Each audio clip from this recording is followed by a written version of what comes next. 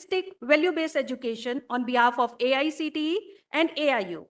Before beginning, may I request all the participants to kindly rise for our national song, Vande Mataram.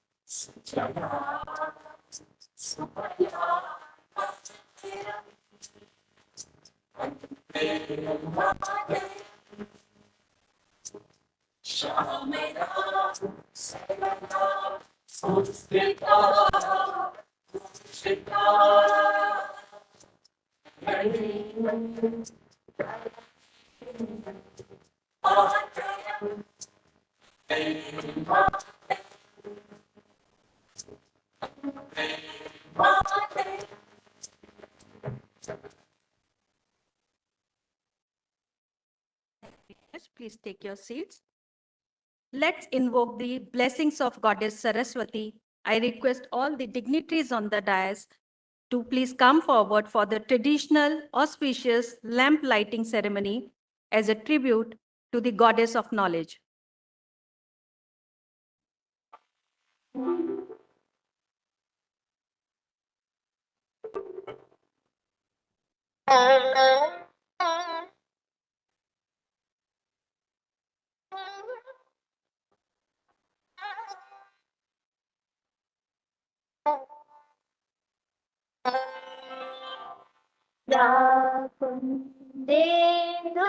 तुषारहार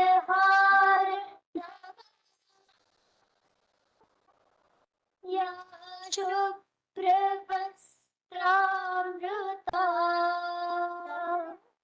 या वीणाभरणमण्डितकरा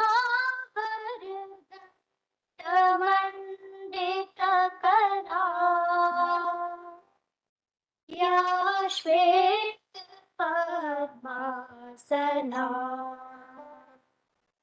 या ब्रह्मच्युता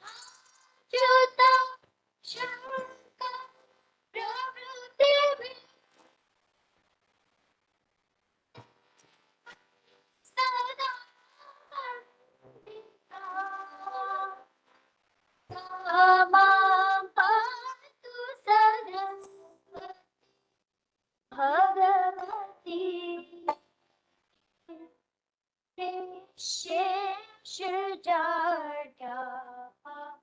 I now invite Professor Shyama Rath, Member Secretary AICT, to deliver the welcome address. Please, ma'am.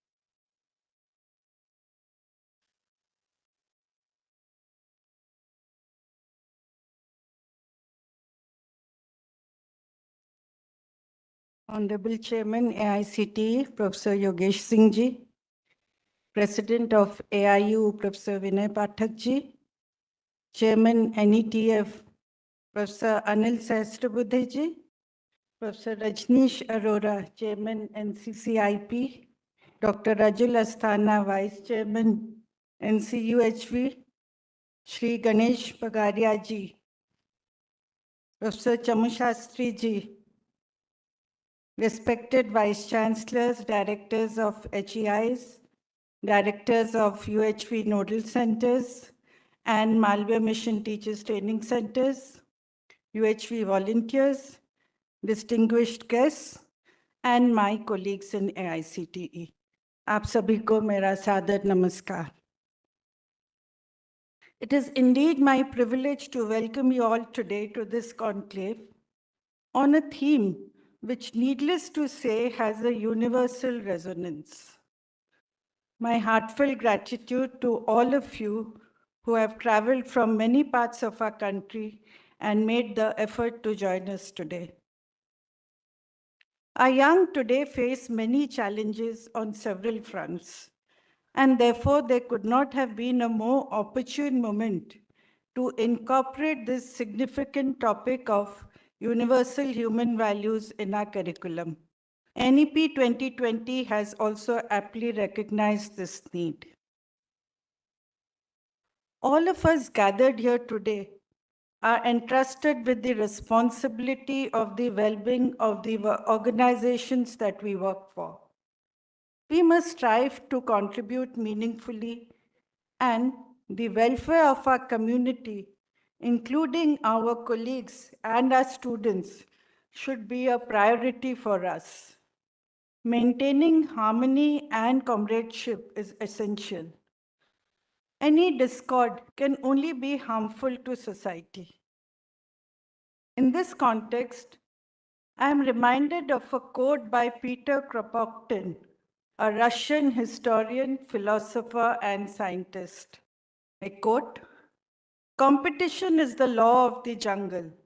Cooperation is the law of civilization." Unquote. Now, what does it convey? That an individual focus could be for something as basic as survival, or even for larger aspirations for the self.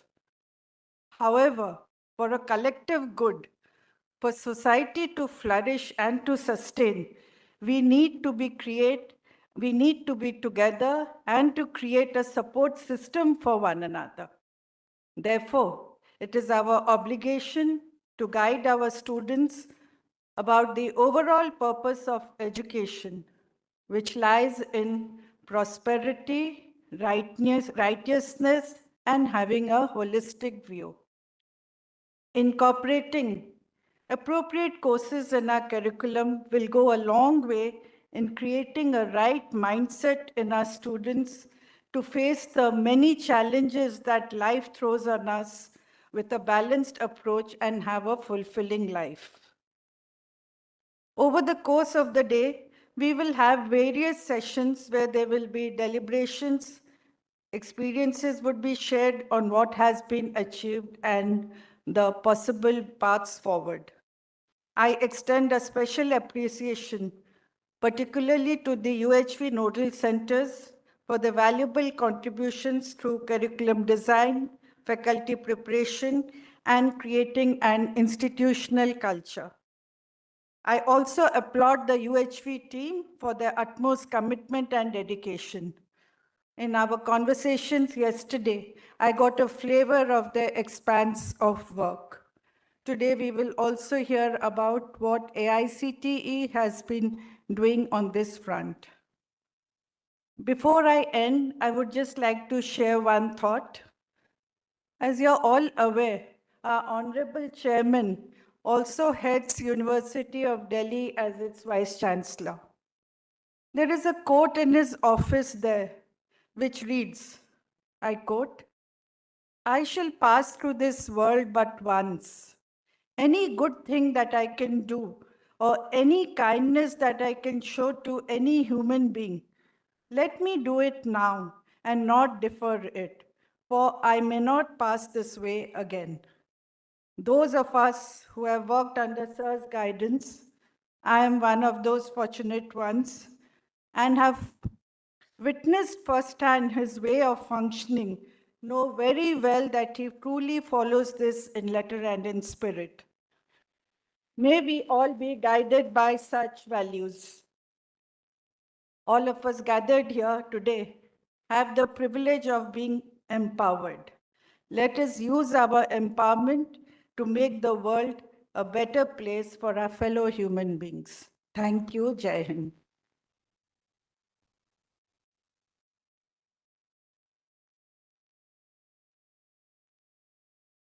Thank you very much, ma'am, for your warm and gracious welcome. Dr. Rajneesh Arora ji is chairman of AICT's National Coordination Committee for Induction Program. He played a pioneering role in implementing universal human values at Punjab Technical University by introducing foundation course in more than 300 affiliated colleges and promoting large-scale faculty development programs for effective value-based education. I request sir to please share his views with us.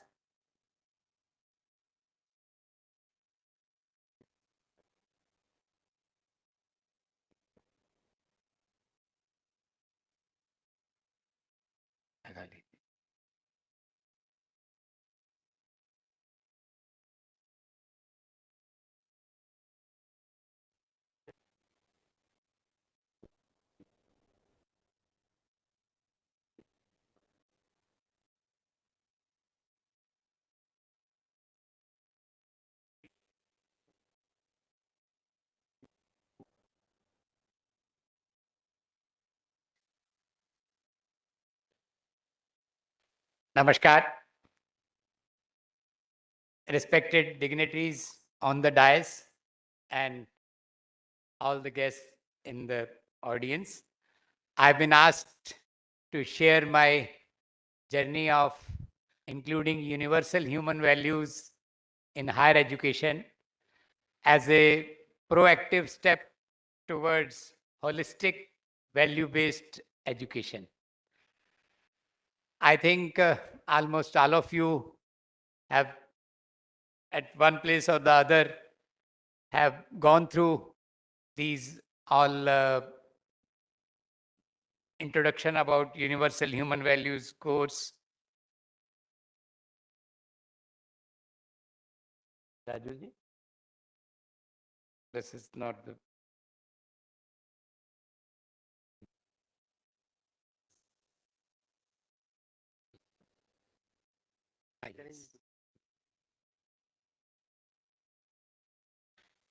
We are all aware of need for human values in society, in our education.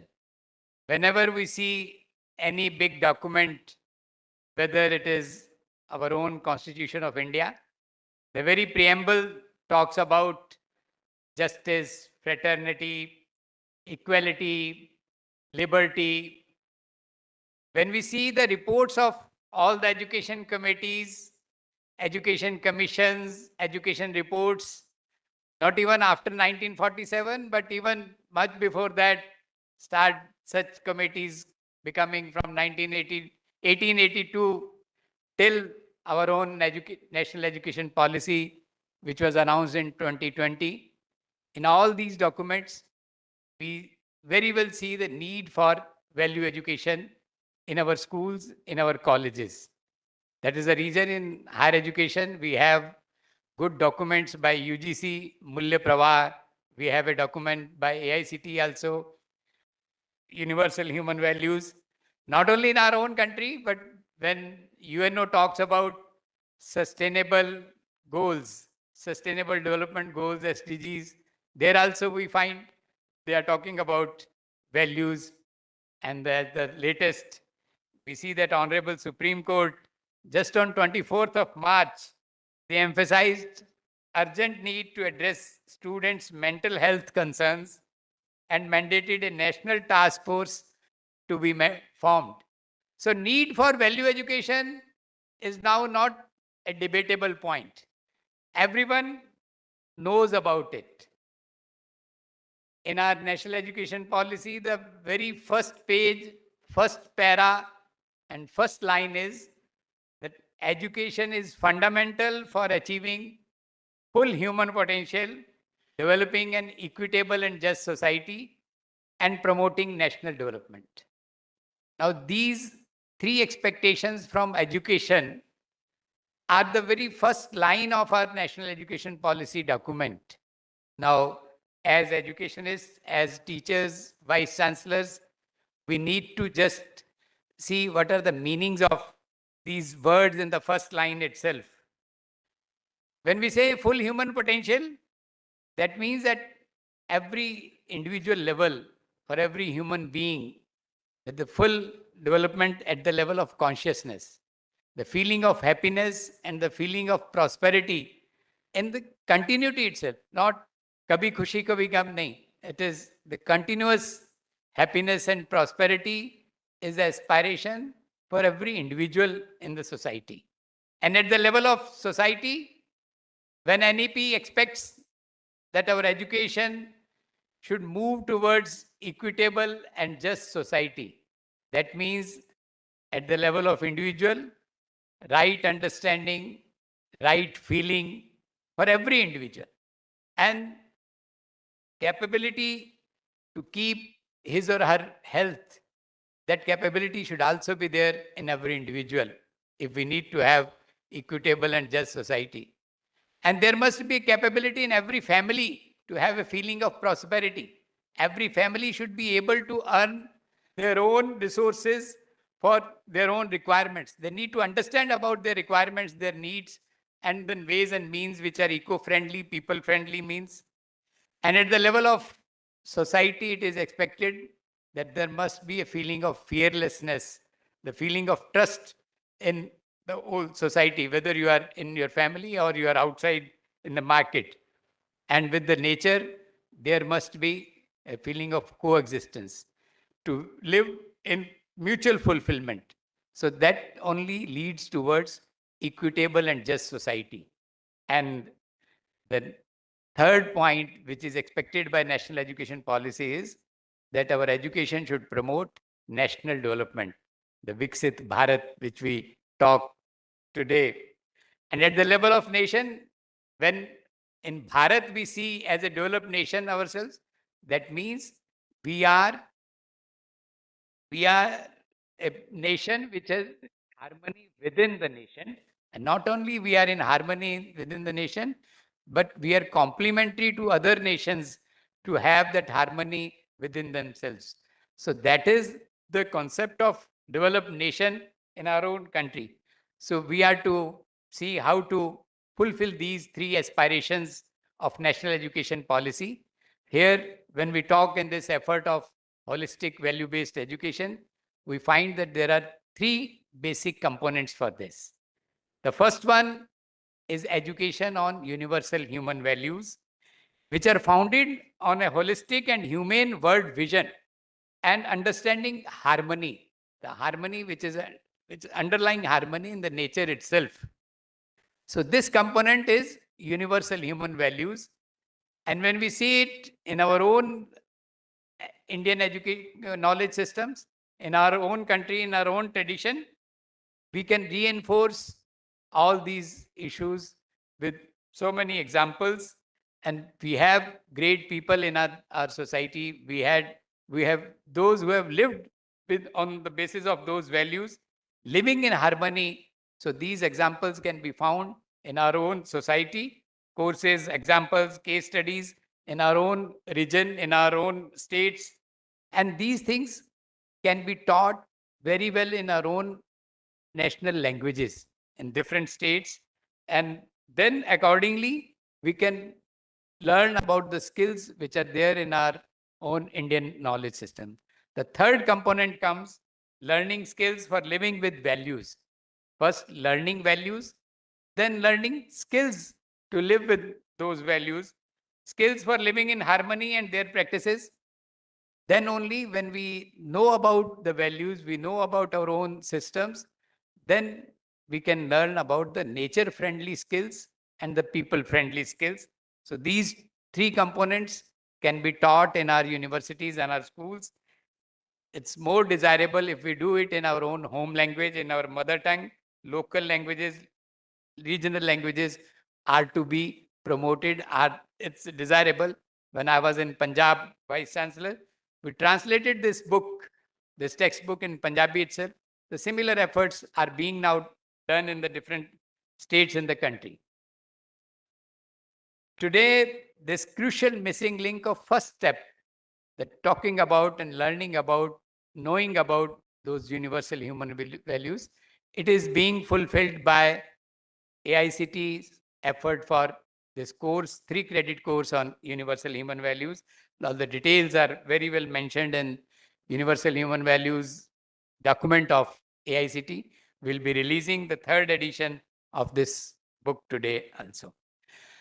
The outcome of this effort, the outcome which is expected from holistic values for holistic value-based education, these are common graduate attributes.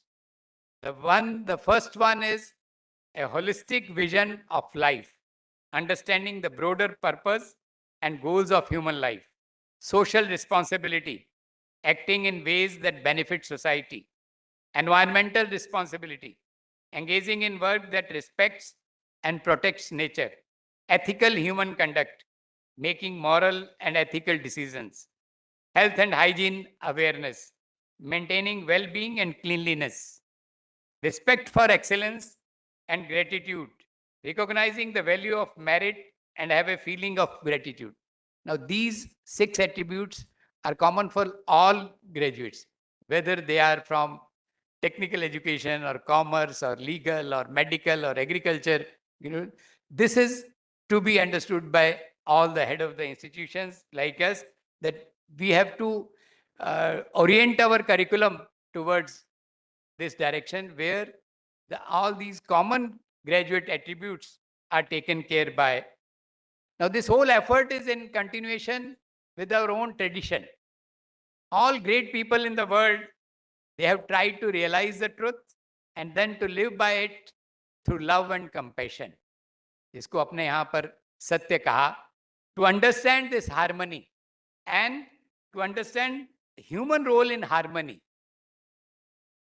to live with human values, जिसको अपने यहाँ पर धर्म कहा गया, and to live in harmony, और उस धर्म के आधार के ऊपर जीना, जो करुणा और न्याय के आधार के ऊपर जीना. For all such great people, we have a deep feeling of gratitude. The universal human values effort is in a continuation of that tradition. India has made efforts to live by these universal human values for thousands of years. Therefore, the Indian knowledge system and traditions are a rich repository of all these efforts. When we talk to the students in this course, we talk to it's a systematic study of harmony from individual to family to society and nature and existence. The questions which students discuss with their teachers: who am I? What is my purpose? What is my role? What is my value with myself? What is my role or what is my value with my body? What is my role? What is my value in family? What is my role in the society? What is my role or value in nature and existence? And the answer is not dictated by the teacher. Answer is not preached by the teacher, but the student is encouraged to explore it within themselves. The process is self-exploration. The reference point is natural acceptance by the student himself or herself. Human values means what is worth doing for a human being, and then having the capability and the commitment to live by those values, leading to fulfillment, and that is the well-being of all. That is the Sarve Bhavantu Sukhina. In Punjab, we say Sarbat da Bhala. So that is the way forward towards the purpose of the society, towards the equitable and just society. The basic guidelines for this course are that all the issues which are discussed in the classroom by the teacher with the student, these are universal. The whole content is universal. It is applicable to all human beings and to at all times, at all places, whether it is being taught in Asia or Australia, Africa or America or Europe. It has no limitation to any sect, creed, nationality, race, or gender. These issues are rational issues. These can be discussed with our students in the classroom, and they are amenable to logical reasoning, not based on do's and don'ts or blind beliefs. These are verifiable. The student is able to verify the values on his or her own right, not to be believed just because it is being stated by the teacher in the course in the classroom. And all these issues are holistic. They are all encompassing, जिसको सर्वांगीण कहा जा सकता है, covering all aspects of life, not limited to just their career or not limited to just for the jobs themselves. And the final is the whole content is humane, leading to harmony, values that enable us to live in peace and harmony within our own self, जिसको व्यष्टि कहा जाएगा व्यक्ति के नाते से, as well as with others, as well as with all others, samashti, human being and rest of nature. Not only human beings, but the whole nature, whether it is plant kingdom or human kingdom or materials. Today, this whole nationwide implementation of this value education through universal human values, I'm happy to share with you this whole content and process. This team has developed 16 books on it. There is one textbook you all have seen and the teacher manual also. Then 12 different types of FDPs. They include the one-day leader development program for vice chancellors and management development program for managers and principals. That is a 3-day program. Then most of them are 8-day. And then higher level FDPs are also there. 8 different courses are there in the model curriculum of AICT, which are used by students and institutions for minor degree in universal human values. And UHV cells and nodal centers have been established in different universities and colleges. So it's a well-knit nationwide network of more than 500 faculty volunteers working pro bono. No volunteer is charging any honorarium from any institution to being a resource person for these courses. Detailed implementation program, as we now have about 1 lakh faculty members, those who have been developed through 900 FDPs, which have been organized through AICT efforts, 4,000 institutions in 39 states. And I am happy that we have participants from Tamil Nadu, Bengal, Gujarat, Punjab, all parts of the country, from all states also. And we are touching 7 to 9 lakh students per year because these courses are being implemented in these 4,000 institutions. Extension efforts include UHV workshops in jails of 5 states. Now in Punjab also, in some of the jails, these workshops are being conducted. And these are being conducted in villages in 2 states, Rajasthan and Madhya Pradesh. Madhya Pradesh started earlier through Sansthan and School Education Department. And now Rajasthan School Education Department is also using this vision and material of AICT. UHV Anand Sabha in 2000 government schools in Madhya Pradesh, initiated in model schools in Rajasthan also.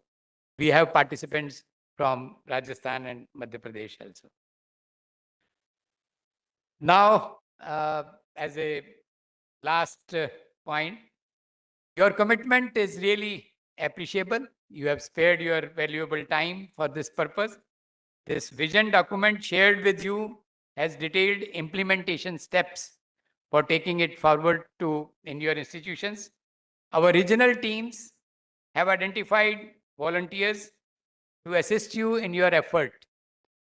At whatever level you need a support from AICT UHV team, whether it is to discuss the agenda in board of studies or to take it forward to academic councils and then to have teachers training, that all support for implementation is provided by UHV team.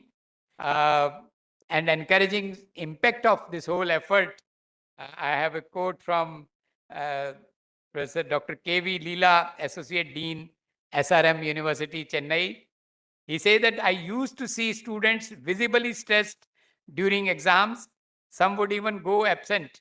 But even the last 2 years, past 2 years, I quietly noticed something different. Students were calmer and absenteeism has dropped. When I asked, I kept hearing the same answer: UHV, universal human values. Similar thing are the key findings of IRMA impact study, which was conducted from AICT. AICT deputed IRMA Gujarat to have the impact study for universal human values. In 2022, they conducted this study. It is a quantitative study and a longitudinal study covering a sample of 27,000 faculty, 11,000 students, more than 5,000 institutions from 34 states and union territories of the country. Number one key finding was enhanced academic performance. Number two, improved mental health and well-being. Number three, improvement in physical health of the students. Fourth is better collaboration and teamwork. And fifth is heightened environmental awareness. So these are the issues which are very much visible when we find the students undergoing in 2 years or 3 years of this course, and then the follow-up activities of weekly meetings, etc. Our regional teams have identified volunteers to assist you in your effort based on your commitment, readiness, and preparation. They will accordingly help you to work out the detailed stepwise program. But the key success factor I'm sharing with you, that it starts providing results when head of the institution attends the full UHV program at least once.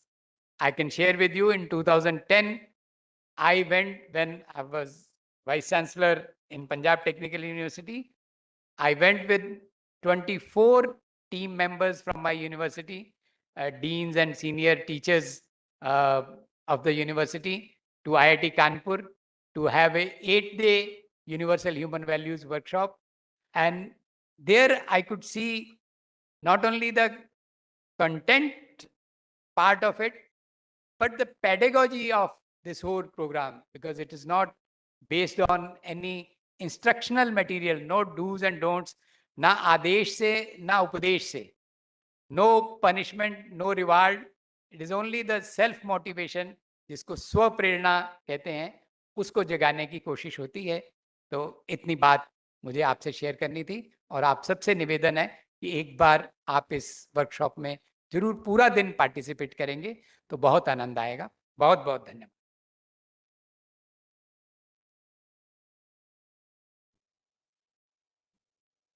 Thank you very much, sir, for your valuable insights.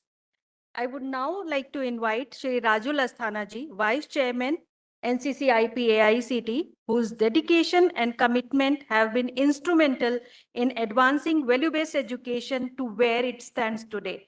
Please, sir.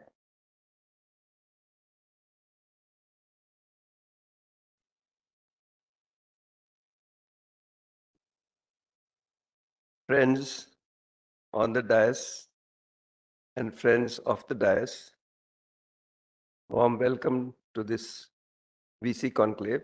It's a delight to be here. I'm going to share briefly the efforts so far and the impact and future possibilities.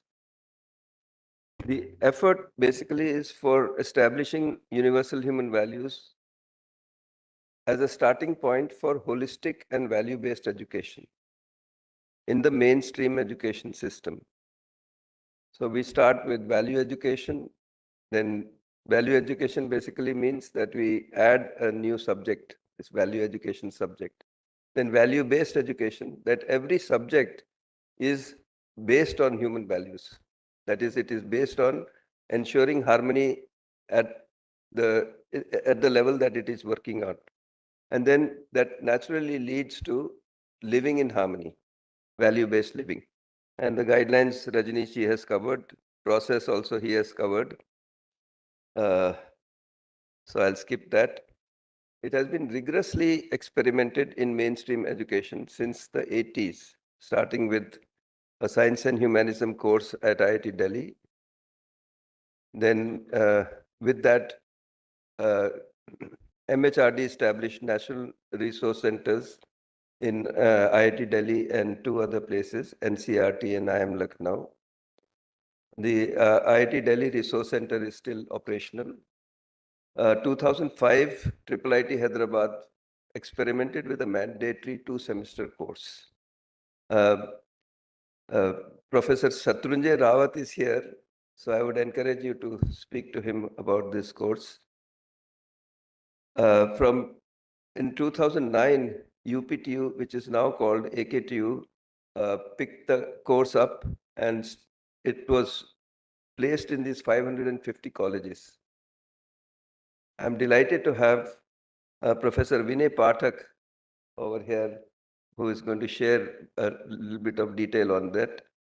During his time, this course took, from one step to another step. Punjab Technical University was next. Rajneeshji shared about that. He was the Vice-Chancellor over there. Then in 2012, we started international conferences. And the first conference, we had Professor Pema Thinle, Dasho Pema Thinle, who was then the Vice-Chancellor of Royal University of Bhutan. So from this conference, it went to Bhutan, and it is, they found that it is very well connected with their concept of gross national happiness. So, and then in 2012, the Himachal Pradesh Technical University and Bikaner Technical University. We are fortunate to have Professor H.D. Charan, who was then the Vice-Chancellor of Bikaner Technical University, and he will share in the afternoon session. By 2017, more than 40 universities in 10 states of India had this foundation course, and they were finding it, the outcomes very encouraging. One thing I want to reinforce is that this initiative succeeded and sustained in institutions where the head of the institution attended the program. At that time, Professor Sahasrabudhe, who was the then chairman of AICT, brought it to AICT. And we have Professor Sahasrabudhe here as the pioneer of that. So what we could figure out was these 4 things, that in 2017, AICT could acutely sense the need for human values. They could recognize that human values content and process is universal and it is effective. It was assured by the scale of previous implementations. And it was able to appreciate its visible and considerable impact and effectiveness. Although it is taught, I mean, there is a sort of feeling that values cannot be taught, but values can be taught in the classroom. They can be practiced. And there are hundreds and thousands of good examples that have now been, we can see them. AICT from 2017 has made tremendous effort in taking this to the whole nation. Every subsequent chairman, vice chairman, member secretary, they have, and we are delighted to have Professor Yogesh ji over here, who is now taking it to such a national level, I would say international level. Thank you so much. So there are some details over here. I think I'll skip those details. But very briefly on the model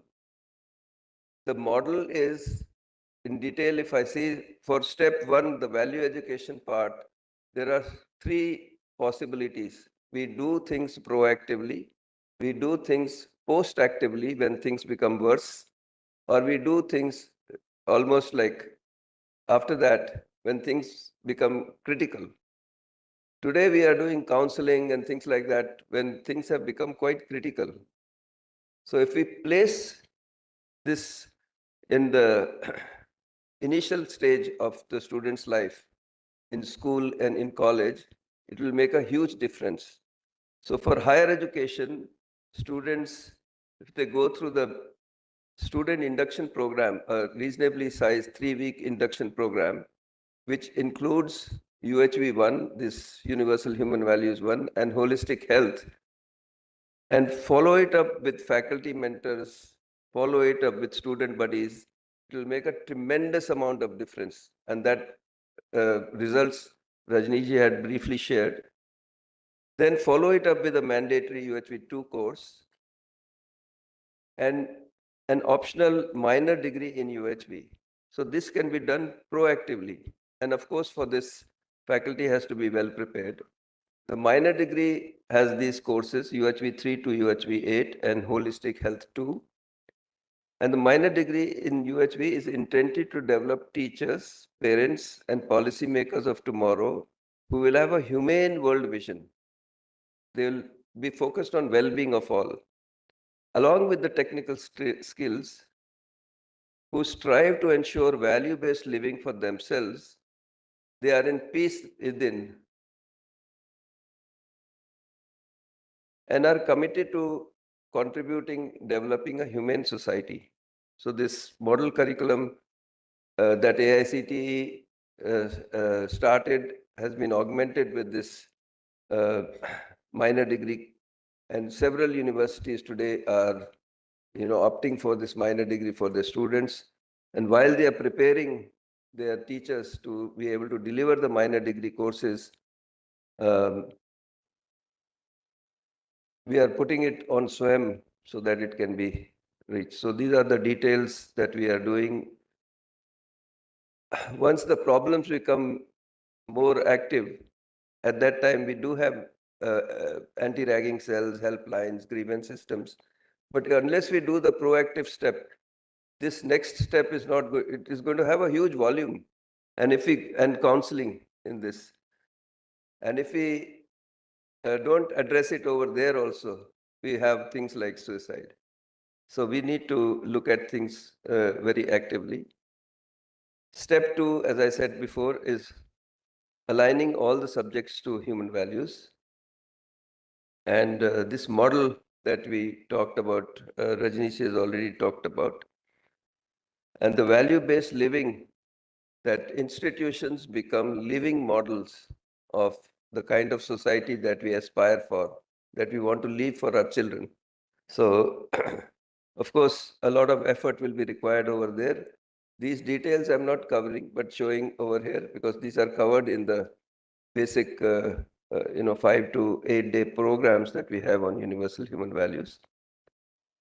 The implementation, the team of faculty volunteers who are more than 500 in number, and they are across the nation, are organized in a very well-knit network.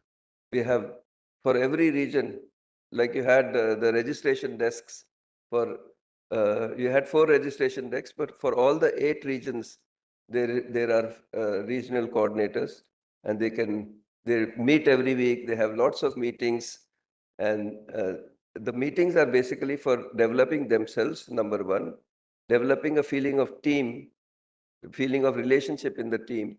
And the third one is, with that feeling of relationship, they can contribute to the programs, the projects, the activities, which will help to develop that human society that we are looking for. And these numbers have been covered. You can see in the map, that every state of India, 39, I mean, there are, I think, some things are left, but mostly we have covered almost 99.9%. So today, if we see this implementation has not only reached higher education, but from there, the model has been taken by school education. We are developing a counseling model which is based on universal human values so that we address the root cause. We don't address the symptom alone, we address the root cause. And then the model for the extension work in villages, rehabilitation programs and jails. So these are some numbers which Rajnishi has already covered. Yeah. Yeah, one thing I would certainly mention here is that the rehabilitation effort that Bhutan Institute of Wellbeing has taken up about 7 or 8 years back, their success rate, their sober rate after 1 year, 2 years, 3 years of addiction, their sober rate went up from 40% to 62%. So this kind of change happened because they are addressing to the root cause. And the root cause is a person is unhappy, they're trying to escape from that unhappiness, and they're taking on to drugs and alcohol and things like that. So if they are able to see what is happiness, if they are able to directly observe and directly see, be aware, they can get out of this problem. So very large percentage of success rate we can see in this Bhutan Institute of Wellbeing. This has already been covered, very effective. This has also been covered. So thank you very much and best wishes to you.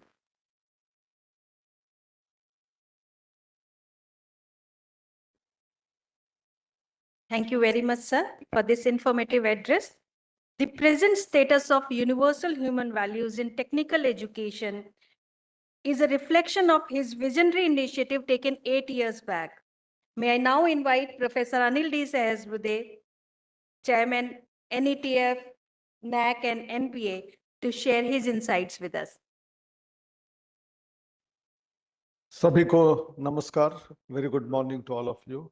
मंच पर उपस्थित professor Yogesh Singh जो AICT के आज अध्यक्ष भी है और दिल्ली यूनिवर्सिटी के वाइस चांसलर भी है, professor Vinay Pathak president of AIU और पहले यूपीटीयू के वाइस चांसलर भी रह चुके हैं जब यूनिवर्सल ह्यूमन वैल्यूज का प्रोग्राम उन्होंने शुरू किया था। प्रोफेसर रजनीश अरोरा जी जो पंजाब टेक्निकल यूनिवर्सिटी में इन्होंने प्रोग्राम शुरू किया हुआ था और आज एनसीसीआईपी के अध्यक्ष भी है। राजुल अस्थाना जी जो आईआईटी कानपुर के ग्रेजुएट है और पूरी जिंदगी इसके लिए अपनी झोंक दी गई है, जो इस काम में लगे हुए हैं और उनके साथ करीब 100 वॉलंटियर्स है। मेरे सामने गणेश बागड़िया जी बैठे हुए हैं, चारण जी है, जम्मू कृष्ण शास्त्री जी है, श्यामा रथ है, ये सभी लोगों को तथा यहाँ पधारे हुए सारे वाइस चांसलर्स, डायरेक्टर्स, डीन्स, इन सब लोगों को प्रणाम करते हुए मैं यूनिवर्सल ह्यूमन वैल्यूज का कार्यक्रम कैसे शुरू हुआ, क्यों करना पड़ा, ये थोड़ी सी मैं बैकग्राउंड देना चाहूँगा। हम सब लोग जानते हैं कि हमारे यूनिवर्सिटी में जब फर्स्ट ईयर में स्टूडेंट आते हैं तो नॉर्मली एक 1 डे का ओरिएंटेशन प्रोग्राम होता था और उसमें एक दिन में ऐसे डायस में बैठे हुए dean, vice chancellor, HODs non stop हर आदमी आधा घंटे का एक टॉक देते थे और इस यूनिवर्सिटी में क्या क्या रूल्स रेगुलेशंस है, क्या फैसिलिटीज है और कल से क्लासेस शुरू होंगे, हमारे यहाँ सीजीपीए सिस्टम है, सीजीपीए का कैलकुलेशन कैसा होता है, ये सब बता देते थे। और एक छात्र 10वीं 12वीं करके जो पहली बार यूनिवर्सिटी में आता था या कॉलेज में आता था, उसको ये सब सिर के ऊपर जाता था और कुछ समझ में नहीं आता, दूसरे दिन से क्लास शुरू होते थे।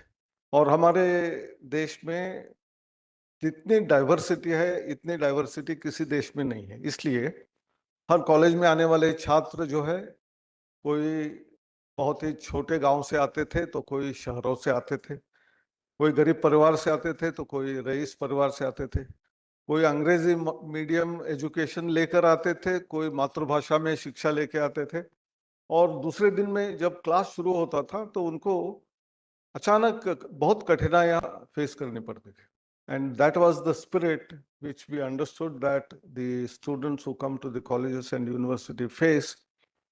How do we address this? And that is how, based on the wisdom that we have seen from 1980s, ऐसा नहीं है कि बहुत नया प्रयोग था। 1980 के दशक में ही IIT दिल्ली में इसका एक प्रयोग किया गया था। उसके बाद जैसे डॉक्टर आस्थाना ने दिखाया कि हिस्टोरिकली फिर IIT हैदराबाद हो, उसके बाद UPTU हो, पंजाब टेक्निकल यूनिवर्सिटी हो, फिर IIT BHU में हो, और ऐसे अनेक यूनिवर्सिटीज में अलग अलग तरीके के जो प्रयोग हुए थे वो सब केस हुए थे। तो AICTE ने ऐसा डिसाइड किया कि एक यूनिवर्सल ह्यूमन वैल्यूज के लिए एक कमेटी बनाई जाए और हर कॉलेज में, यूनिवर्सिटी में इसको कैसे लागू किया जाए उसके बारे में सोच शुरू की।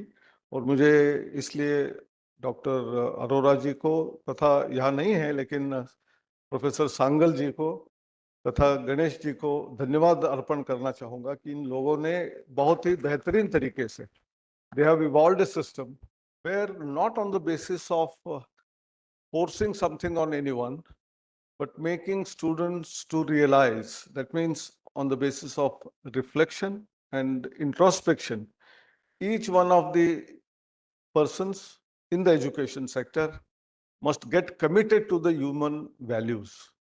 और हमारे देश में हम इसको धर्म कहते हैं। हर शिक्षक का एक धर्म होता है, हर छात्र का एक धर्म होता है सीखने का। वो universal human values is nothing but the dharmic principle that we have enunciated in a different manner, so that universally all across the globe people can understand, connect with this, because this is indeed universal. You go and ask anyone, do you feel that you should be given respect? Everyone says, yes, I want respect. But do you also give respect to others? Then sometimes a question mark arises.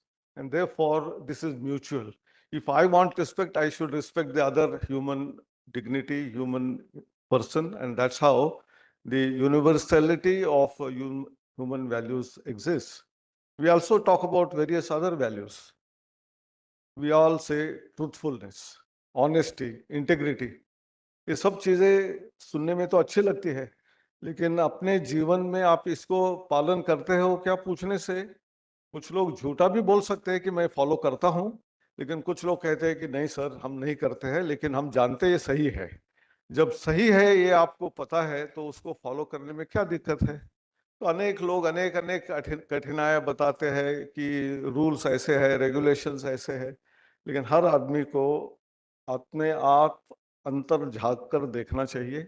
We have to internalise, see inside, what am I doing? Am I doing the right thing? And if we are able to do that self-introspection, I'm sure the whole world will become a very peaceful, happy, joyous, and the world will be a better place to live in. In the national education policy, few things are mentioned. One of them is about how we have to provide holistic education. National education policy में जो बताया गया वो सब चीज़ें universal human values programme में directly या indirectly है। हमको हमारे साथ सारे लोगों को जोड़ना है, राष्ट्र को निर्माण करना है और डिग्निटी ऑफ द इंडिविजुअल को मेंटेन करना है। उसी के साथ साथ पर्यावरण की संरक्षण भी करना चाहिए। और ये सारी चीज़ें इस 3 हफ्ते के यूनिवर्सल ह्यूमन वैल्यूज का पहला कोर्स जो स्टूडेंट आते हैं, स्टूडेंट इंडक्शन प्रोग्राम में दिया जाता है। बहुत सारे स्टूडेंट हम देखते हैं कि 9वीं 10वीं 11वीं 12वीं में बहुत लोगों ने सूर्योदय ही देखा नहीं, क्योंकि वो रात में 1-2 बजे तक पढ़ाई करते हैं और सोते हैं तो उठते 9-10 बजे। तो हमने कहा कि सबसे पहले तो सारे छात्रों को जब कॉलेज में आएंगे तो सुबह जल्दी 5:30 बजे 6 बजे उठाकर प्लेग्राउंड में ले जाना है। कंप्यूटर गेम्स के बदले में ट्रू रियल गेम्स को खेलना है, अपना एक्सरसाइज करना है, योग मेडिटेशन करना है। ये सब सारे चीज़ों के साथ साथ अलग अलग लोगों का लेक्चर्स या आसपास के हिस्टोरिकली इम्पोर्टेंट प्लेसेस को करना, आयुर्वेद और हमारे हेल्थ केयर सिस्टम के बारे में समझना, जो रूटेड इन इंडियन वैल्यूज हम बार बार कहते हैं, इंडियन नॉलेज सिस्टम या भारतीय ज्ञान परंपरा के बारे में राष्ट्रीय शिक्षा नीति में कहा गया है, उसका एक सुखद अनुभव 3 हफ्ते में जब छात्रों को मिलता है तो बाकी उनके 4 साल में वो अपने आप बहुत सारी चीजें सीखना शुरू करते हैं। They will become sort of, they belong to that institute. That belongingness was missing earlier, whether it is by faculty or students. And therefore, whether it is 3-day program, 1 week program, 8 days program, जो हम faculty के लिए faculty development program बनाए हैं, उसमें जब छात्रों को हम कैसे बिहेव करना चाहिए, how are we to relate with them, how are we to develop relationship, ये जब पता चलता है तो बहुत सारे टीचर्स उनके आखिरी दिन जब उनका अनुभव कहने के लिए कहते हैं तो आंखों में आंसू लगकर कहते थे कि हमको हमारा टीचर का धर्म पता नहीं था, इस प्रोग्राम के जरिए हमको हमारा धर्म पता चला। तो इसके बाद में हम अगले 10, 15, 20 साल ऐसे अच्छी तरीके से हम छात्रों के साथ व्यवहार करेंगे, उनमें डेवलपमेंट करने की कोशिश करेंगे। और नेचुरली हर व्यक्ति यदि अच्छा नागरिक बन के बाहर जाता है कॉलेज और यूनिवर्सिटी से तो राष्ट्र निर्माण अपने आप होता है, जहां भी जाएंगे वो अच्छा काम ही करेंगे। तो इसलिए यूनिवर्सल ह्यूमन वैल्यूज प्रोग्राम बहुत ही बेहतरीन प्रोग्राम जो हमारे बंधुओं ने डेवलप किया है। इसमें करीब करीब 100 वॉलंटियर्स बिना ऑनरेरियम लेकर, नॉर्मली कोई भी फैकल्टी डेवलपमेंट प्रोग्राम होता है तो ऑनरेरियम दिया जाता है, तो इन्होंने मना किया। ये हमारा कमिटमेंट है और कमिटमेंट के साथ जो काम करते हैं तो naturally they will become role models. And जब रोल मॉडल्स को हम देखते हैं तो हमारे प्रिंसिपल्स टीचर्स भी रोल मॉडल हो जाते हैं, तो वो रोल मॉडल होते हैं तो स्टूडेंट भी रोल मॉडल हो जाते हैं और ये एक चेन रिएक्शन बनता है। और मेरे ख्याल से ये प्रक्रिया गत 8 साल में शुरू हो गई है, अब वो स्कूलों में जानी चाहिए, बाकी कॉलेजों में, सिर्फ टेक्निकल एजुकेशन नहीं, आर्ट्स, कॉमर्स, साइंस सारे कॉलेजेस में होनी चाहिए। और यहाँ जब वाइस चांसलर्स बैठे हुए, मेरा एक ही उनको अनुमोदन है, रिक्वेस्ट है, मेरी इच्छा है कि आप सब लोग भी एक बार कम से कम ऑनलाइन 5-डे प्रोग्राम में अपना समय इसमें दे दीजिए।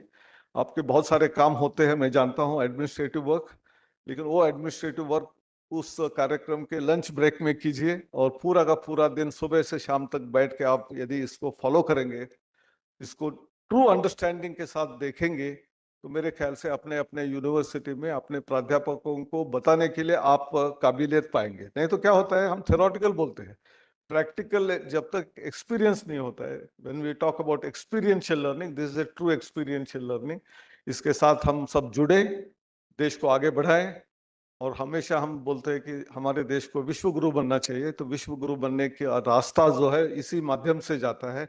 आप सब लोग इसमें यदि सहभागी हो जाएंगे तो दिन दूर नहीं है जब हम विकसित भारत भी होंगे और दुनिया को, जो हम बार बार वसुधैव कुटुंबकम और सर्वे जनाः सुखिनो भवन्तु, वर्ल्ड हैप्पीनेस, क्योंकि हम देख रहे वहाँ यूक्रेन रशिया में वार हो रहा है, यूएस, इसराइल एंड ईरान वार हो रहा है, ऐसे समय में यदि कोई सही रास्ता दिखा सकता है वो सिर्फ भारत ही दिखा सकता है। इसके हमको कॉन्फिडेंस भी होना चाहिए, उस दिशा में हमको कार्य भी करना चाहिए।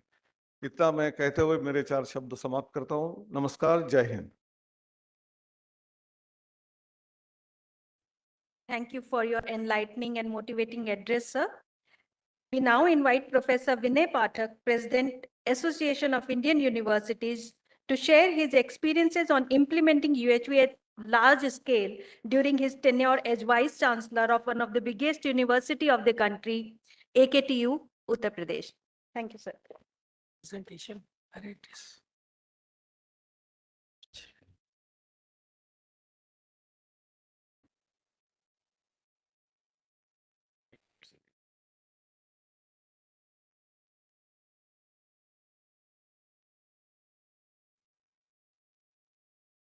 कौन सा?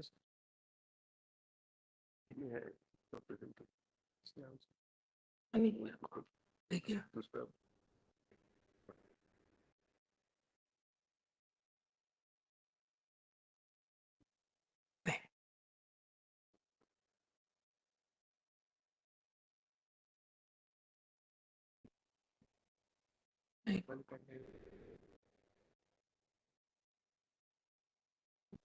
नहीं है ना, आप ही है जाके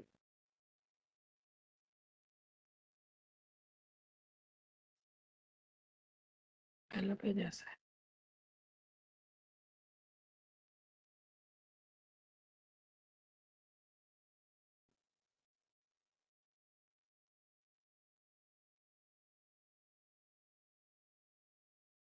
एक पीछे से आगे बढ़ रहा है।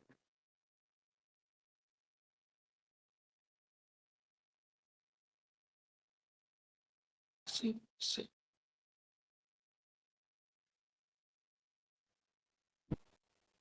मंच पे आसीन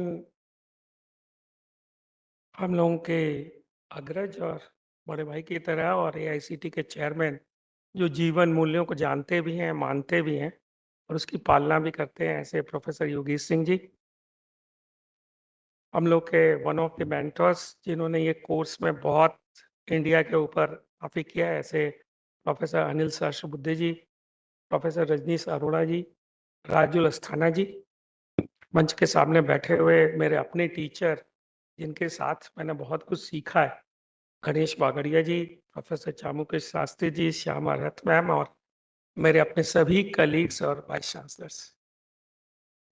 आज जब मानवीय मूल्यों के ऊपर मुझे ये एकेटीयू के प्रेजेंटेशन के बारे में बोलने के लिए वक्त मिला है, तो उस समय मेरे स्मृति पटल पर अचानक याद आई कि मध्यस्थ दर्शन की जो पहली वर्कशॉप्स है जो बागड़िया जी के घर में होती थी, उसमें उस समय जो संत भी थे और उन्होंने इस थ्योरी को प्रोपाउंड भी किया जिसपे ह्यूमन वैल्यूज की है, तो मैं भी उनमें से कुछ कम लोगों में हूँ जो मैंने उनकी भी, नागराज जी की भी वर्कशॉप्स अटेंड करी। और उस समय हम लोग इसमें बहुत सारी डिबेट्स करते थे क्योंकि ऐसा समय था 90 और 99 का। मुझे उस समय मौका मिला था, हम लोग ने वैदिक गणित भी लिखी थी और उस समय ये दर्शन पे भी चर्चा होती थी। एचपीटीआई में सर प्रोफेसर थे तो हम लोग काफी मूल्यों पर चर्चा करते थे। धीमे धीमे मैं वाइस चांसलर बना और जब मैं एकेटीयू का वाइस चांसलर बना तो एक बात जो मेरा मन में हमेशा रहती है और इस पूरी कॉन्फ्रेंस में भी इम्पोर्टेंट है कि सर भी कहते थे और हम लोगों को भी आज भी लगता है कि अगर आज कोई सबसे बड़ी प्रॉब्लम है पूरे समय में तो वो है मानव का मानव से व्यवहार प्रिडिक्ट करना। पहले तो ये बात इंपॉर्टेंट भी लगती थी लेकिन आज उसका महत्व और बढ़ गया है। और अगर हम जियो पॉलिटिकल सिचुएशन देखें तो दो चीजें हमें दिखती है कि आज ये जो पीढ़ी हमारे सामने बैठी है उनमें से अधिकतर लोग इस पीढ़ी में जो अभी फादर हैं या अभी ग्रैंडफादर बने हैं या फादर बनने वाले हैं, उनकी सबसे बड़ी प्रॉब्लम ये है कि वो अपने पापा मम्मी से भी डरते थे और अपने बच्चों से भी डरते हैं, दोनों से डर रहे हैं। उन्हें पापा मम्मी से तो डर के सब बात मानते ही थे लेकिन बच्चों से भी डरते हैं कि यार ऐसा कैसे हो जाएगा, एक ही बच्चा है, क्या है क्या है। और दूसरी बड़ी प्रॉब्लम कि आज पूरे समय में जब भी हम लोग सुबह व्हाट्सएप खोलते हैं तो पहले तो वो हम लोग कहते थे ना कर मत दे और भाई ऐसे हाथ करो, लेकिन अब हम सोचते हैं कि भाई ट्रम्प ने क्या किया जरा ये देख लो सबसे पहले क्या हो गया है। तो हम सचमुच मानव के व्यवहार से बहुत ज्यादा, जिसकी हम लोग ह्यूमन वैल्यूज में बहुत चर्चा करते थे कि भाई मानव का व्यवहार प्रिडिक्टेबल है कि नहीं है, अनप्रिडिक्टेबल तो नहीं है, उसकी पूरी चीजें हम देख रहे हैं। आज कैंपस, सर भी डीयू का कैंपस संभाल रहा है, मैं भी एक बड़ी यूनिवर्सिटी का स्टेट कैंपस संभाल रहा हूँ, आप सब संभाल रहे हैं। हमारी सबसे बड़ी जो प्रॉब्लम है या जो हम सबसे कम समझ रहे हैं, मैं आईआईटी कानपुर के बगल में करता हूँ, कानपुर यूनिवर्सिटी में सुबह पेपर निकलता है, वहाँ के भी डायरेक्टर परेशान रहते हैं कि ऐसा ना हो कि कोई व्हाट्सएप पे जैसे पहले कोरोना की डेथ्स आती थी, ऐसा ना हो कि कोई सुबह सुसाइड आ जाए। सबसे बड़ी कैंपस में सब है, उनके पास टेक्नोलॉजी है, पैसा है, 10,000 करोड़ है, लेकिन सबसे बड़ी कैंपस की प्रॉब्लम है कि सुसाइड ना हो। अभी क्या कर सकते हैं, हम सबके पास कोई सोल्यूशन नहीं, हमने अपने सारा काम साइकोलॉजिकल काउंसलर्स को आउटसोर्स कर दिया। हमने सोचा शायद वो कुछ कर सकते हैं, लेकिन साइकोलॉजिकल काउंसलर्स की क्या हालत है वो हम सब लोग जानते हैं। हो सकता है वो लोग और साइकोलॉजी से परेशान हो, ऐसा इंपॉर्टेंट मुझे अभी सबसे इंपॉर्टेंट प्रॉब्लम है कि स्टूडेंट्स में कोई रेजिलेंस नहीं है। जरा सी कोई बात हुई, इतने वीडियोस आ गए, इतने मीडिया ट्रायल्स आ गए, इतनी मीडिया आ गई, बिना कुछ सोचे ही कैंपेन हो रहा है। और वाइस चांसलर को मतलब इतना डर रहता है, जितना नई बहू को भी डर नहीं लगता होगा सास के घर में। बहुत डर में रहते हैं, ये पता नहीं क्या हुआ, किसको टैग कर दिया, प्राइम मिनिस्टर को कर दिया, ट्रंप को कर दिया, किसको कर दिया, और कहां से कौन सी चिट्ठी आ रही है, गवर्नर हाउस से एक्सप्लेनेशन कॉल आ रही, वहां से आ रही, वहां से आ रही। दिन भर वीसी डरा रहता है और सोशल मीडिया देखते रहता है कि ऐसा तो नहीं कुछ ज्यादा टैग हो गया है, कुछ हो गया। तो सचमुच ये कैंपस की जो वल्नरेबिलिटी है, उसके सॉल्यूशंस में हम लोगों को कुछ सोचना पड़ेगा। और मुझे लगता है कि ये जो कोर्स है, ये कुछ हद तक, क्योंकि इसके लिए वैसे फैसिलिटेटर्स चाहिए, लोग चाहिए, समझदारी, ना समझदारी करने में तो 1 मिनट लगता है, और समझदारी से व्यवहार करने में बहुत समय लगता है। तो उसको करने में हम लोगों को वक्त करना चाहिए। और जब मैं AKTU में VC बना, और मुझे इस बात का बहुत गर्व भी है, और मेरे को बहुत ऐसा सानिध्य भी मिला गणेश सर का, क्योंकि वो मेरे HBTI में भी प्रोफेसर थे, और हम लोगों ने उनके साथ पीपल साइंस एंड टेक्नोलॉजी पे भी बहुत काम किया। हम उनके साथ गाँव में भी बहुत गए, हमने उनके साथ वैदिक गणित पे भी बहुत सारा काम किया। और ऐसे बहुत सारी पद्धतियों में हमने सचमुच, उनका जीवन एक सन्यासी का भी है, और वो कभी किसी चीज को चाहते नहीं है।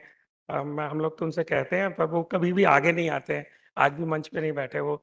तो ऐसे ही हैं, तो उनका ऐसा सानिध्य मिला, तो सर आए, तो हम लोगों ने सबसे पहले एक ऑडिट कोर्स के रूप में ह्यूमन वैल्यूज का कोर्स शुरू किया। 2015 में हम लोगों ने ये निर्णय लिया कि नहीं, हम लोग इसको एक क्रेडिट कोर्स में कन्वर्ट करेंगे। 2017 में हमने इलेक्टिव कोर्स के ह्यूमन वैल्यूज के रूप में इसको 6th, 7th और 8th सेमेस्टर में किया। और सबसे महत्वपूर्ण बात है कि हमने 40 नोडल इंस्टीट्यूशंस को रीजनल सेंटर में डेवलप किया, और फिर हमने minor degrees in human value education का प्रोग्राम। ये बात देश में सही है कि अगर हम लोग किसी एक IIT में कोर्स चलाते हैं, जैसे सहस्त्रबुद्धे सर ने कहा, या IIIT हैदराबाद में चलाते हैं, वहां भी गया मैं, वो बहुत आसान होता है, सिमुलेटेड इन्वायरमेंट होता है। लेकिन आपको पता होगा कि 5 IIT से 10 IIT करने में कितना समय लगा, 10 IIT से 20 IIT करने में कितना समय लगा, और 20 से 30 में। और अभी भी लोग बोलते हैं ये जनरेशन फर्स्ट IIT है, ये जनरेशन 2 है, ये लास्ट प्रायोरिटी का IIT है, और ऐसे विचार होते हैं। तो सचमुच किसी विश्वविद्यालय में लाखों लोगों को एक कोर्स में ट्रेन करना, और उसको रेप्लिकेट करना, एक इंपॉर्टेंट पैराडाइम है, और वो हम लोगों ने किया। 6000 फैकल्टी मेंबर्स को हम लोगों ने ऑनलाइन और फेस टू फेस मोड में ट्रेन किया, और रीजनल एंड इंटरनेशनल कॉन्फ्रेंस में भी हम लोग ने किया। AKTU पहली विश्वविद्यालय थी, और सहस्त्रबुद्धे सर ने भी हम लोग को बहुत सारा आशीर्वाद दिया है। और मैं तो आपको बताता हूँ कि आज भी हमारे वाइस चांसलर के ग्रुप में जब भी कोई ऐसी ह्यूमन वैल्यूज की बात आती है, तो सहस्त्रबुद्धे सर ही ब्रांड एम्बेसडर है। वो सबसे पहले लिखते हैं, ये कोर्स करो, ये कोर्स करो, ये कोर्स करो, और लोगों को मोटिवेट करते रहते हैं कि भाई ये कोर्स हो रहा है। तो वो भी वन ऑफ द ट्रू, क्योंकि उनकी अपनी एक एक्सेप्टेबिलिटी है इंडियन सोसाइटी में, इंडियन टेक्निकल एजुकेशन में। फिर हम लोगों ने जितने भी मैक्सिमम रिसोर्स पर्सन्स हैं, वो लगभग AKTU के उस समय के हैं। हम लोगों ने स्टूडेंट इंडक्शन प्रोग्राम शुरू किए ह्यूमन वैल्यूज के। हम लोगों ने UHB सेकेंड ये कोर्स हमने डिजाइन किया सेकेंड ईयर के स्टूडेंट्स के लिए। और हम लोगों ने और भी कोर्सेज, बहुत सारे लोगों के मन में था, तो हम लोगों ने और बहुत सारे courses, understanding human being nature and existence, vision for human society, human values in Sankhya Yoga and Vedanta दर्शन। इस सेमेस्टर में ह्यूमन वैल्यूज इन बौद्ध and Jain Darshan, human values इन मध्यस्थ दर्शन, माइनर डिग्री प्रोग्राम्स। और हम लोगों ने नेशनल, रीजनल और इंटरनेशनल कॉन्फ्रेंसेस और ह्यूमन वैल्यूज के कोर्सेज। ये कुछ हमारे ग्लिम्सेस हैं जो आप देख सकते हैं। There are issues, there are problems, और किसी भी चीज को रेप्लिकेट करने के लिए इट्स नॉट टेक्नोलॉजी, क्योंकि टेक्नोलॉजी में बहुत सारा पैसा होता है, टेक्नोलॉजी को जानने वाले बहुत सारे लोग होते हैं। पर ऐसे कोर्सेज में एक महत्वपूर्ण चैलेंज होता है कि फैकल्टी कैसी हो, और फैकल्टी पे बहुत सारा, क्योंकि एक बात बहुत महत्वपूर्ण है कि जब हम किसी को जीवन की ट्रेनिंग देते हैं, तो वो हम मूक से नहीं कर सकते। इम्पॉर्टेंट, वहां पे व्यक्ति, कौन सा व्यक्ति बोल रहा है, कौन से व्यक्ति का क्या आचरण है, वो इंपॉर्टेंट है। और इस पर हम लोग की बहुत चर्चा होती थी कि बागड़िया सर से हम लोग हमेशा पूछते थे या रजनीश जी से कि आप जैसे टीचर्स रेप्लिकेट कैसे होंगे, क्योंकि जब व्यक्ति आचरण सीखता है तो आचरण वो बहुत उपदेश से नहीं सीख पाता है, और उसे लगता है कि जो उसका गुरु है उसका लेवल अलग होना चाहिए, उसमें वो सब नहीं होना चाहिए जो एक साधारण व्यक्ति में है।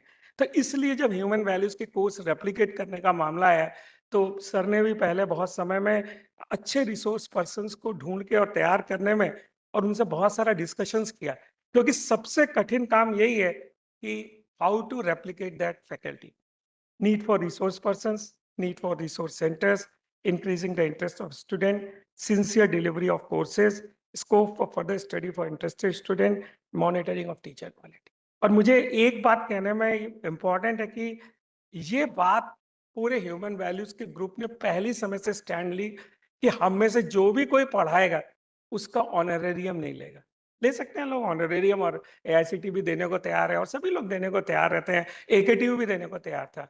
पर ये बहुत कॉन्शियस डिसीजन लिया गया कि जो लोग भी इससे जुड़ेंगे, जो लोग भी करेंगे, तो वो कम से कम जो यूनिवर्स के लॉज हैं कि उसमें मैक्सिमम चीजें फ्री हैं, है ना, सूर्य की किरणें और पेड़ की हवाएं और सब कुछ, तो उसको इसी तरीके से इसको शुरुआत की जाएगी।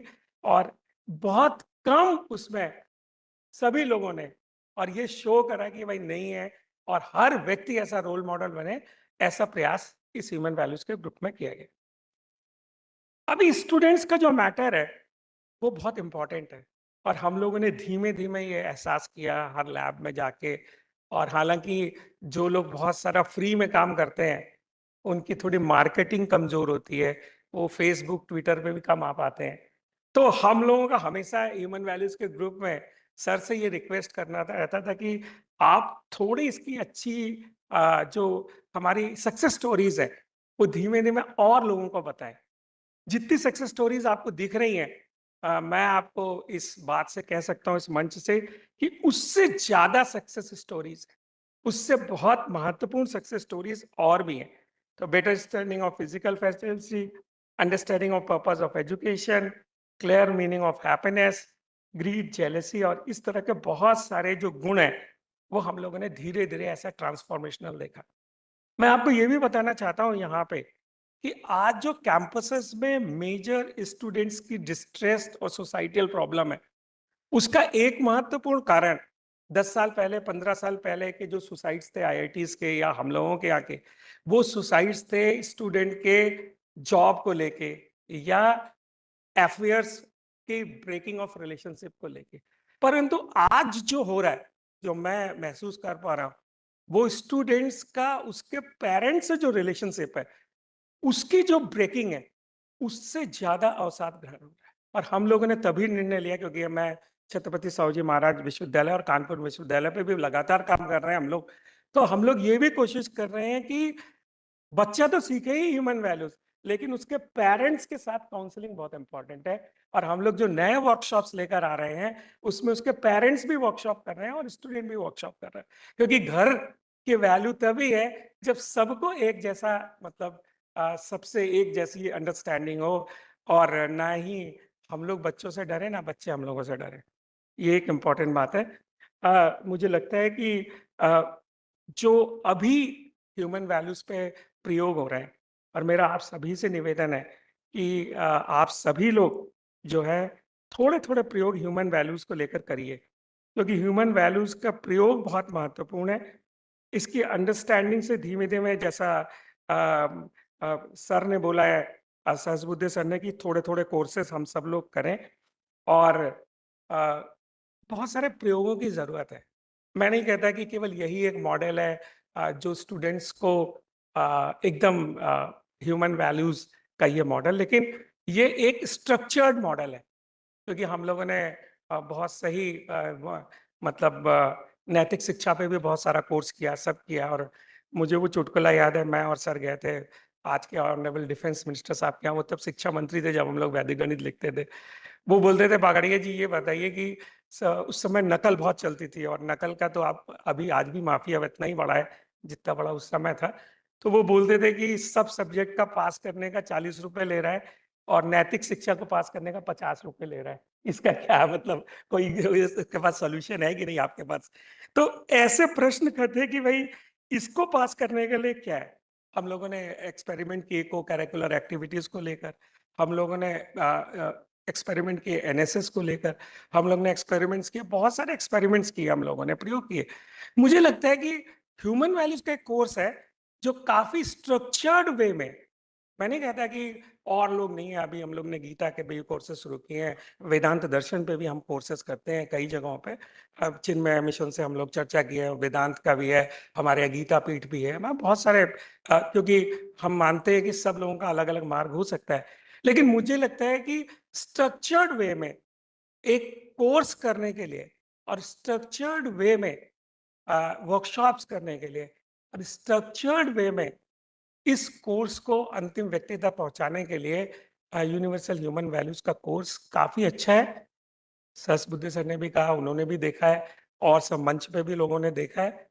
तो मुझे लगता है कि बहुत महत्वपूर्ण है कि हम सब इस कोर्स के लिए प्रयोग करें और बेटर अंडरस्टैंडिंग के स्टूडेंट्स बनाएं, क्योंकि ह्यूमन वैल्यूज में सच, सर ने सच कहा कि अगर आज की जियोपॉलिटिकल सिचुएशन में किसी के पास कोई सॉल्यूशन है तो वो भारतीय ज्ञान के पास है, भारतीय परंपरा के पास है। भारत में कॉन्फ्लिक्ट रिजोल्यूशंस के लिए बहुत सारे प्रयोग किए हैं और उसके मूल में ये है कि पहले व्यक्ति का अपना कॉन्फ्लिक्ट खत्म हो, तब वो दूसरों की मदद कर सके। तो इसके साथ ये स्ट्रक्चर प्रोग्राम है।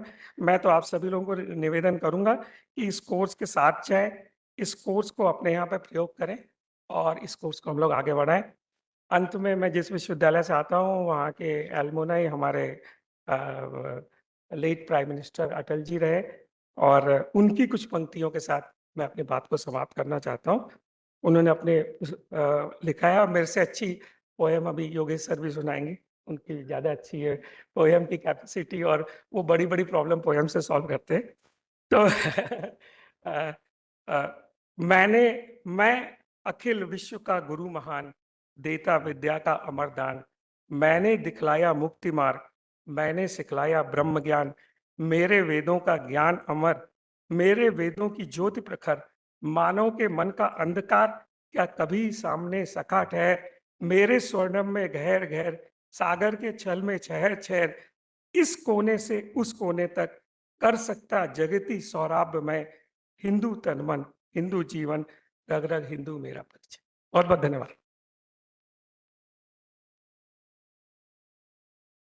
Thank you very much, sir, for sharing your valuable experiences and learning with us. In a special gesture, we'll be felicitating our dignitaries on the dais with the plant sapling, signifying growth and sustainability. I'll request Chairman AICT, Professor Yogesh Kumar sir, to felicitate Professor Anil D. Sahasbuddhe, Chairman NETF, NAC and NBA.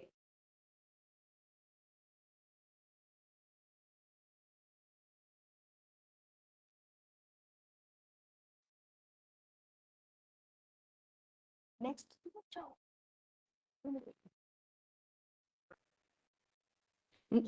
Now I request Chairman sir to felicitate Professor Vinay Pathak, President, Association of Indian Universities.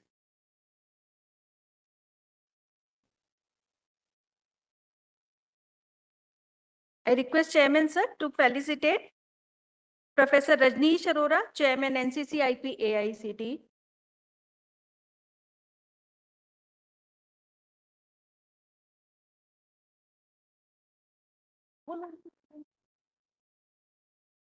I request Chairman sir to felicitate Shri Rajul Asthana, Vice Chairman NCCIP AICT.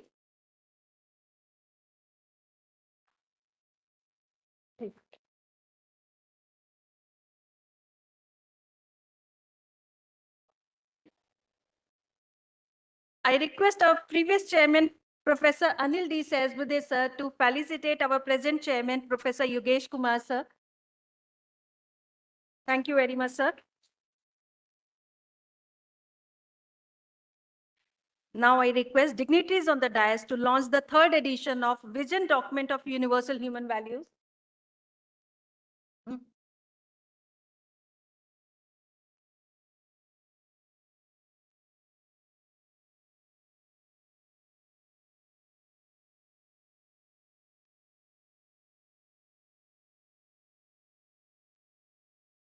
While this document is being launched, I would like to read the message from Honorable Minister of Education, Shri Dharmendra Pradhan Ji, on the document, regarding this document.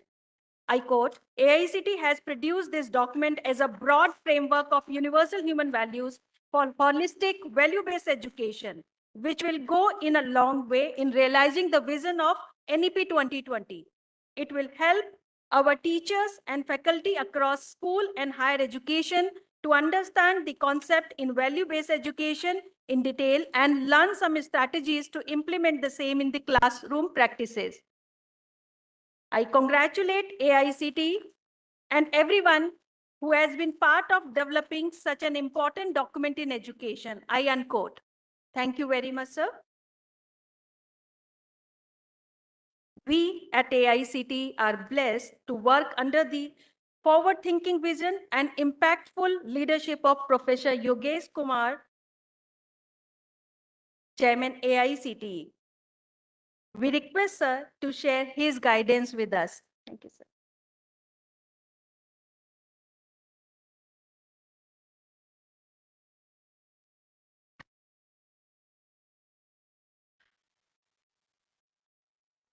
नमस्ते।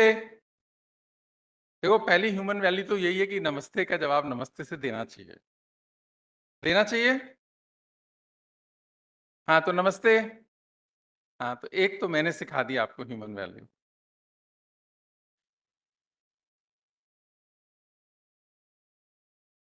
मेरे मित्र professor Vinay Pathak, president association of Indian universities and vice chancellor of Kanpur university, professor Anil Sahasrabuddhe, chairman national education technology forum, जिनके बारे में professor Vinay पाठक ने कहा कि हमारे ब्रांड एम्बेसडर हैं, तो मैंने कहा फिर तो हमारे अमिताभ बच्चन हैं। तो उन्होंने कहा नहीं, अमिताभ बच्चन नहीं है, देवानंद है हमारे। मैं कहा चलिए, दोनों ही सही, दोनों ही ब्रांड बड़े नाम हैं, आपको सर ये दोनों नाम शुभ हो। Professor Rajnish Arora, chairman national coordination committee for induction programme, all India council for technical education. Professor Rajul Asthana, vice chairman. Professor HD Charan, chairman national committee for universal human values, all India council for technical education. आदरणीय गणेश बागरिया जी, आदरणीय Chomu Shastri ji, professor Shyamarath, member secretary, All India Council for Technical Education, respected vice chancellor from different universities, director of different institutions, officers and officials of All India Council for Technical Education, and my dear outstanding and distinguished faculty members and friends. Good morning and namaste to all of you. Very good morning.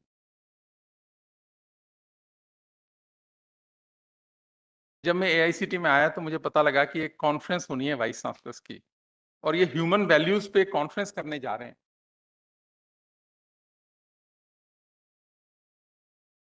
तो मेरे मन में एक प्रश्न आया कि human values को पढ़ाने की आवश्यकता क्या है और क्यों इसको पढ़ाना चाहिए। नहीं पढ़ाएंगे तो क्या हो जाएगा, और पढ़ाएंगे तो क्या हो जाएगा, ये मेरे मन में भाव आया और प्रश्न आया। हम सब यहाँ पर टीचर्स हैं और हम ये जानते भी हैं और मानते भी हैं कि शिक्षा का एपिसेंटर होना चाहिए। ये तो शिक्षा के कोर में होना चाहिए। ह्यूमन वैल्यूज की जब हम बात करते हैं, मानवीय गुणों की बात करते हैं, ये शिक्षा के एपिसेंटर में होना चाहिए। अगर ये शिक्षा के एपिसेंटर में नहीं है तो इसको लाने का प्रयास होना चाहिए था। एक अच्छा प्रयास शुरू किया कुछ शिक्षाविदों ने, मैं उनके प्रयास की सराहना करता हूं, लेकिन बड़ा चैलेंज हम सबके सामने है कि इसको एपिसेंटर कैसे बनाया जाए शिक्षा का। पाठक साहब ने सही कहा कि हम ऑडिट कोर्स कराते थे, बाद में उसको क्रेडिट किया। वो तो करना ही चाहिए क्योंकि ये को करिकुलर एक्टिविटी नहीं है, ये कोर करिकुलर एक्टिविटी है। पहले तो इस भाव का निर्माण करने की बहुत आवश्यकता है। तो एक और मन में बात आता है, जब हम यूनिवर्सल वैल्यूज की बात करते हैं, यूनिवर्सल, तो इसका मतलब क्या है और इसका भाव क्या है? बहुत सारे शब्द बताए गए, सभी मेरे से पहले वक्ताओं ने कहे हैं और सब सही भी हैं। ये भाव है धर्म का, न्याय का। जब भी हम ह्यूमन वैल्यूज की बात करेंगे तो ये भाव है करुणा का, समझ का, त्याग का, संस्कार का, संस्कृति का। ये भाव है खुशी का, विश्वास का, सत्य का, निष्ठा का, प्रेम का, अपनेपन का, बुद्धि का, प्रॉस्पेरिटी का। लेकिन एक और भाव है, मैं उस पर बाद में बात करूंगा, जिस पर कि ह्यूमन वैल्यूज में आज सुबह से बात नहीं हुई, और भारत में और भारत के लोगों के लिए ये बात बहुत आवश्यक है। वो है राष्ट्र प्रेम का भाव। क्योंकि जिस समय ये राष्ट्र प्रेम का भाव इसलिए बहुत ही महत्वपूर्ण हो जाता है, इस पे बात करनी चाहिए, क्योंकि ह्यूमन वैल्यूज में भारत उत्कृष्टता पर रहा है। जब था, उसके बाद 800 साल गुलामी झेली भारत ने। इसीलिए केवल इन गुणों की बात करना पर्याप्त है कि नहीं है, ये प्रश्न छोड़ रहा हूं, क्योंकि बहुत बड़ा भाव है राष्ट्र प्रेम का भाव। और 800 बरस जिस देश ने गुलामी झेली हो, जिस सभ्यता ने गुलामी झेली हो, सब अच्छी चीजें होने के बावजूद झेली हो, तो इस पर भी विचार करने की उतनी ही आवश्यकता है जब हम इसकी समग्र दृष्टि से इसको देखते हैं तो। और ये भाव है मानवता का, ये भाव है इंसानियत का। किसी ने बहुत अच्छा कहा है कि देखकर दर्द किसी का जो आह निकल जाती है, यही बात इंसान को इंसान बनाती है। अगर आपको किसी दूसरे के दर्द में दर्द का एहसास नहीं हो रहा, अगर आपको किसी के दुख में दुख का एहसास नहीं हो रहा है, तो बहुत आवश्यकता है इस पे काम करने की। कोर्स पढ़ाना उसका एक माध्यम है, अकेला माध्यम नहीं है, लेकिन एक बहुत प्रभावशाली माध्यम है। और यही बात एक हिंदी की कवित्री है तरुणा मिश्रा, वो दूसरे तरीके से इसी बात को कहती हैं, जब वो कहती हैं कि किसी निगाह की जो बेबसी समझते हैं, किसी निगाह की जो बेबसी समझते हैं, वही तो लोग हैं जो जिंदगी समझते हैं।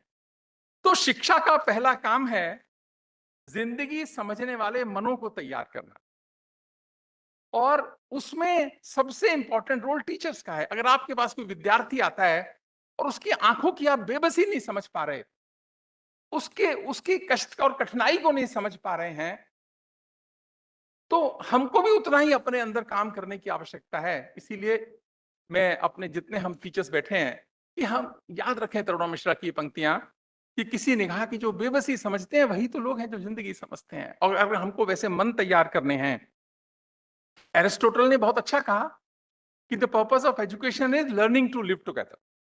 ये एरिस्टोटल ने कहा, purpose of education is learning to live together. साथ रहना कितनी बड़ी बात है, इंपॉर्टेंट बात है। इसको मैं दूसरे तरीके से कहता हूं और बहुत बार कोट भी करता हूं, कि समझ को विकसित करना ही शिक्षा है। समझ को विकसित करना ही शिक्षा है। और अभी हमारी मेंबर सेक्रेटरी प्रोफेसर श्यामारत ने एक बहुत अच्छी बात कही, मैंने इमीडिएटली नोट करी कि मैं उसको कोट करूंगा। उन्होंने कहा, जबकि competition is the law of jungle, competition is the law of jungle and collaboration is the law of civilisation. ये बहुत बड़ी बात है, बहुत गंभीर बात है, क्योंकि आपका पूरा शिक्षा का तंत्र कंपटीशन से चलता है। हम कोलैबोरेशन की बात करते हैं, कोलैबोरेशन करते नहीं है।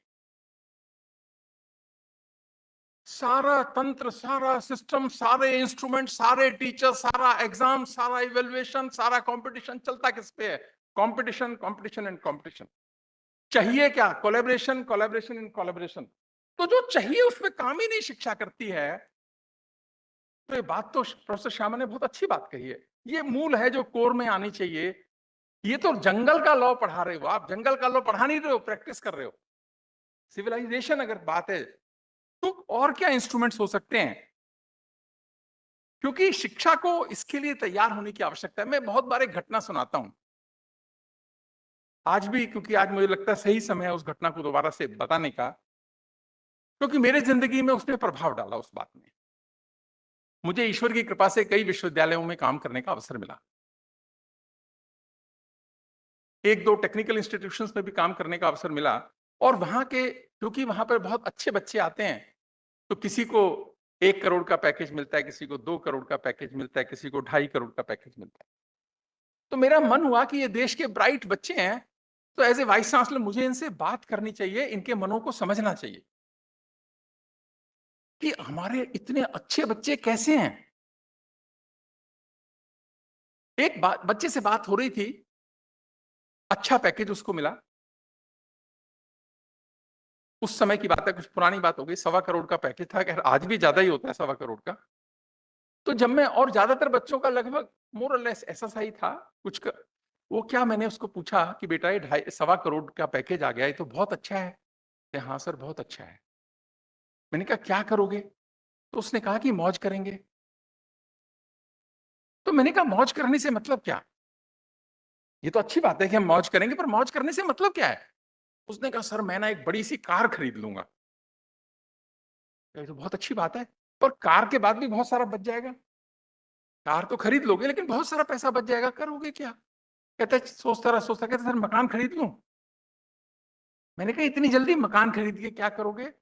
तो मैंने सोचा मैं इसकी मदद करता हूं इस बच्चे की। तो मैंने उसको कहा कि बेटा इसमें से कुछ अपने माँ बाप को दोगे क्या? उसका जवाब कहता है कि sir they don't need my money, they have enough, they don't need my money. मैंने कहा बेटा अभी तो पैसा आया नहीं, माई तो पहले लग गया उसमें, अभी तो आना है। फिर मैंने कहा कि पर माँ बाप को दोगे तो अच्छा लगेगा उनको। कहता sir they have enough, you don't know the financial condition of my house, कोई आवश्यकता नहीं है।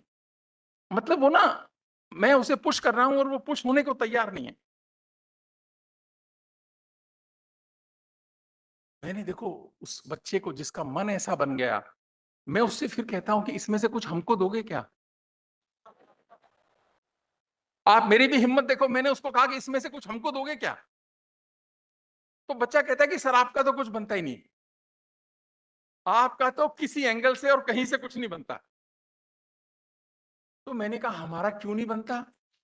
कहता है सर कैसे बनता है बताओ। मैं 8वीं 9वीं 10वीं 11वीं 12वीं कोचिंग गया, बहुत मेहनत करी। जब बच्चे सिनेमा देखते थे मैंने सिनेमा नहीं देखा, जब बच्चे दूसरे कुछ करते थे मैंने कुछ नहीं किया।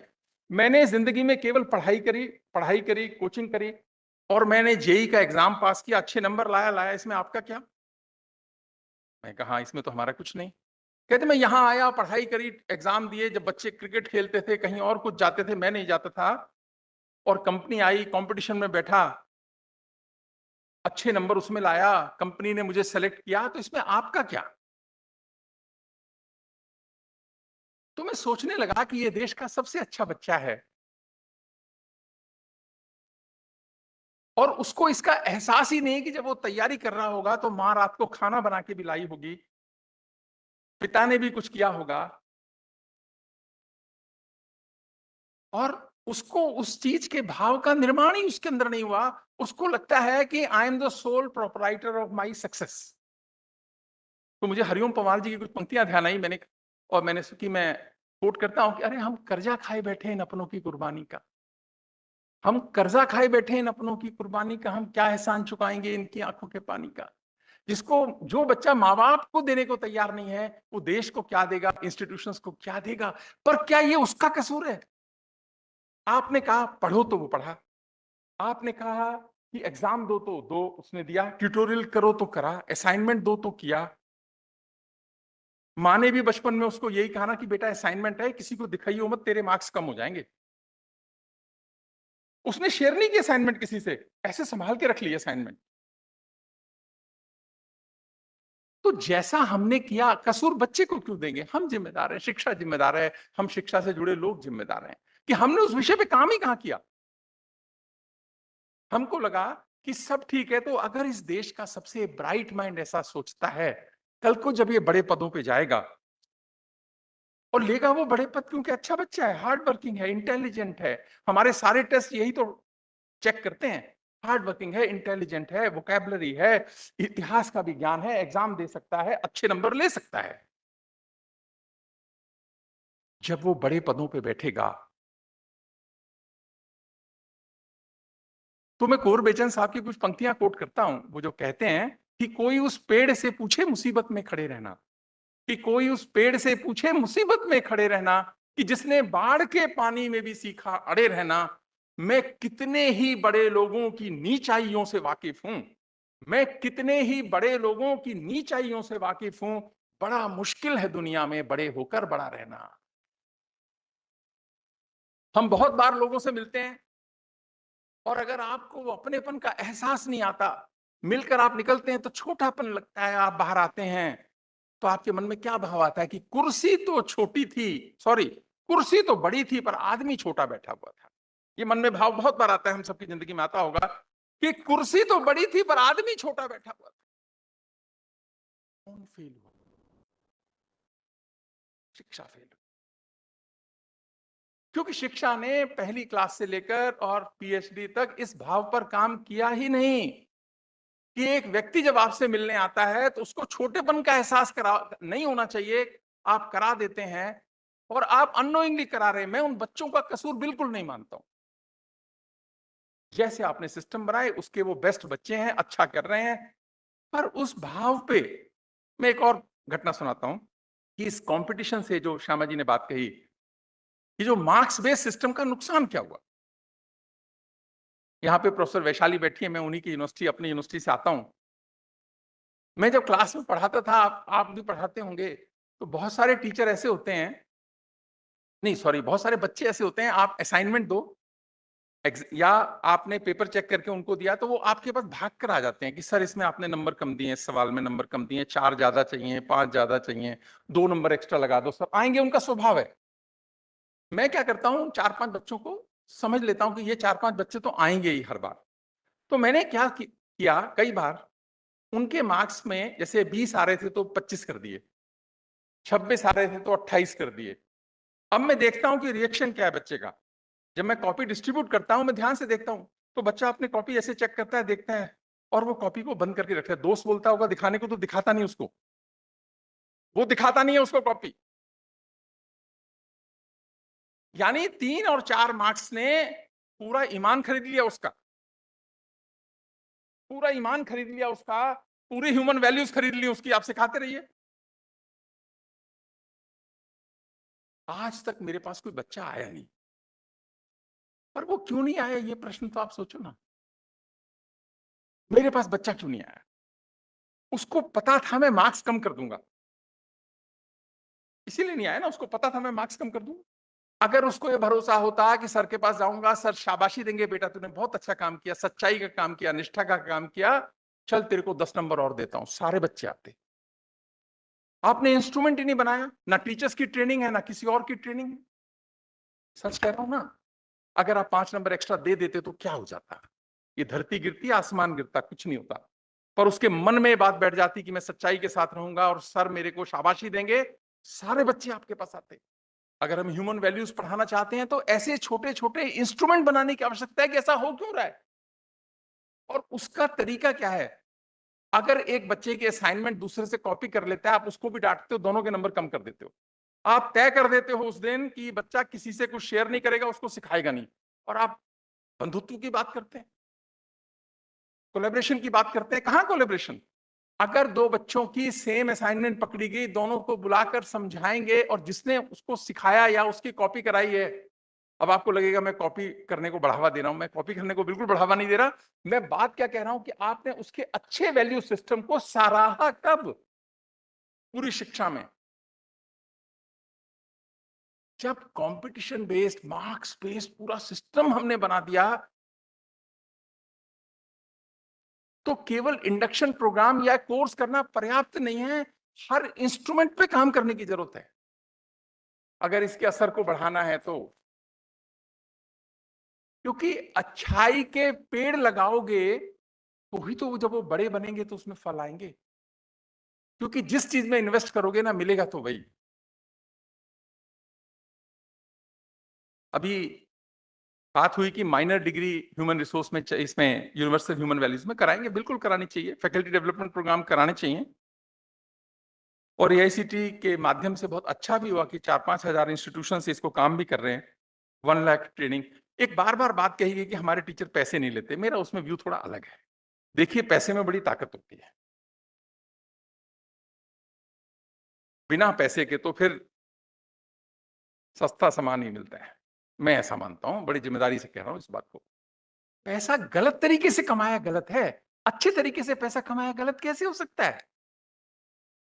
वो कभी भी गलत नहीं हो सकता। वो तो अच्छे व्यक्ति के हाथ में आया पैसा उस अच्छाई को और बढ़ाएगा, उसको आगे बढ़ाएगा। वो उसकी सच्चाई का पैसा है, ईमानदारी का पैसा है, मेहनत का पैसा है, और वो कहीं ना कहीं इंस्ट्रूमेंट है। इसलिए मैं पैसे को बहुत अच्छा मानता हूं अगर वो अच्छे सोर्स से अच्छे तरीके से आता है। खैर, मैं थोड़ा, आप लोग सोचिएगा, मैं तो वैसे ही साधारण आदमी हूं, तो साधारण तरीके से अपनी बात कह रहा हूं। अभी हमने दिल्ली विश्वविद्यालय में राष्ट्रीय शिक्षा नीति के बाद में वैल्यू एडिशन कोर्सेज पे काम किया कि ये ह्यूमन वैल्यूज के, और आज अच्छा है कि प्रोफेसर निरंजन भी यहाँ हैं जो इसको एग्जीक्यूट कराते हैं। हमने कोई चीज कंपलसरी नहीं करी कि कोई ये कह दे कि जी ये आपको पढ़ना ही है, लेकिन हमने 10-20 कोर्सेज बनाए हैं और हर स्टूडेंट को 2 क्रेडिट लेना है हर सेमेस्टर के अंदर, ताकि कंटिन्यूस चले वो अपनी उसमें। मैं आपको थोड़ा डेटा शेयर करूंगा सिर्फ कि कल्चर एंड कम्युनिकेशन पे 40,423 बच्चों ने उसको लिया। एक कोर्स है the art of being happy, 59,559 लोगों ने लिया। ये 3 साल का डेटा है, आप इसको डिवाइड कर सकते हैं, 3 से कर सकते हैं। इमोशनल इंटेलिजेंस को 42,000 के करीब ने लिया। एथिक्स एंड कल्चर को 36,625 ने लिया। भारतीय भक्ति परंपरा और जीवन मूल्य को करीब करीब 7,000-8,000 लोगों ने लिया। धीरे धीरे पॉपुलर हो रहे हैं बच्चे, अपने इंटरेस्ट के हिसाब से कोर्सेज को ले भी रहे हैं, तो प्रभाव तो पड़ रहा है। पर ये ना, सच बता रहा हूं, ये बहुत आवश्यक है, ये कोर है, पर इसके साथ इसके इंस्ट्रूमेंट चाहिए हर कोर्स में इंप्लीमेंट करने के लिए, जिससे उस भाव जो वो सीखता है क्लास में, वो प्रैक्टिस में भी तो देखे और प्रैक्टिस करे। कोलैबोरेशन को बढ़ाना है तो ग्रुप लर्निंग को जब आप बढ़ाएंगे तो उसके मार्क्स दीजिए बच्चों को, टीचर्स को लगना चाहिए। एक बच्चा जो बार बार आता है, क्लास में भी सपोर्ट करता है, अटेंडेंस भी देता है, वो डिसिप्लिन बच्चा है, तो उसको उसका कुछ फायदा तो दीजिए। मार्क्स में भी हो सकता है, प्रशंसा से भी हो सकता है, व्यवहार से भी हो सकता है, क्योंकि a society that fosters human values and ethics is a society that thrives in innovation, peace and prosperity. अब ये पीस एंड प्रॉस्पेरिटी तो अच्छी बात है। मैंने अभी शुरू में क्या बात कही थी कि भारत में 800 साल की गुलामी देखिए, उससे पहले ह्यूमन वैल्यूज बहुत हाई थी, जिससे में गुलामी शुरू हुई। वीरता में अच्छे, सब में अच्छे थे, पर चले गए क्योंकि हम शांति काल के नियमों को युद्ध काल में लगाने लग गए। गलती क्या हुई? शांति काल है, आज शांति है, पीस है, प्रॉस्पेरिटी है, तो उसके जो नियम है वो युद्ध काल में थोड़ी लग जाएंगे। दुश्मन को तो नहीं छोड़ा जा सकता ना, एक बार भी नहीं छोड़ा जा सकता। जो वो देश के बॉर्डर को क्रॉस करेगा उसको एक बार भी नहीं छोड़ा, उसकी कोई ह्यूमन वैल्यूज नहीं है। पर भारत ने बहुत बड़ी गलती करी है अपने कालखंड में 800 वर्ष में, कि जो शांति काल में ह्यूमन वैल्यू सिस्टम सिखाया गया, उसने युद्ध काल में भी वही लगाया। देश पर आक्रमण हो रहा है और 4 राजा सहायता को दूसरे राजा के नहीं आ रहे हैं। आप में देशभक्ति का भाव ही नहीं है, उस भाव को निर्माण ही नहीं किया आपने। तो उस समय का जो कष्ट था वो आज भी है। इसी कारण से थोड़ा मॉडिफाई करने की आवश्यकता है कि राष्ट्र, ये किस राष्ट्र प्रेम की कॉस्ट पे नहीं होना चाहिए कुछ भी। ह्यूमन वैल्यूज में इसको समावेश करने की आवश्यकता है। करुणा का भाव अच्छा है, शत्रु के साथ नहीं है। राजा का व्यवहार प्रजा के साथ जो होना चाहिए वो शत्रु के साथ नहीं हो सकता। राजा का धर्म प्रजा के साथ अलग है, शत्रु के साथ अलग है। ये जो घालमेल भारत ने और भारत के समाज ने किया है, इस पर बहुत विचार करने की आवश्यकता है। आप तो सब ह्यूमन वैल्यूज के ही हैं, तो आप में से कितने लोग ऐसे हैं जो खुश हैं? जरा हाथ खड़ा करके बताएंगे। कोई 10-20 ने उठाया, दूसरे एक दूसरे को देख के उठा रहे हो, ये क्या बात है? हैं? ऐसा नहीं करो ना, हैं? क्योंकि किसी ने बहुत अच्छा कहा है कि सबको गिला है कि हमको कम मिला है, पर ये तो सोचो आप जितना कितनों को मिला है। तो खुश रहने के तो बहुत कारण हो सकते हैं, आप कैसे ढूंढना चाहें। इसी कारण से the success of this movement depends significantly on the leadership of the vice chancellors and academic heads. आप समझेंगे तो बाकी समझेंगे। आप कन्विंस होंगे तो बाकी सब कन्विंस होंगे। मैं एक और घटना सुना के बात खत्म करूंगा। अभी प्रोफेसर प्रतीक बैठे हैं, दिल्ली टेक्नोलॉजिकल यूनिवर्सिटी के वाइस चांसलर हैं। मैं इससे पहले वाइस चांसलर था वहां पे। तो एक दिन एक स्टूडेंट आया मेरे पास, डॉक्टर लेकर आए थे, professor doctor Ravi Bansal doctor हैं, वो मुझे लेकर आए और मैंने देखा बच्चा बदहवास, आपके ह्यूमन वैल्यू से जुड़ी हुई घटना है, बदहवास बच्चा परेशान। तो मैंने कहा क्या हुआ? वो कहता है सर मैं सुसाइड करना चाहता हूँ। तो डॉक्टर ने कहा मैं इसीलिए आपके पास लेकर आया कि ये कह रहा है कि मैं सुसाइड करना चाहता हूँ। मैंने कहा क्यों सुसाइड करना चाहते हो? मुझे लगा फेल हो गया होगा। मैंने कहा बेटा अगली बार अपीयर हो जाना, फेल होने में तो कोई खास बात नहीं है, जैसे एक सहज। मैंने कहा, उसने कहा सर नहीं। मैंने कहा कितने मार्क्स आए? कहते मार्क्स तो मेरे सर ठीक हैं, इतने अच्छे नहीं है पर ठीक है, 86% आए हैं या 85% आए हैं। मैंने कहा फिर क्या प्रॉब्लम है, पापा पैसे भेज रहे हैं घर से? कहता हाँ पापा पैसे भी भेज रहे हैं। और क्या कष्ट है तेरे को? पैसे आ रहे हैं, नंबर अच्छे आ रहे हैं, और क्या कष्ट है जो मरने की बात कर रहे हो? कहता नहीं sir, God is very unkind to me, God is very unkind to me. मैंने कहा क्यों? तो वो बात क्या कहता है? कहता है सर मेरे रूम पार्टनर है, उसके आए 92%, मेरे आए 86%, तो मुझे बड़ी जेलसी होती है। मैं सोचता हूं उसको ना पीट दूं पकड़ के, मैं उसको पीटना चाहता हूं, पर मैं पीट सकता नहीं। देखो, शरीर मन बुद्धि आत्मा है, तो मन तो बहुत कुछ करता है करने को। 3 इडियट फिल्म का सारा मैसेज गलत है। ये सोसाइटी को जो सिखाया जाता है ना, मन जो कहता है वो करो, किसी की मत सुनो, मन की सुनो, ये गलत है। बुद्धि रोकती है, मन तो करता है किसी को पीट दो, पीटते थोड़ी है अपन, बुद्धि रोकती है। और जिसकी बुद्धि खराब हो जाती है वो पीट भी देता है किसी को। तो बुद्धि और मन का सामंजस्य बहुत जरूरी है। ये ह्यूमन वैल्यूज करता है, मन और बुद्धि का सामंजस्य करता है, सही को सही और गलत को गलत, यही तो धर्म है। तो खैर मैं उस बात पे आ रहा हूं। तो मैंने उसको कहा कि तो रूम चेंज कर देते हैं तुम्हारा, और इसका क्या है सिंपल सॉल्यूशन? कहता नहीं सर वो रूम नहीं चेंज करना, वो अच्छा बच्चा है, मैं रहना तो उसी के साथ चाहता हूं, पर सर मुझसे ना जेलसी कंट्रोल नहीं हो रही। सर मैं जानता नहीं जेलसी कैसे कंट्रोल करूं, आप मुझे सिखाओ कि जेलसी कैसे कंट्रोल करते हैं। मैं सोचने लगा मुझे नहीं पता कैसे करते हैं यार, उसको क्या बताऊं, ना मुझे किसी ने सिखाया, और वाइस चांसलर के साथ तो बड़ी दिक्कत है। उसने कहा नहीं नहीं सर जेलसी कैसे कंट्रोल करूं? मैंने कहा भैया ये तो मैं डॉक्टर को कहा यार कोई मेडिसिन आती है जेलसी कंट्रोल करने की? उसने कहा सर मेडिसिन नहीं आती, हम फील गुड हार्मोन्स दे देते हैं इसको। तो खैर हमने तय किया कि हमारे ऑफिस में ही ड्यूटी लगी कि वो बच्चा बहुत अच्छा बच्चा है हमारा, नहीं परेशान है, सुसाइड करने की सोचता है, तो हम लोगों के लिए शर्म की बात है, शिक्षा के लिए शर्म की बात है, और असल बात है हम पे पहले आ गया वो। हमने कहा ठीक है। मैंने कहा बेटा अच्छा बता तू दौड़ा कितने दिन से नहीं है? कहता जी 8वीं के बाद नहीं दौड़ा। मैंने कहा 100 मीटर दौड़ सकता है? कहता नहीं। तो हमने एक कोच को बुलाया कि इसको ना रोज आप 400 मीटर दौड़ाओगे, और उसके बाद हमारे ऑफिस में आकर वो रोज दवाई खाएगा, जो भी डॉक्टर ने दवाई प्रेस्क्राइब करी दवाई खाएगा। आप असर देखिए दो ही चीजों का, कि रोज उसको 400 मीटर एक कोच की जिम्मेदारी लगी, और एक उसको दवाई दी गई, क्योंकि दवाई सामने खा रहे हैं तो हमें पता है कि जा रही है दवाई। आज वो बच्चा बहुत अच्छी कंपनी में काम करता है, उसका जीवन भी सुधरा, और लाख, मैं समझता हूँ बहुत अच्छा उसके बाद पैकेज भी होगा। पर यदि हम चूक जाएंगे, ऐसे ऐसे छोटे छोटे प्रयास नहीं करेंगे, तो आज हर घर में समस्या है, आज हर घर में समस्या है।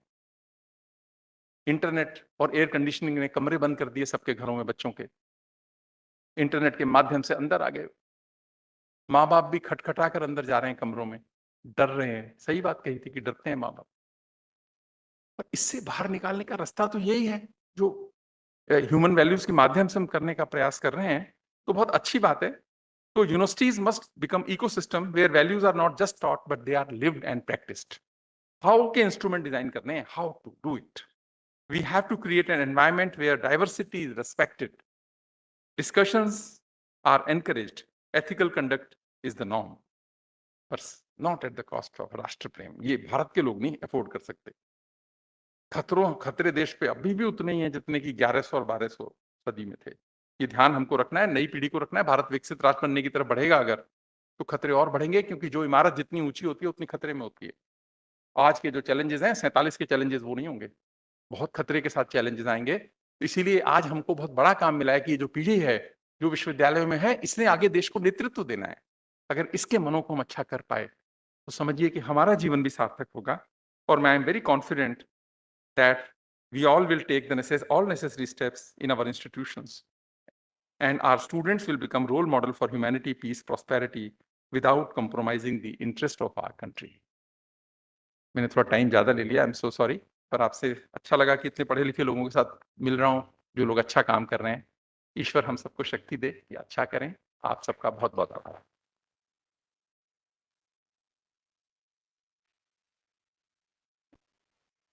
Thank you very much, sir, for this inspiring and insightful address. Now this is the time for tea break, but before tea break, we'll be having a group photograph. For the group photograph, I'll request dignitaries to please take seats on the front seats so that we can take photograph from. I request photographers, sir, to come here. And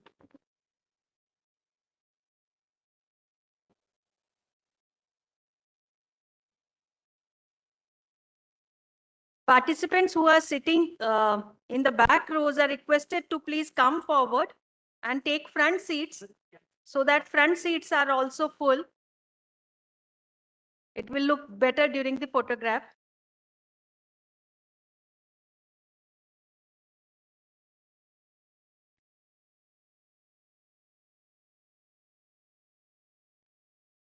After this photograph, we'll have a tea break. I will request everyone to have tea within 20 minutes and then assemble here again. Tea will be served outside the auditorium. Thank you.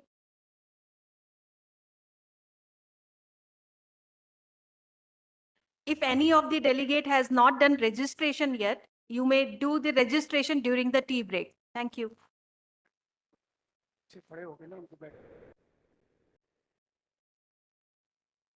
Everyone who is standing, please sit down. Everyone, please take your seats. AICT staff, AICT officials, please take seat. No one should be standing right now, otherwise this photograph will not come proper. Please take seat as soon as possible. Thank you, sir.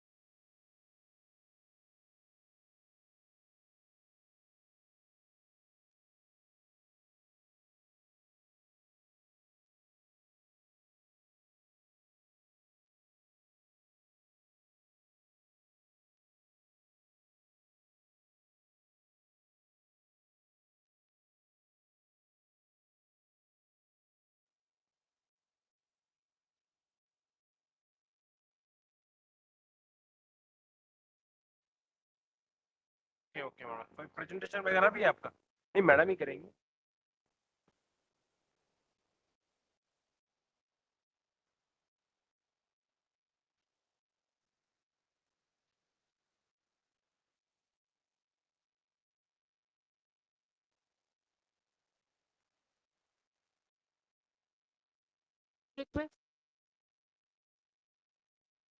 We would request everyone to come back to the auditorium by 12:20.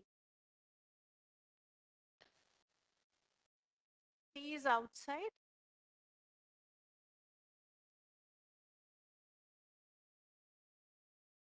This is tea break. The tea is arranged outside.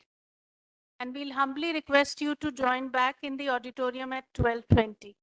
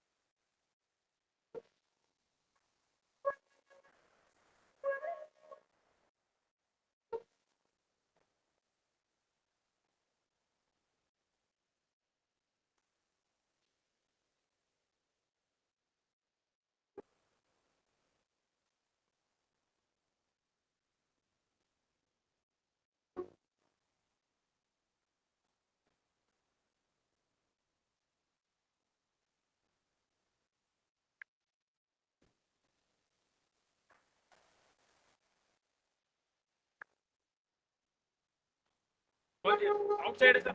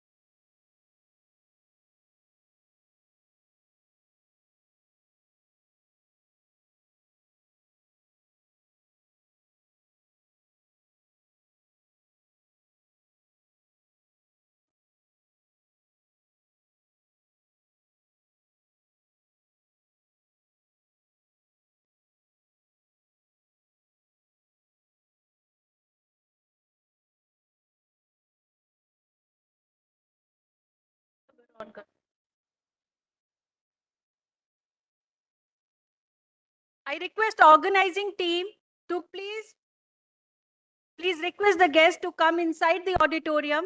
We have to start the next session in 5 minutes.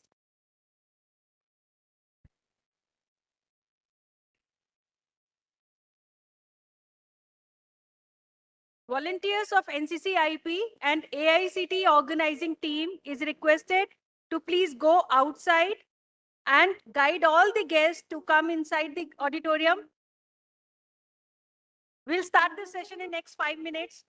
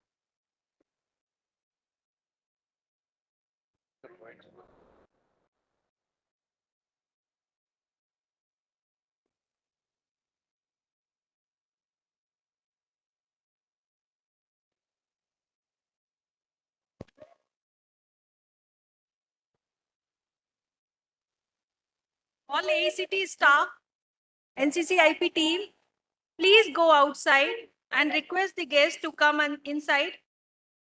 We have to start the program very soon.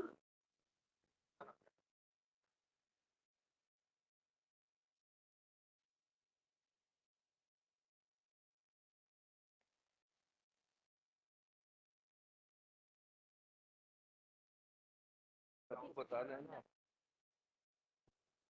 आप उनको बताइए ऊपर जाना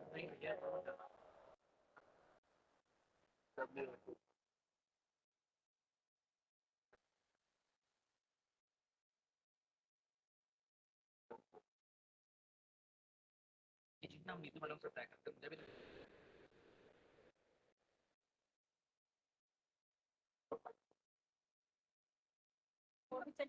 पहले cycle शुरू करवाते हैं madam बात कर रहे हो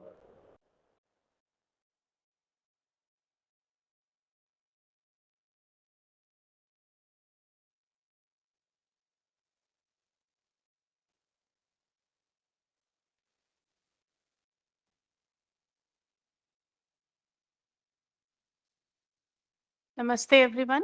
We would request you all to take your seats, please, so that we can start with our session.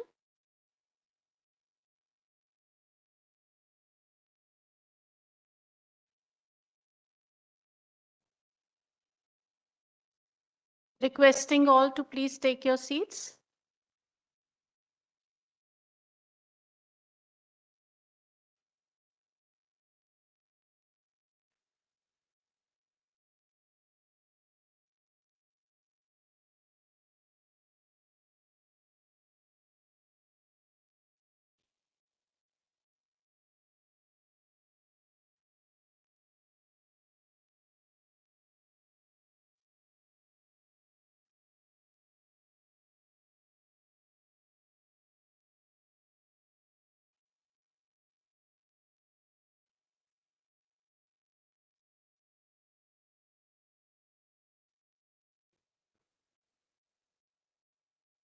So welcome back, everyone. We would humbly request you to please take your seats. The session is to begin.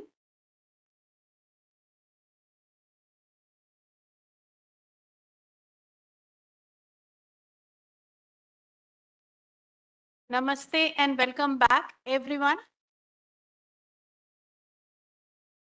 So this upcoming session takes us to the core of universal human values, moving from concept to understanding. We now move from inspiration to understanding, the core of UHV. So to begin with, I would like to invite Dr. Kumar Sambhavji, who is IIT Kanpur alumnus, a co-author of foundational UHV textbooks, currently Director UP Institute of Design, Noida. Kumar Sambhavji will speak on the role of education in holistic development. Dr. Kumar Sambhav is deeply engaged in exploring this, not just intellectually, but existentially.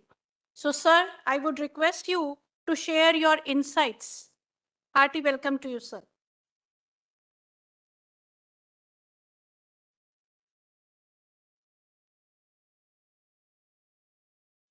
Would gently request all to please take seats.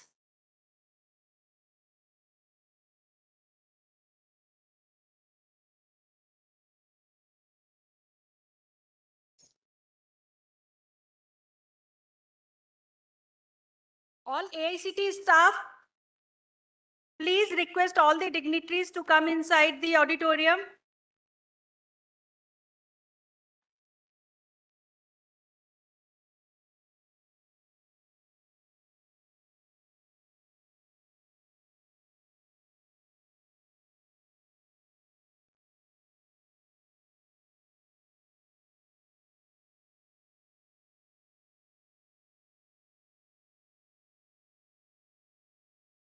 Can we start now? I hope I'm audible. My sincere regards to one and all here for coming to the conclave and giving your time here. So in this session, we are going to talk about role of education in holistic development, its content and process. So many of us are vice chancellors, deans, directors here, and we have been leading the educational programs in the country. And keeping that in view, we have thought of sharing some content regarding the role of education in holistic development. We keep on talking about development, but when can we say that our development is holistic, right? That is something to be understood. And once we have this content, then what would be the process to go ahead?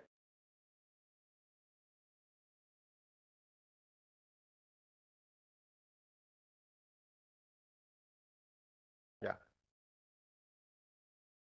So in this session, I'm going to talk about the basic human aspiration, the program to fulfill the basic human aspiration, the meaning of holistic development, the role of education in holistic development, and the content and process of holistic value-based education. So let me say that I have half an hour time. The content is too vast, okay? But I would like to cover as much as possible. And we'd also like to keep it interactive. So it's not going to be a dialogue, monologue, I'll say, just that I am saying something from my side, but we'd like to enter into a dialogue in this process. So whatever is said is a proposal. Verify it on your own right, on the basis of your natural acceptance. So at the very outset, let me say that this is a proposal, and I'm not saying that this is the proposal, this is a proposal, right? And we all can verify it on our own right. And there is some innate faculty in each one of us. This is something that we call as natural acceptance. And the moment we start referring to this innate faculty of ours, we are able to get very genuine answers. So the point is not in agreeing or disagreeing to the proposal or assuming it as true or false, but rather to verify it. So it is a process of dialogue, a dialogue between me and you to start with. And very soon it becomes a dialogue within your own self. So those of us who have already attended some workshops are acquainted with it. Those who have not attended may kindly try to interact as much as possible during the brief time that we have available. So there are two realities associated with each one of us. One is what you are, and the second is what you really want to be. your natural acceptance. So let me ask one question here. What is naturally acceptable to you? Is the feeling of relationship or opposition? What is naturally acceptable to you? What do you think? What is naturally acceptable? Relationship or opposition? Relationship. From where do we get this answer? Have we tried to memorize this? Have we tried to read in some book and then we are trying to refer to it? Or we can answer this question very much by referring to our natural acceptance. You'll see that in each one of us, this innate faculty is there. The moment we start referring to this innate faculty, we get very genuine answers. Now, vis-a-vis what you really want to be, if you see what you are. So do you think that you are always with a feeling of relationship, or it's something like sometimes opposition, sometimes relationship? What is the case? So a close observation will show that sometimes we feel related to the other, sometimes we feel opposed to the other, right? While every moment we naturally accept the feeling of relationship. So you can see the contrast here. What I am and what I really want to be may not be the same. And this is the sum total of all our problems in our life. If I am not the way I really want to be, right, I am uncomfortable, I am in problems. If I am the way I really want to be, I am comfortable. Can you see this? You are the way you really want to be, you are comfortable. If you're not the way you really want to be, you are uncomfortable. So the purpose of this workshop or this session is to initiate this internal dialogue. So let me start by asking a few questions. So do we want to be happy? Anyone here who doesn't want to be happy, please raise your hand. No one. Do we want to be prosperous? What do you think? Prosperous or deprived? Prosperous, right? And do we want to have the continuity of happiness and prosperity? Do we want it momentarily or every moment? Every moment, isn't it? So this is our natural acceptance. Now, if you look at the state of being, what I am, so let me ask myself, and you can ask yourself. So what do we see? Are we happy? Are we prosperous? And is there continuity of our happiness and prosperity? What do you think? Is there continuity or not? Yes or no? Yeah. So there is no continuity. If sometimes I'm happy, sometimes I'm not happy, sometimes I do feel prosperous, sometimes deprived, it means there is no continuity. So we can see the difference between what I am and what I really want to be. So why this gap at all between our desire and our state of being, between what we really want to be and what we are? And what are you doing to fill this gap? Is it getting filled up or getting wider day by day? We'll explore into this, right? So what do you think with the kind of work that we're involved in? Is this gap getting wider day by day or getting filled up day by day? On one hand, we can see that technology is on the rise. So many gadgets are there in the market today. So many facilities are going up. But at the same time, it may be the case that we are not feeling happy the way we are feeling happy earlier. We are not feeling prosperous the way we are feeling prosperous earlier. So on one hand, education is going up, technology is going up, but the gap is also going up. So just try to find out, is our effort to understand the true meaning of happiness and prosperity and ensure it, or is it just for accumulation of physical facility? What do you think? How much time we are investing in a day to understand the true meaning of happiness and prosperity? How many days in a week we are spending for understanding happiness and prosperity? How many days in a year we are spending to understand the true meaning of happiness and prosperity? And how many days we are working in a year to work for physical facility? Can you see this? Yeah, most of the time is being spent for accumulation of physical facility. So have we assumed that physical facility is the basic issue? That happiness and prosperity will be ensured when we have enough physical facility? And what effort are we making other than accumulation of physical facility? It is a serious issue. We have to think about it. We can see that we are not the way we really want to be, right? We want to be happy, we want to be prosperous, and that in continuity. But in place of spending our time basically for understanding the true meaning of happiness and prosperity, we are mostly involved in working for physical facility without ever being able to make out how much I require. And we are not even able to set the limit for the accumulation. We are just working for the accumulation of physical facility. So physical facility is necessary. Here also in this auditorium, we are utilizing so many physical facilities. But one thing to observe is that when an animal has lack of physical facility, it becomes uncomfortable. When it gets physical facility, it becomes comfortable. For example, when a cow gets a stomach full of grass, it becomes comfortable, sits and chews the cud. So if you have a cow in the house, you provide fodder twice a day, water thrice a day, provide a shed to the cow. The cow is very comfortable. What happens to the human being? When a human being has lack of physical facility, he becomes uncomfortable, unhappy. But once he gets physical facility, he forgets about it and start thinking about 100 other things. Does it happen?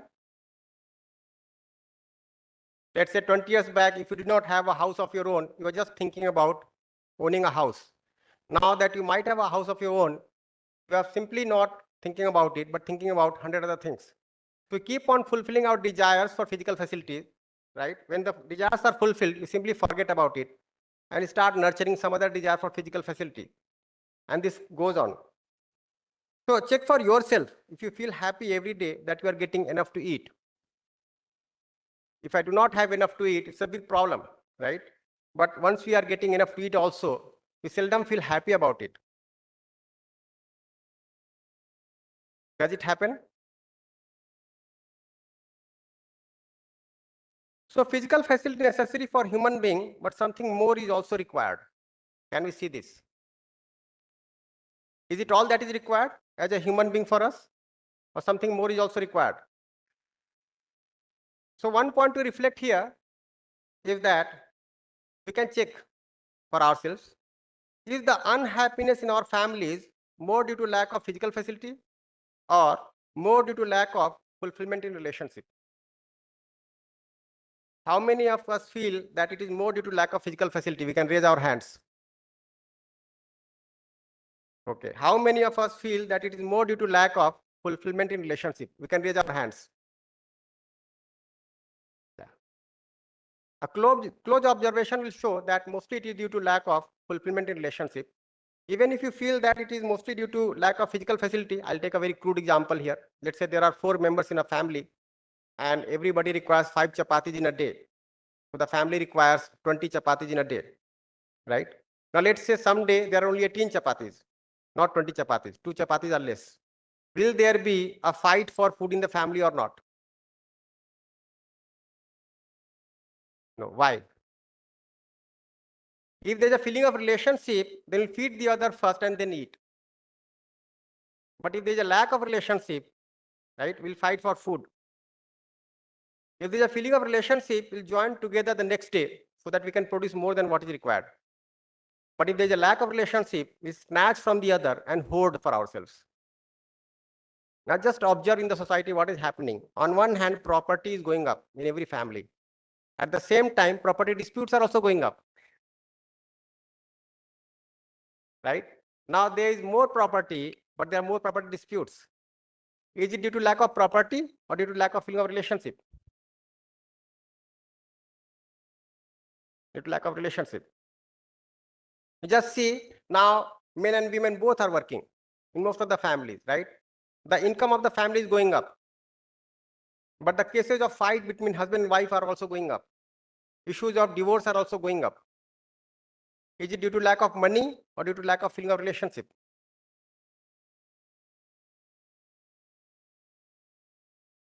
So lack of relationship, isn't it? So on one hand, physical facilities are going up, but due to lack of feeling of relationship, the problems in the family are also going up. And now these are becoming a commonplace, isn't it? And just at the same time, try to find out how much time and effort are we investing for physical facility and how much time and effort we are investing for fulfilling our relationships. What do you think? 90-10? Yeah, nice. So it may be the case that mostly we are engrossed with programs for earning physical facilities. And in that time, we are missing out our relationship. So we try to patch up whatever happened in the relationship by going for some dining outside on a weekend, watching movie outside, okay, or taking a trip outside, something like that. But then we are trying to just compensate for the loss of relationship. It is not actually working for relationship. So mostly our time is being spent for physical facility, right? In that process, we are suffering relationship, and then we are trying to patch up the discomfort in the relationship. So you can simply observe that the unhappiness is more due to lack of fulfillment in relationship, but most of the time and effort is spent for physical facility. Can you see this? Any reflection on this? You may kindly raise your hand and speak if you have any other view, or if you'd like to comment upon this. Is this fine? Can we see this?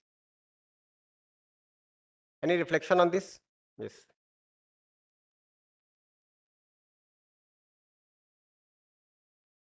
So this is something to observe very closely, isn't it?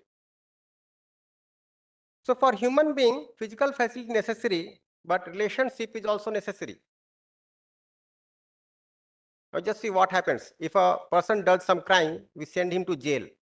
In the jail, he gets food twice or thrice a day. He gets clothes. He gets shelter. But what does he not get? Relationship. He misses his family, right? He's cut off from the society. The connections are gone. And that's why it becomes a punishment. If a human being is cut off from the relationship, it becomes a punishment. It may not be the case with animal, but it is there very much with the human being. So we want to feel connected, we want to feel related, we want to have fulfilling relationships. In fact, we'll see that the intention behind also working for so many physical facilities is that maybe by fulfilling the need for physical facility of the other, or the desire for physical facility of the other, maybe I am going to fulfill the relationship. So it does matter to us. We are concerned about relationships, but we actually do not have the program to fulfill the relationship.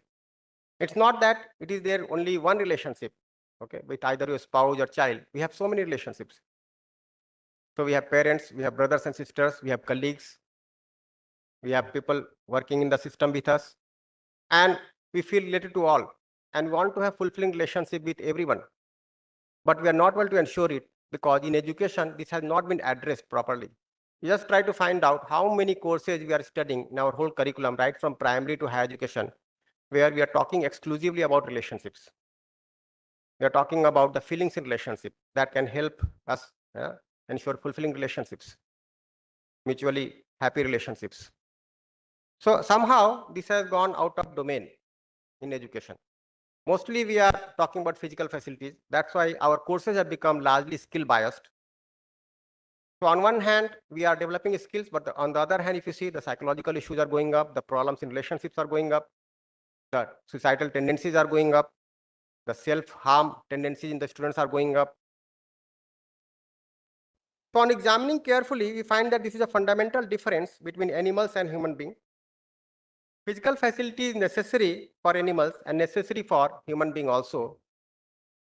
However, for animals, physical facility is necessary as well as adequate, largely. For human being, physical facility is necessary, but certainly not adequate. Can we see this? That physical facility is not adequate for us, right? We can't just do with physical facilities. We need something more than that. So in addition to physical facility, relationship is also necessary for human being. So at least two things are required for a human being. For animals, it is necessary and largely adequate. For human being, this physical facility is necessary, but not adequate. Yeah, any reflection on this? So as I mentioned in the beginning, it's not a monologue, it has to be a dialogue. So you can reflect upon this, we can interact over this. Of course, to have a sincere and lengthy interaction, we need some workshop. So from this platform, I would request every Vice Chancellor to organize workshops for your faculty, for your management. So we have been conducting faculty development programs for 3 to 8 days. We have been conducting management development programs also for 3 days. And we also conduct leadership development programs for 1 day, where we invite all the decision makers to come and sit together and have a view on this. So you can very much see that these two things are required, right? So for human being to be fulfilled, is there anything more required? Can we say that these two are enough, or something more is still required?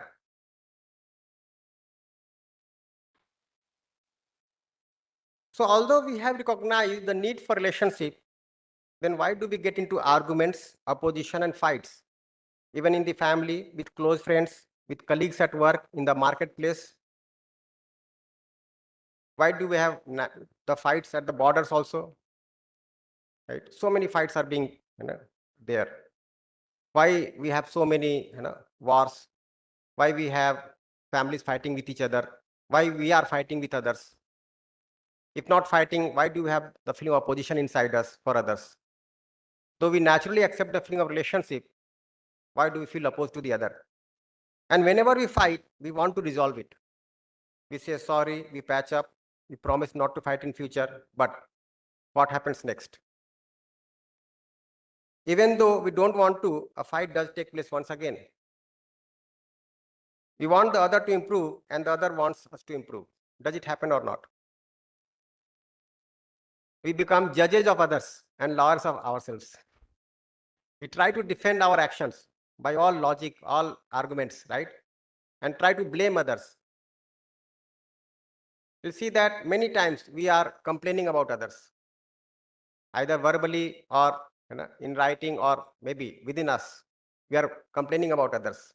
Within us, in our thoughts, we can see most of the time we are complaining about others. So we are not resolved within, because that feeling is not stated within. That feeling is not ensured within. And every time we feel that somehow I am right, so we try to defend ourselves and try to blame others for this. I may also be wrong, the other may also be wrong. But since I am not able to have that feeling of relationship, I am distraught within myself. I am uncomfortable within myself. So is this happening or not? Are incidences of reaction, not speaking to the other, not even listening to the other, arguments, debates, divorces, are they increasing or decreasing? What do you think? On one hand, education is going up. On the other hand, divorce is also going up. We can see that there are so many nations which are called developed nations, and there the divorce rates might be above 50%.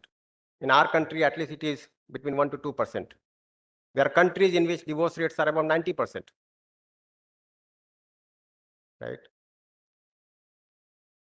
So explore your close relationships in the family, with friends, in the workplace, in the society. Is this happening or not? And what do you think? Are we happy being like this? Is this naturally acceptable to us? Certainly not. We want to come out of it. But then what would be the program for this? And can education address these kinds of issues? It has so happened that teachers do feel that this is the task of the parents. The parents have to teach all this in their family, right?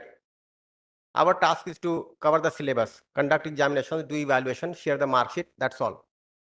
The parents feel that we are spending so much on education of our children, sending them to schools and colleges. It is the task of the teachers. And it so happens that when we have parent-teacher meeting, parents and teachers will first of all complain about each other, and then they will join together to blame the government, that the government is at fault, right? We are doing our duties, but the government is not doing its duty. So why is it happening?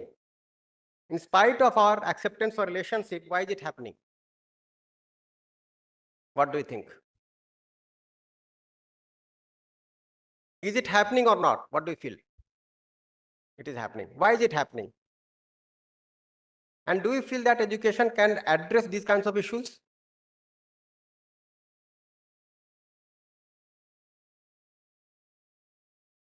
So you'll see that there's another thing which is required, and that is right understanding.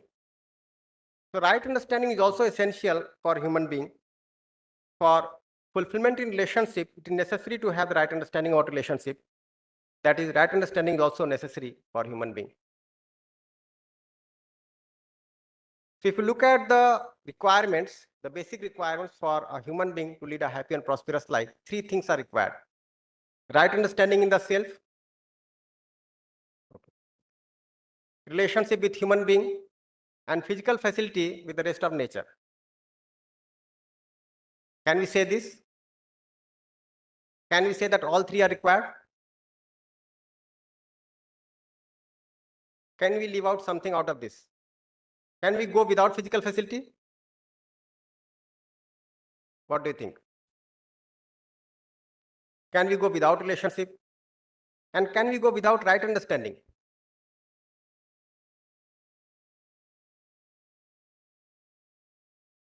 And if these three are met, then do we require something more than this in our life?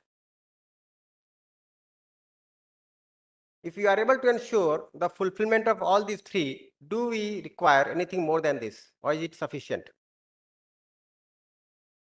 So in mathematics, we talk about necessary and sufficient conditions, right? So this is necessary also, and with little exploration, you can see that this is sufficient also. And are we taking care of all the three?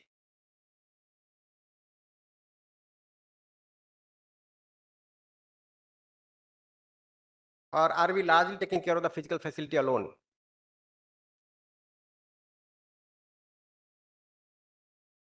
Does physical facility ensure fulfillment in relationship, right understanding in the self? So somehow we'll see that our education has also got largely biased towards physical facilities. We are developing more technologies. We keep on saying that now new technologies are coming up. Our foreign countries are developing so many technologies. So we also have to keep working on new and new technologies. We have to keep on doing research for developing new technologies. But it may be the case that the problem is somewhere else. The problem is somewhere else, and we are trying to locate the solution somewhere else. There's a story about a professor that on one night he was looking for his ring below a street light. So anybody who passed by asked him, "What are you looking for?" He said, "My ring has got lost. I'm looking for my ring." So gradually, few colleagues also joined him. About half an hour also got spent, but still the ring was not to be found.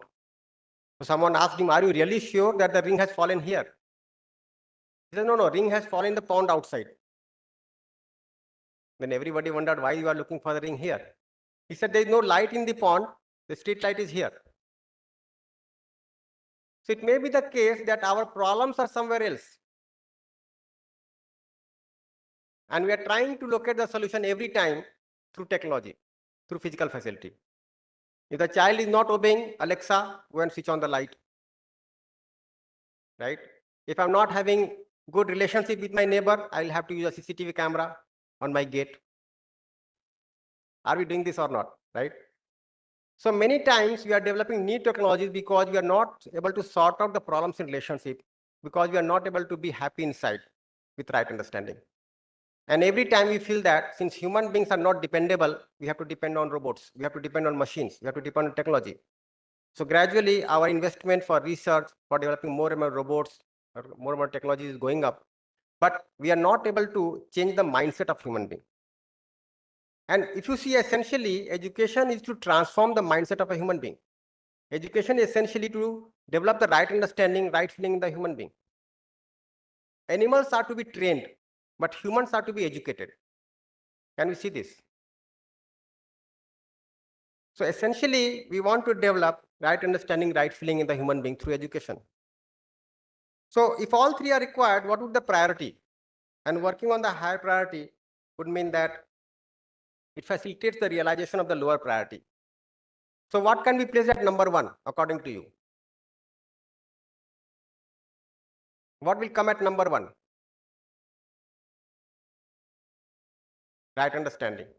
Number two, relationship. Number three, physical facility. So we have to set this priority within us for our life as our vision for life. And we have to set this priority in education also. We have to set this priority in the life of the students also. That the first priority for you is right understanding, same as mine. Okay. The teacher also has to see this. The student also has to see this. The management also has to see this. The leaders also have to see this. That for a human being, for a humane society, right understanding is the first priority. It is followed by relationship and then physical facility. With right understanding in the self and that ensuring right feelings in our relationship, we are able to ensure mutual happiness. I was talking about the complaints. If you try to look at the complaints within you, they are mostly owing to the lack of mutual happiness in relationship. Can we see this? With right understanding only, we are able to make out the need for physical facility rightly, how much we require, right? And what would be the right way to fulfill the need for physical facility, with which we are able to ensure mutual prosperity. So if you are living with all the three, with the correct priority, then we are living with human consciousness. If we are missing out the first and second and just working for physical facility, it is inhuman consciousness. And with this, we are unhappy within, making others also unhappy. We feeling deprived within, and we are exploiting others, even the rest of nature. We are depriving others, even the rest of nature. So that's why we can see that there are two kinds of people. One who are lacking physical facility and they are unhappy and deprived. And there are some people who are having physical facility at the same time unhappy and deprived. While what we really want to be is to have the physical facility, but be happy and prosperous. Where do we want to be? At 1, 2, or 3? 3, right. Data shows that the global food production is 6 times the requirement, but the global food wastage is 1/3 of the production. And the wastage is enough to feed 1,300 crore people per year.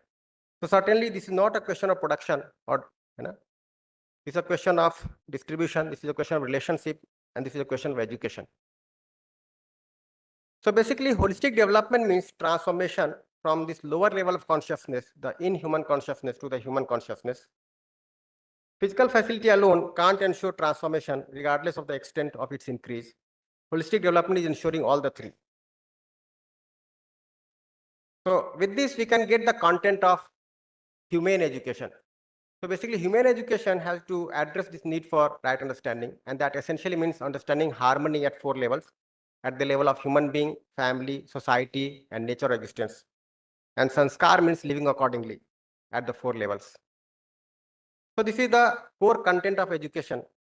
When we are able to ensure this consciousness expands.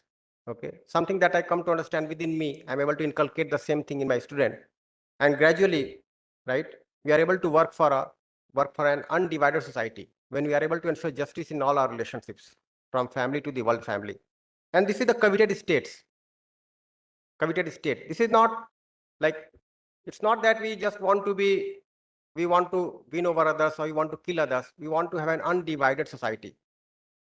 Similarly, we want to have mutual prosperity in our relationships, and we want to globally have universal human order, the whole world as a family working for each other's happiness.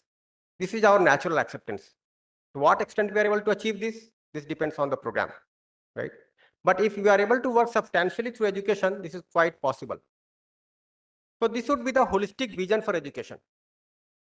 In every institution, we set up a vision. Can our vision at the level of university lie in line with this holistic vision? So there are proposals for harmony at every level, and the process for this would be self-exploration. And the desired achievement would be individual transformation leading to societal transformation. And that would be the mark of humane education, when we are able to transform the human being, and gradually we are able to transform the society through this process. So with this, we can decide the graduate attributes. With this clarity, we can decide the graduate attributes as it was discussed earlier. So holistic vision of life, socially responsible behavior, environmentally responsible work, and so on. So we talk about the program outcomes, the graduate attributes. We may have to transform them also, with this understanding. Now, I will briefly give you some insight about what essentially the content would be when we talk about harmony at different levels. So when we talk about the harmony in the human being, we can see that human being is coexistence of two different entities. One is the self and the other is body. And the two are in coexistence. How to understand this? So we can look at the need. If I look at the need of myself, I want to be happy. And there are feelings which are naturally acceptable to me. For example, respect, trust, affection, which give me happiness. So my need is these feelings, right? Which ensures happiness, and it is continuous. My needs are continuous and they are qualitative. If I want it every moment. If I do not want it, I do not want it any moment. The second reality, which is the body, its needs are physical facilities, which are temporary. For example, food, we want thrice a day, 4 times a day, right? Water, few more times a day. So we want it from time to time, but not continuously. And they are quantitative, we can always quantify them. And my needs are fulfilled by right understanding and right feeling. The needs of the body are fulfilled by physiochemical things. The needs of the body cannot be fulfilled by right understanding, right feelings alone. The needs of the self cannot be fulfilled by physiochemical things. So both have to be understood separately and fulfilled separately. In living, what is the priority? How much time and effort is spent for right understanding and right feelings, and how much time and effort is spent for physical facility? Now, what happens if we are not able to address these issues through education? A common misnomer is that we assume ourselves to be the body. The moment we assume the self to be the body, my need, which is continuous in time, which is qualitative, I try to equate it with physical facility, which is quantitative, right?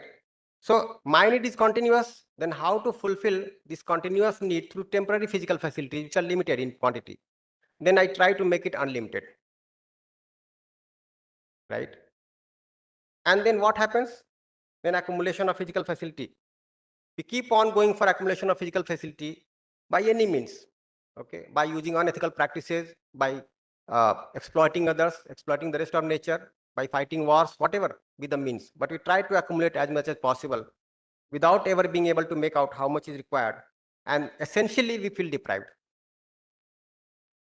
What I naturally want to be, I want to be prosperous. Essentially, I'm deprived. So whatsoever be the limit for which I'm working in terms of physical facility, at the very basic level, I'm unhappy, I'm deprived.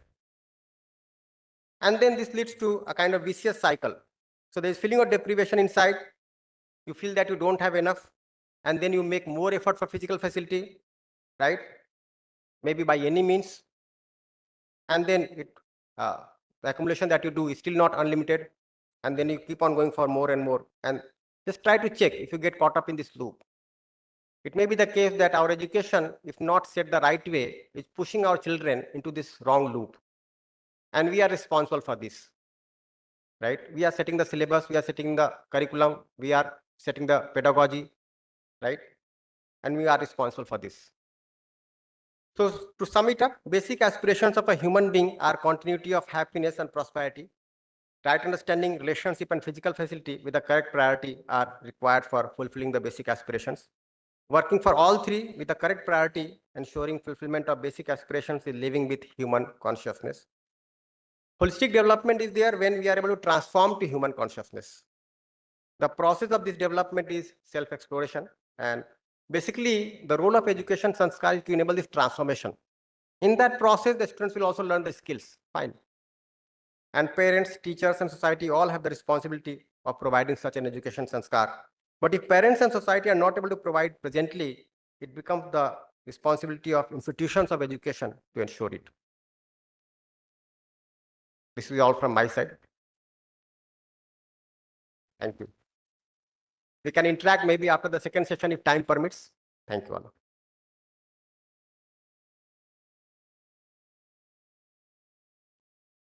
Thank you, Dr. Kumar Sambhavji, for bringing this clarity to each one of us that right understanding is the foundation of education. Now, from understanding the role of education, we naturally move on to understand relationships. Relationships in our educational institutes, in our organizations. So now I invite Dr. Sharmila Asthanaji, who brings a unique journey from medicine to holistic human understanding, reminding us that health is not just physical, but relational. A pediatrician by profession, aligned to UHV, dedicated to holistic human health and values, today she'll be talking about developing an environment of relationship in education. You're most welcome. We are eager to hear from you. Please. Thank you. Namaste, everyone. Again, like we just heard from Kumar Sambhavji, we would like this to be as interactive as possible. So everything is a proposal. Nothing is to be taken as is, but to be reflected on and checked with your own natural acceptance, your inner voice. So I am to talk about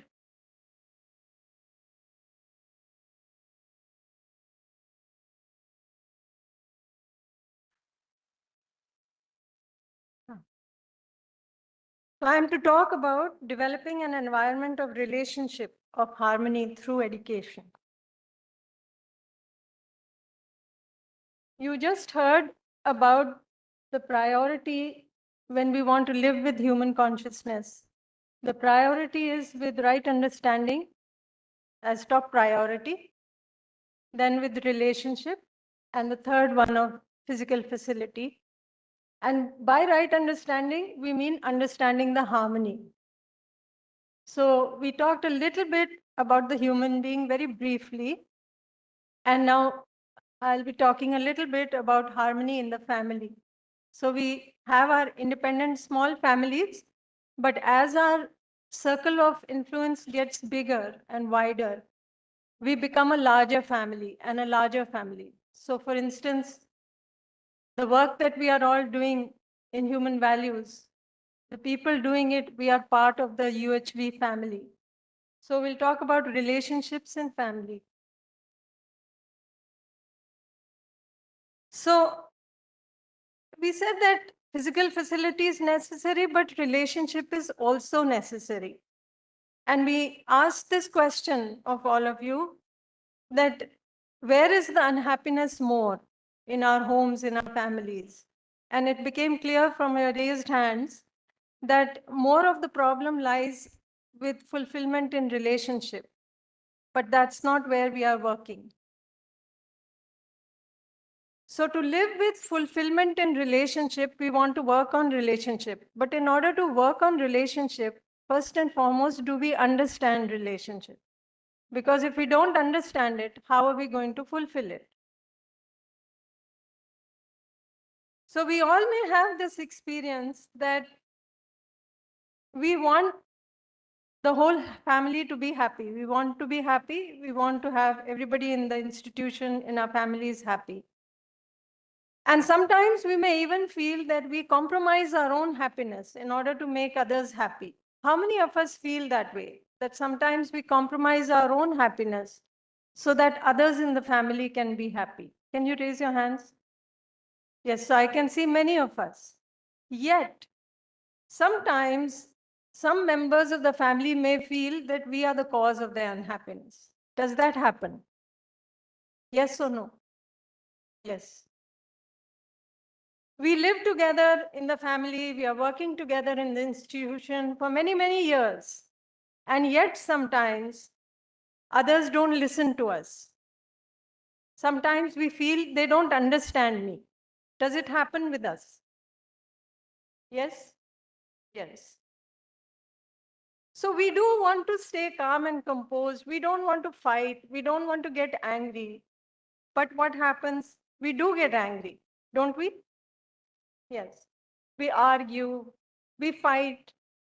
Of course, it may be that by the evening or the next day we say, sorry, we won't fight again. But then again it happens. Yes? How many say that, yes, it happens? So many of us have this experience. So why is this happening? Even if you look at academic leaders, the reports suggest that 30 to 70% of their time goes in resolving disharmony in relationships. So let's try to understand this harmony in relationship. This I won't go over. Kumar Sambhavji just talked about it. So basically, what you can see is that as a human being, I am self and body. The body is just the part that we see in the mirror every morning. But the essence of the human being is the consciousness or the self. And you will see that what is really required for the self is right understanding in the self. And with that understanding of relationships and having relationships with human beings, while the physical facility is just going to help in the need of the body. So let's talk about relationship. There are some statements I'm going to put before you, and we'll explore them. So first statement is relationship is. Relationship is already there. We don't have to create it. We don't have to make it. It's already there. And it is between one self and another self. The body is being used to express the relationship. So if I want to express my relationship with a child, I may use the body to hug the child and so on. But the relationship is between one self and another self. Then this statement that there are feelings in relationship. Feelings are in the self, in one self for the other self. Third statement we are putting across is that we can actually recognize these feelings. They are definite feelings. So some of these feelings that we can recognize in relationship, feelings that are naturally acceptable to all of us. So we've listed down these feelings. We'll be talking only about the first feeling mentioned here, trust, which is the foundation value. But once we attend the workshop, we will be discussing each and every one of these feelings. So the feelings can be recognized, they are definite. When I fulfill these feelings from my side, I feel happy. When I express this feeling to the other, and I see that the feeling has reached the other also feels happy. So ultimately, there is mutual happiness. So this is what we need to discuss a little bit more about in relationship is the feelings. So like I said, we'll be talking about one feeling, the foundational value, trust. So we call it the foundational value because just like the foundation in a building cannot stand up tall and stay sustained without the foundation. Same way, a relationship cannot move forward unless the foundation of trust is strong. So what is trust? Trust is to be assured. To be assured of what? To be assured, to have this clarity that the other wants to make me happy and prosperous. So what we'll do here now is we will explore the feeling of trust between two people. Consider yourself as one person of the two people and consider the other person as somebody who is close to you. It could be a family member, it could be a colleague, it could be a close friend, a relative, whoever. So now we'll ask some questions regarding this, and I would like all of you to give the answer to these questions as I ask them. So now we are evaluating trust between two individuals. You are one of those individuals, and somebody very close to you is the other individual that you're evaluating trust with. So I'm asking you this question, or I'm putting forward a statement. You can mention yes or no. I want to make myself happy. Yes or no? Yes. I want to make the other happy. Yes. The other wants to make himself or herself happy. Yes? No? Okay. Yes. Mostly yes, some not sure. Okay. The other wants to make me happy. Not sure is much more clear now. So that's a question mark, right? This is about our natural acceptance. Now let's look at our competence, our ability. So we all want to make ourselves happy. We said yes. How about our ability? Am I able to make myself always happy? Yes or no? So some doubt is there. Maybe yes, sometimes no, some doubt. Question mark. Am I able to make the other always happy?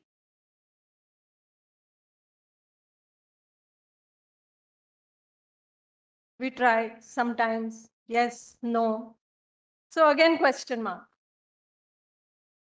The other is able to make herself or himself always happy?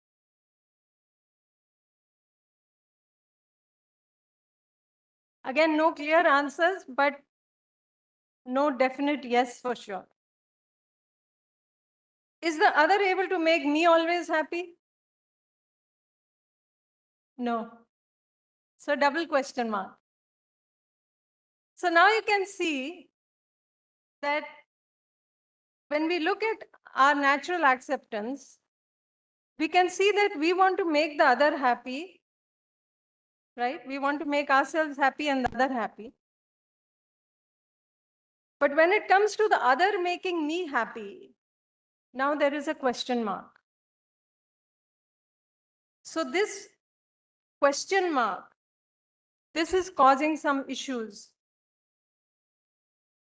Now what happens? Supposing I have a glass in my hand and it breaks. What do I say? Oops, it fell down. It broke by accident. What happens if the same thing happens with the other? You broke the glass. Can you see the difference? Do we make this change in our tone of voice sometimes? I come late to work and I say, you know, I got late again. I would have reached on time. This traffic is so bad. The other person comes late. Whether I say it to that person or not, it's going on in me. He's come late again. Always a late comer. Now he'll make some excuse. Does it happen sometimes? I go to boil the milk. I'm standing in front of the gas. The milk boils over. And I say, Arey, I was there only. I don't know what happened, and the milk boiled over. So meaning it happened by accident. My spouse goes to boil the milk and he's there and I see it boiling and I say, Arey, what are you doing? Can't you see? Now you spilled all the milk. Can you see the difference? Does this happen with us sometimes? Yes. So what's happening is that even if I make the same mistake 100 times, I'm very sure about my intention. I'm very sure that it was a mistake. I didn't intend it to happen. So what I'm saying is the mistake happened by accident. I didn't mean it. So I feel, okay, I'm right. I'm doing the right thing. I'm not at fault here. I tried to do the right thing. It happened by mistake. Once I reinforce this, I don't make effort to change because I think the problem is not with me. But if the other makes a mistake even once, I start doubting his intention. I think that the other has made the mistake intentionally. So I have a feeling of opposition. I get irritated. I get angry. And I'm telling myself, this person is beyond repair. Nothing can be done. He's too bad. So how many times we feel that about our students? When the student is not understanding, or maybe the student is busy on the phone, what do we say? We say, he doesn't want to understand. So if we see this kind of doubt on intention, this doubt on intention is a major reason why there are problems in relationships. So I was just yesterday or day before, somebody who called me mentioned that there's a lot of problem in the relationship. So I said, what happened? She wanted to discuss something. So I said, okay, go ahead. What is the problem? So she said, my husband doesn't want to talk to me anymore. I said, what seems to be the issue? She said, I don't know. Every time I say I want to talk, he makes some excuse. He goes away. I say I want to spend some time. He doesn't want to spend time. He says, why don't you go to your mother or whatever? He doesn't want to be with me. So I tried to ask, was it always like this? So no, it was not like this. Then what has changed? She couldn't think much about it. And then I said, is it possible that meaning you might have made some mistakes in the past that might have hurt him? Then she paused and she thought about it and she said, well, maybe it's possible. We did have some arguments and I did say some harsh things. So I said, then do you think he really doesn't want to talk to you, or he's afraid that he will be hurt again? So he's trying to avoid that hurt. So maybe he's not able to talk to you. So she was able to see how she was doubting the intention rather than seeing it as a lack of ability, that somewhere our competence also may be lacking. So I think many a times we don't see this and we cause problems in our relationships. So why this is happening? Because when it comes to our natural acceptance, we are very clear. I want to do the right thing. I want to make the other happy. There's no problem there. But when we go to evaluate the other's intention, we are not actually evaluating that intention. We are seeing their behavior. And we are seeing that the other is not able to make himself or herself happy, or at least there is a doubt about that. The other is not able to make me happy. I'm doubtful about that. And that question mark I drag from this ability part, bring it to the intention part and say, he doesn't want to make me happy. Can you see this? How many of us can relate to this? Yes. So very often this is the problem. This doubt on intention, this is mistrust. I am not assured that the other wants to make me happy. I feel that the other intentionally hurt me, that the other didn't care about me. This is a problem. But once we have trust in the other, once we have clarity that just like my natural acceptance, the other's natural acceptance is the same. Once that clarity is there, then it becomes now crystal clear that the other also wants to make me happy, just like I want to make the other happy, because the natural acceptance is the same for both of us. On the other hand, now when I look at the ability, I evaluate the other's ability and I evaluate my ability. And with this, now I get a clear picture that even I can't make myself happy most of the time. So the other is like me. So once I have trust on intention, now when I talk about the other, it is the same way like I talk about myself. If the other has a glass, it breaks, I say it's okay. The glass broke by accident. You didn't intend to do it. So now you can see that with that, I start making effort to improve my own competence wherever it's lacking. I also don't doubt the intention of the other. I'm very clear about the intention of the other being good. Only problem is the other may lack competence, in which case I can help the other improve the competence. So this trust on intention, this is the starting point for mutual development. So once I have trust on intention, I accept the other. Once I accept the other as he is, I start listening to the other. I start having concern for the other. And I discuss very freely, try to help the other in any way that I can. And where I am concerned, I stop complaining about others. I start seeing my role, what I can do to help the other. So this trust on intention This is the foundation of relationship. Just to share an example, there was a lady who used to attend some of the workshops, or she had just attended the workshop. And then on the last day of the workshop, she was sharing her experiences. So she mentioned that she used to be very short-tempered with her children. She would shout at her children, get angry with the children. And the other day, after the workshop, she went home. She was preparing preparing dinner, and the children were playing in the hall. And they happened to be playing with a ball. And the ball hit the window pane, and the glass broke and shattered. And she says, I went into a fury. Here I am cooking, and these people are troubling me. They are causing all these problems.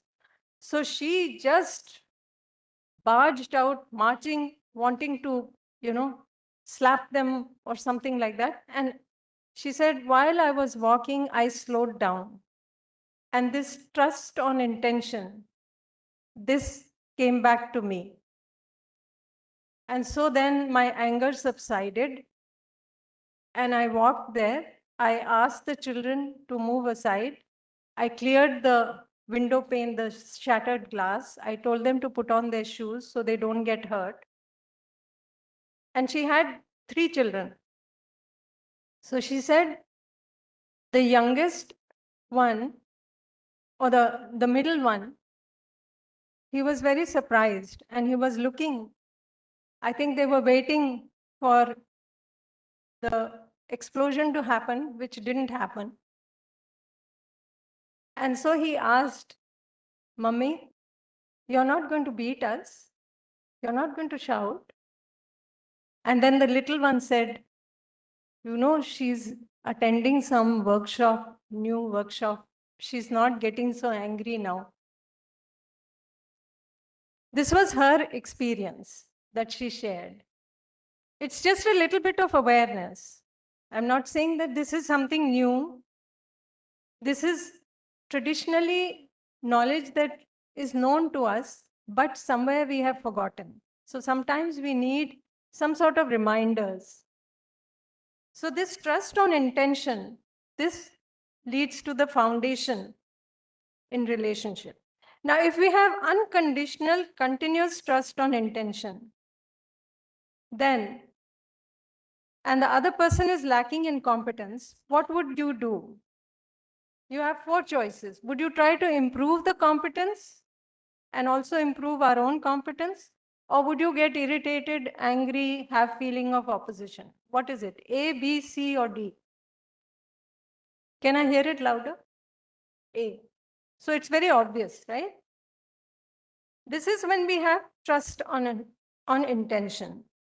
Then we respond to other people. We respond to situations. However, when we doubt the intention, then we may be doing any of these other things, getting irritated, angry, feeling of opposition. We are reacting to the other person, to the situation. Now, the question that we need to reflect on is, how many persons in our family and friends do we have trust on intention that is unconditional and that is continuous? What that means is, in our family and friends, how many people are there with whom I never, ever, even for a moment, have irritation, anger, opposition? Meaning, it is continuous. My trust is continuous. It is not based on any condition that if they take care of this, then I will have trust. So without that condition, how many people do we have trust on intention? We can just reflect on this. We don't have to answer it, but it is important for us to continue that dialogue within us and check for ourselves.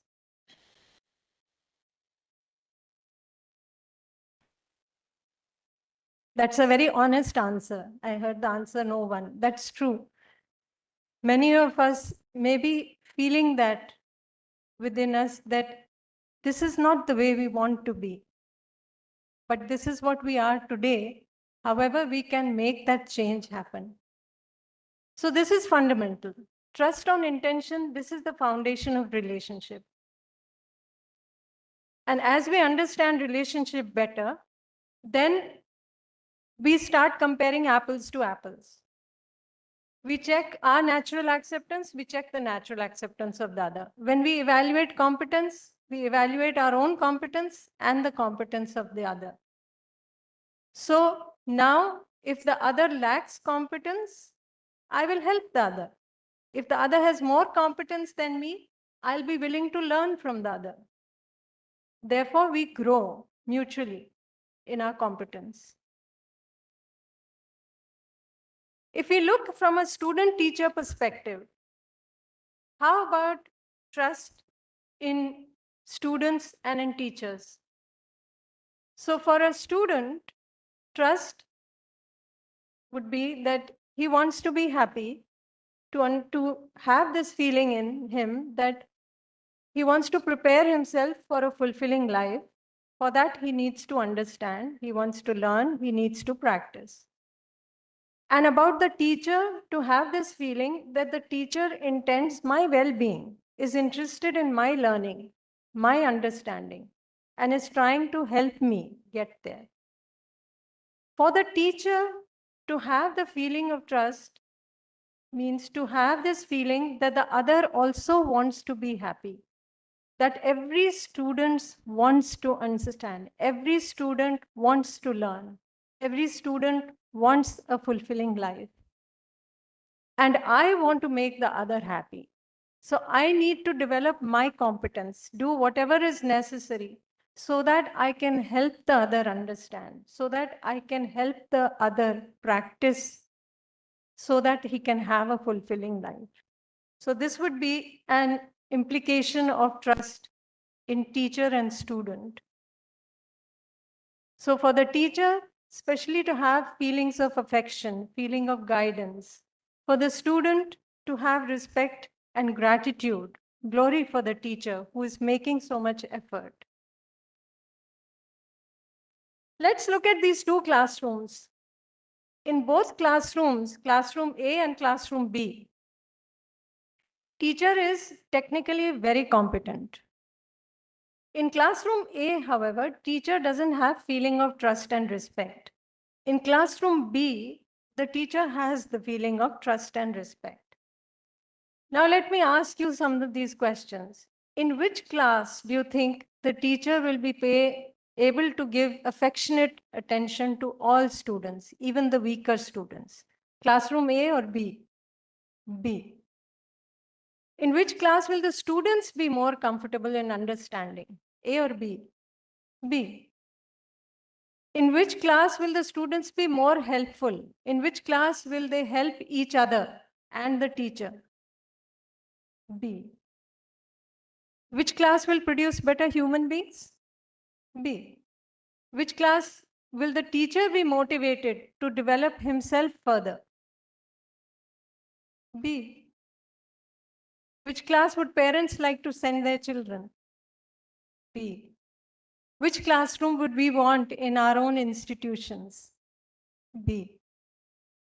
So there we have it. If we doubt the intention of the students, we lack clarity of the potential of every student, that every student has the same potential. But if we have trust, we are clear about the intention of the students. We are clear that every child has the potential to reach that place. So these are the other feelings. I'll not go into them. There's a little lack of time. Now going beyond this, beyond the family, if we see as we extend our circle of influence, our family grows bigger and bigger. So like for the UHV team, we call it the UHV family. At the level of society, when all human beings have a common goal, a common human goal, you can have a bigger, wider societal family. And education is the fundamental program to fulfill this common human goal. So this is what I wanted to share. I think time is up, but if there is one quick question, maybe we can take it. Yes, we can pass the mic.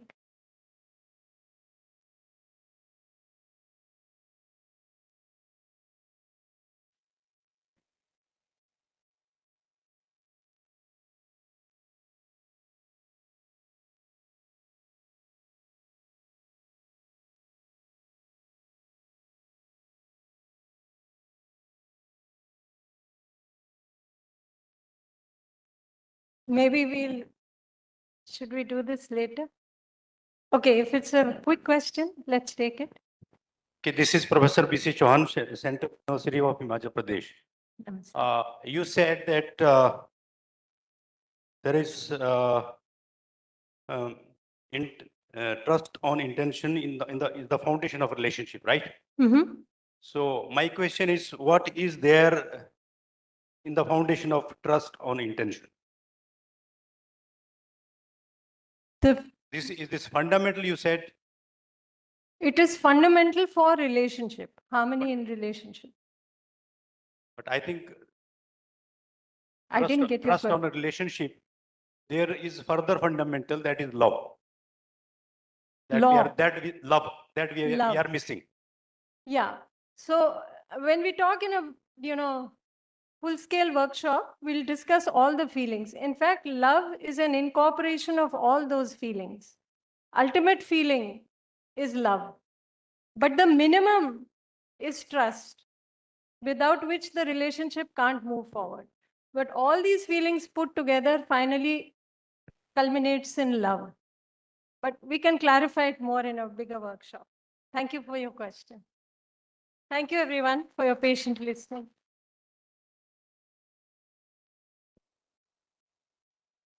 Thank you, Sharmila ji, for highlighting how relationships are at the core of human education, and it works everywhere. So with this, we now move on for this little lunch break for us. Through this session, we all have reminded ourselves that UHV is not taught, it is to be understood, to be lived. So with this, now we'll have this 45 minutes break for lunch. So we'll assemble back at 2:15. Just a little announcement for all our delegates over here. So the lunch has been arranged at 3 different places for our convenience. So we would request the NWR and CR region, the central region and the northwestern region, to proceed to the 3rd floor for the lunch in the same building. You can use the lift.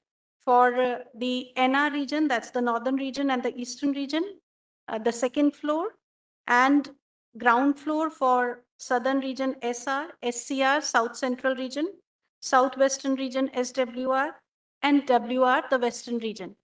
And the VCs may proceed to 2nd floor if they like for interactions. So we hope all of our guests will take care of the lunch, and we'll be back in the auditorium around 2:15. Thank you, everyone.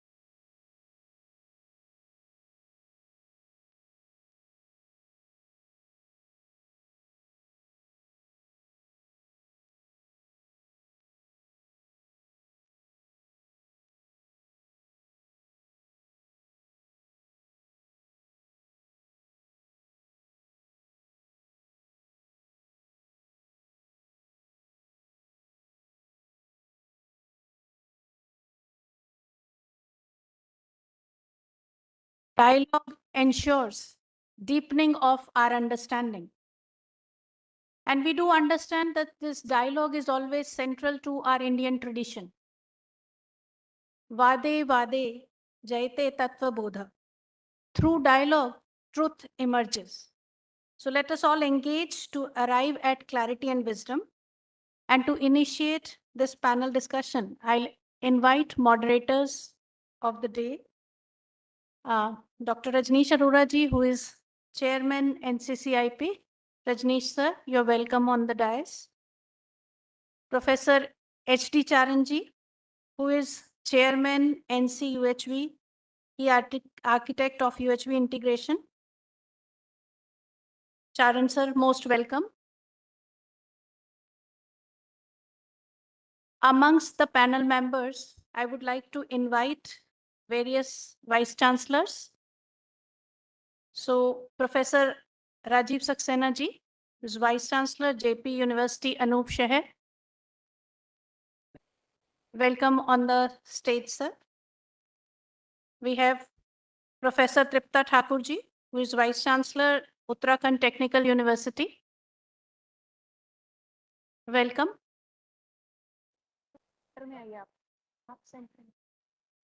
Centre में आइए.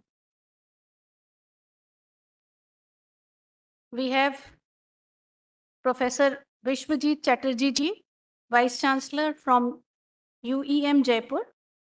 Welcome, sir. Professor Vijay Kumar ji, VC Chaudhary Devilal University, Sirsa, Haryana. Dr. G.K. Prabhu ji, VC Sikkim Manipal University, Sikkim. Dr. Rajul K. Gajjar ji, VC Gujarat Technical University, Gujarat. Professor Karbhare Kale ji from Dr. Babasaheb Ambedkar Technical University, Raigad. Dr. A. Vinay Kumar ji, Pro VC SRM IST. Dr. S.V. Satyanarayan ji from JNTU Anantapura. Professor C.V.S.K. Prasad ji, Vice Chancellor JNTU Kakinada. Professor B.V. Ravi ji, Vice Chancellor Bangalore North University. Welcome on the dais, sir. So our panel moderators will take forward the session.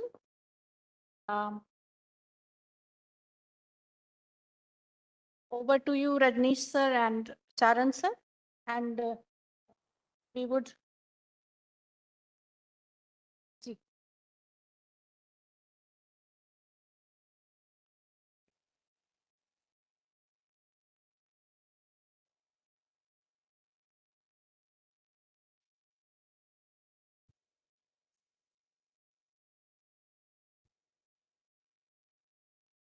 To depict the impact of implementing UHV at SRM-IST, we'll have this presentation from the University UHV coordinator. Over to you, Rajneesh sir. Ji. Yeah, this has to be discussed.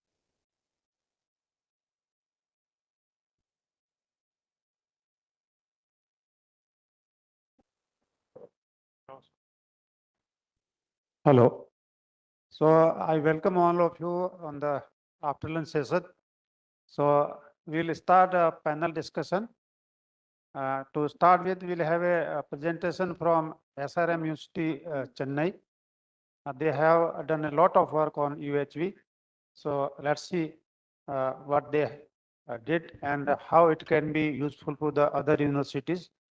At the same time, then in continuation to that, with all the Honorable Vice Chancellor here, they'll share their experience, particularly in implementation of UHV, their experiences, and what is the way forward for the same. And for that purpose, every Vice Chancellor shall be requested to limit it to the 5 minutes.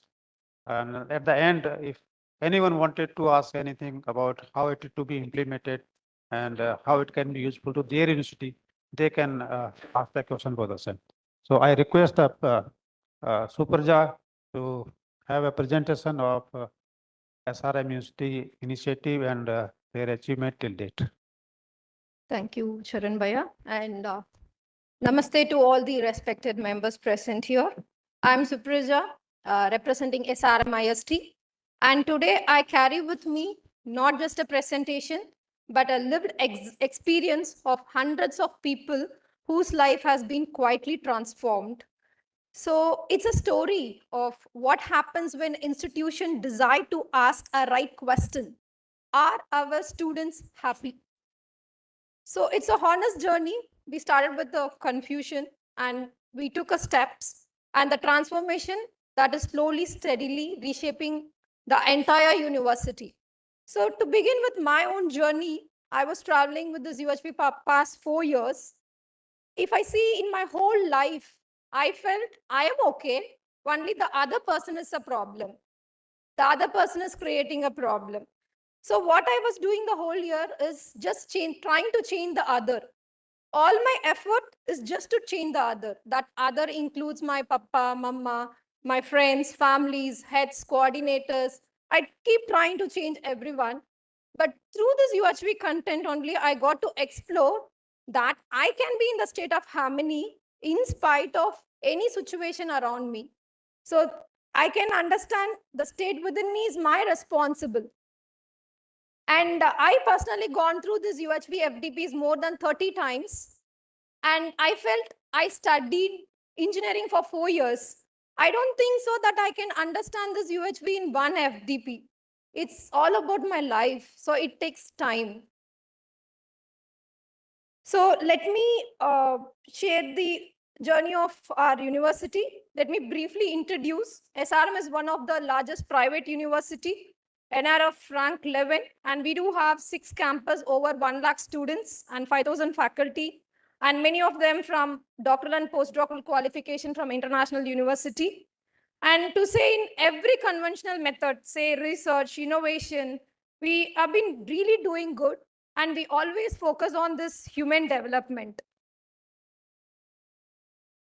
So in all our success, we understood we are preparing students for job, but there is a question, are we preparing them to for a fulfilling life?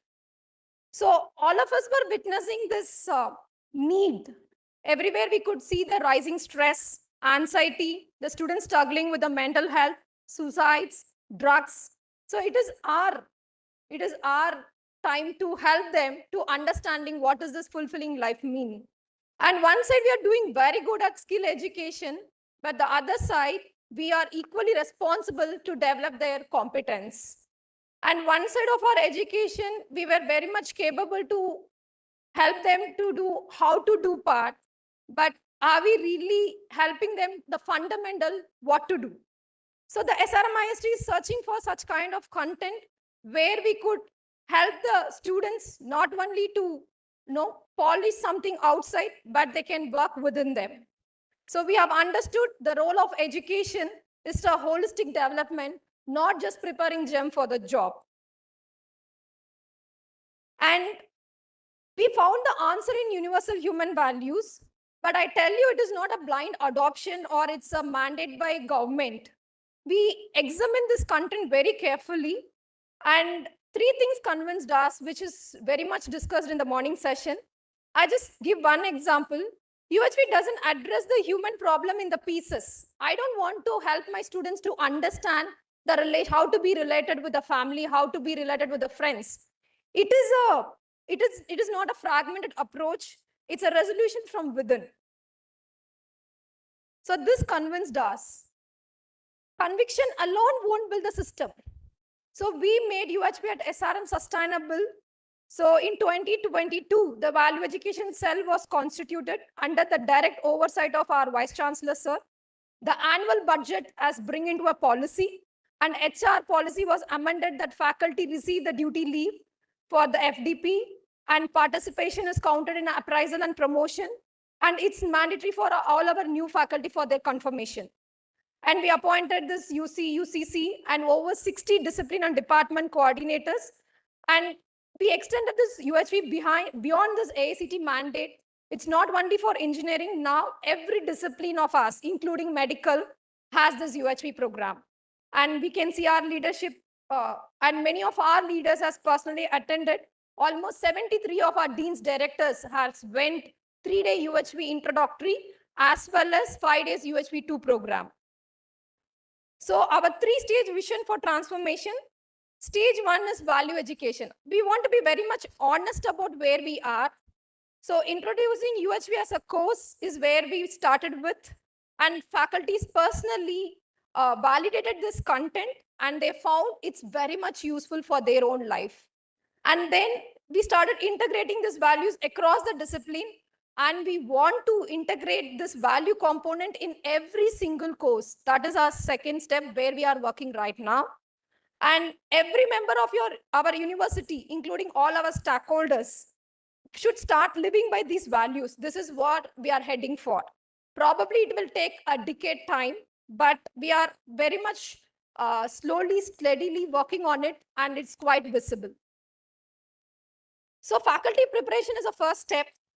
So faculty transformation is a foundation for everything. If we cannot give what we don't have, because we have an experience, one of our senior faculty, went to the class and she was discussing about this trust. And when she saw the student coming late and she started scolding, immediately student asked, "Ma'am, where is your relationship now?" So we cannot stand in front of the students. Students are not listening to our words. They are observing what we are doing. So we were very much laid and progressive, conducting the programs. We do facilitated 29 in-house editions that include UHV introductory 5 days UHV 2, which has been very much mandated to take a UHV course. But then our faculties were interested to take on higher level courses. So we facilitated 9 higher level programs that includes UHV 3, 4, 6, 7 and holistic health workshop. So our journey before and after UHV, I want to be honest, our faculty started with no clue what is happening this FDP. But after listening to this content, they came back and told us, "Ma'am, this content is helping to find a clarity in our own life." So some of the outcomes we were able to see that now there is a shift from skilled focused education to value-based education, from dominance-based teaching to the relationship-based teaching. And these are some of the outcomes which is quite visible. But I can say it is not an overnight change. And we are not claiming that everyone has reached this state. But this is real and it's growing every day. Some of the faculty voice, I'm not taking everything in detail. I just go through one. One of our faculty member mentioned, "I used to shop 2 to 3 times a week. But after UHV, I begin to understand what I actually need. The urge of buying just faded. And family can notice this change before I spoke to them." We might be smiling, what is this matter? But won't it feel it's remarkable when faculty member naturally shift from excess consumption to contentment? So these are the few impacts we could witness in our management. So the transformation is not limited to the classroom. It is reflecting in our administration, a shift from control-based governance to clarity-based governance. And the administrators started extending these FDPs voluntarily, not mandatorily. So when people in the top of the institution are volunteering choosing the self-exploration process, this is not a program. It is changing as an institutional culture. Morning, we have seen one of the testimonial from our KV Leela ma'am. And one another testimonial I would like to quote is from our Associate Dean ENT. What he mentioned, "Now I have become an Associate Dean and will deal with so many people. I feel I must attend another OHV FDP because dealing with people requires inner stability and comfort within." So with this much of management support and the faculty preparation, we confidently take into the students. So this is our journey. We started with the random syllabus, just having value education as one course, and to the elective. Now it has been a course of 3 credit, and also it has been a course of value-added course in a medical. And recently we have introduced UHV in minor degree, which is of 24 credits. So this is what I was speaking about. Our Pro Vice Chancellor, Vinay Kumar sir, is a man who is instrumental to take this bold step that UHV in minor degree. We have launched in 2025 in Science and Humanities, and we are trying to incorporate the UHV minor degree in engineering as well from 2026 regulation. Few of the impact we could see in our students is there is a clarity in happiness. Not just a student can able to differentiate between the momentary excitement to long-lasting fulfillment. And they can able to see that they don't want to work separately for anxious, reducing anxious, anger, confusions. This one program is it's a complete framework that help one to instead of going to multiple counseling attempt, this one workshop is helping them a lot. So these are some of the impacts. I just mentioned only one. The student once who called their parents only for asking money. For some time, he didn't call for a money. She just called to ask their family how they are doing. And whenever they checked, "Do you want money?" She said, "No, no, no." So parents were little bit upset. What is happening to my girl? Is she's trying to find money in some other ways? They rushed to the college and they found it is not, it is a genuine contentment of her. And they personally, when they went back, they said, is there any program for parents also? So this is not reaching only to the students, through the students, it's reaching their home. And the transformation is not staying with the classroom, it's also rippling outside. Our non-teaching, we had a program for all our non-teaching admin staff, caretakers, and lot more. Like we take it to the Tamil Nadu, all the blind school kids. And as an extension outreach, we have reached all the district social welfare officer, Anganwadi staffs. And we are also building a national ecosystem. So SRM is not just participating in the national movement, we are also leading in the conferences and the regional meeting. We hosted 2 international conferences and 1 national conference and also the regional meet. And we do support many universities. We handhold them to conduct FDP, how to implement in their university. So SRM is one of the most active university which is building a national ecosystem. And all our impacts has been documented. We published this SRM Synergy in 5 editions. It is publicly accessible. Everyone can go through it. We are honored to share at SRM is one of the 2 universities to receive the UHV Foundation certification. This recognition, we are not into recognition, but then it confirms our sincere effort. So this is the roadmap ahead. So this is where we are heading to. So few to mention is we want to develop this UHV-based student counseling model, a structured mentor-mentee model, and we would like to network with all the institutions across the nation. And in future, it can be a national nodal center. So in my conclusion, we could see that every human being, regardless of their role, they aspire for 4 things: happiness in continuity, prosperity in a family, fearlessness in the society, and natural mutual fulfillment in the nature and existence. So our education system touches on these aspirations, but UHV directly address them very systematically, universally. So at our SRM, we are not changed what we teach, but it has deeply transformed how we think, how we relate, and why we educate. So to all the vice chancellors, this is not an invitation to adopt the course. It is an invitation to begin a journey that starts with a few curious individuals attending this workshop, but slowly, steadily, this brings a transformation in entire institution. So we will willing to walk alongside with all the universities who would like to choose to begin.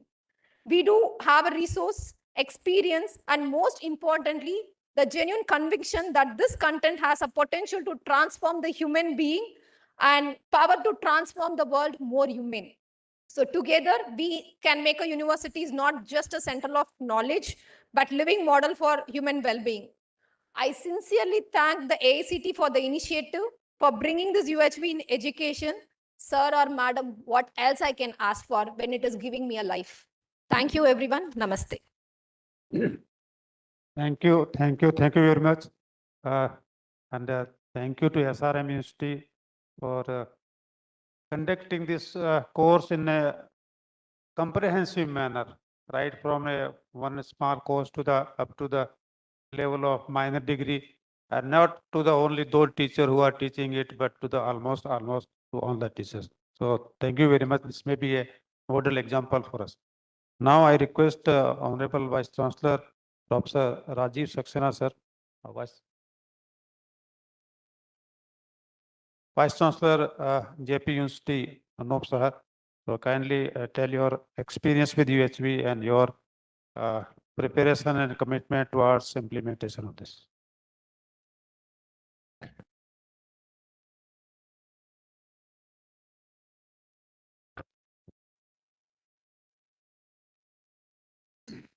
Very good afternoon to one and all.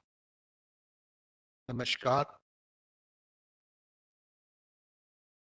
It's a wonderful step, I should say, taken by the ICT to inculcate a very healthy and happy environment in educational institutions.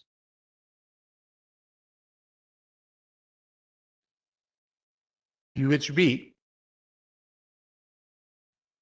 is a wonderful area. During the lunch break, I was discussing with one of the founder of this particular dimension, Horizon, कि हम लोग अब उस as में आ गए हैं, particularly I'm talking about the senior citizens, the vice chancellors, educationists, और जिस समूह को अब हम बिलोंग करते हैं वहां पर ह्यूमन वैल्यूज की वैल्यू समझ में आने लगी. That's why it is a very wonderful step. At least vice chancellors were called, and certainly with having this one full day session over here on UHB and its importance, many of us. Sir, आपकी university में क्या चल रहा है वो बताएंगे तो बेहतर. I'm coming to that will be useful to all of us. I'm coming to that. Very nice. It's nice to have this activity in every university. As a vice chancellor, in last 2 years, we have held 2 FDPs on UHB. We have started a course since last 4 years, an BTech program, and after incorporating NEP 2020 in our curriculum, in every faculty, we have also introduced a course on UHB in every faculty. So many benefits we have enjoyed, particularly after introducing this, as what my earlier speaker explained. They are the dimensions where we have reaped the fruit of UHB. I once again thank you for giving me this opportunity, number one. Number two, thanks to AICT for organizing this activity. And lastly, I wish that all of us should introduce this course and introduce FDPs and educate our faculty on UHB values. Thank you very much. Thank you very much, sir. So now we have Honorable Vice Chancellor Vishwajoy Chatterjee from University of Engineering and Management, Jaipur.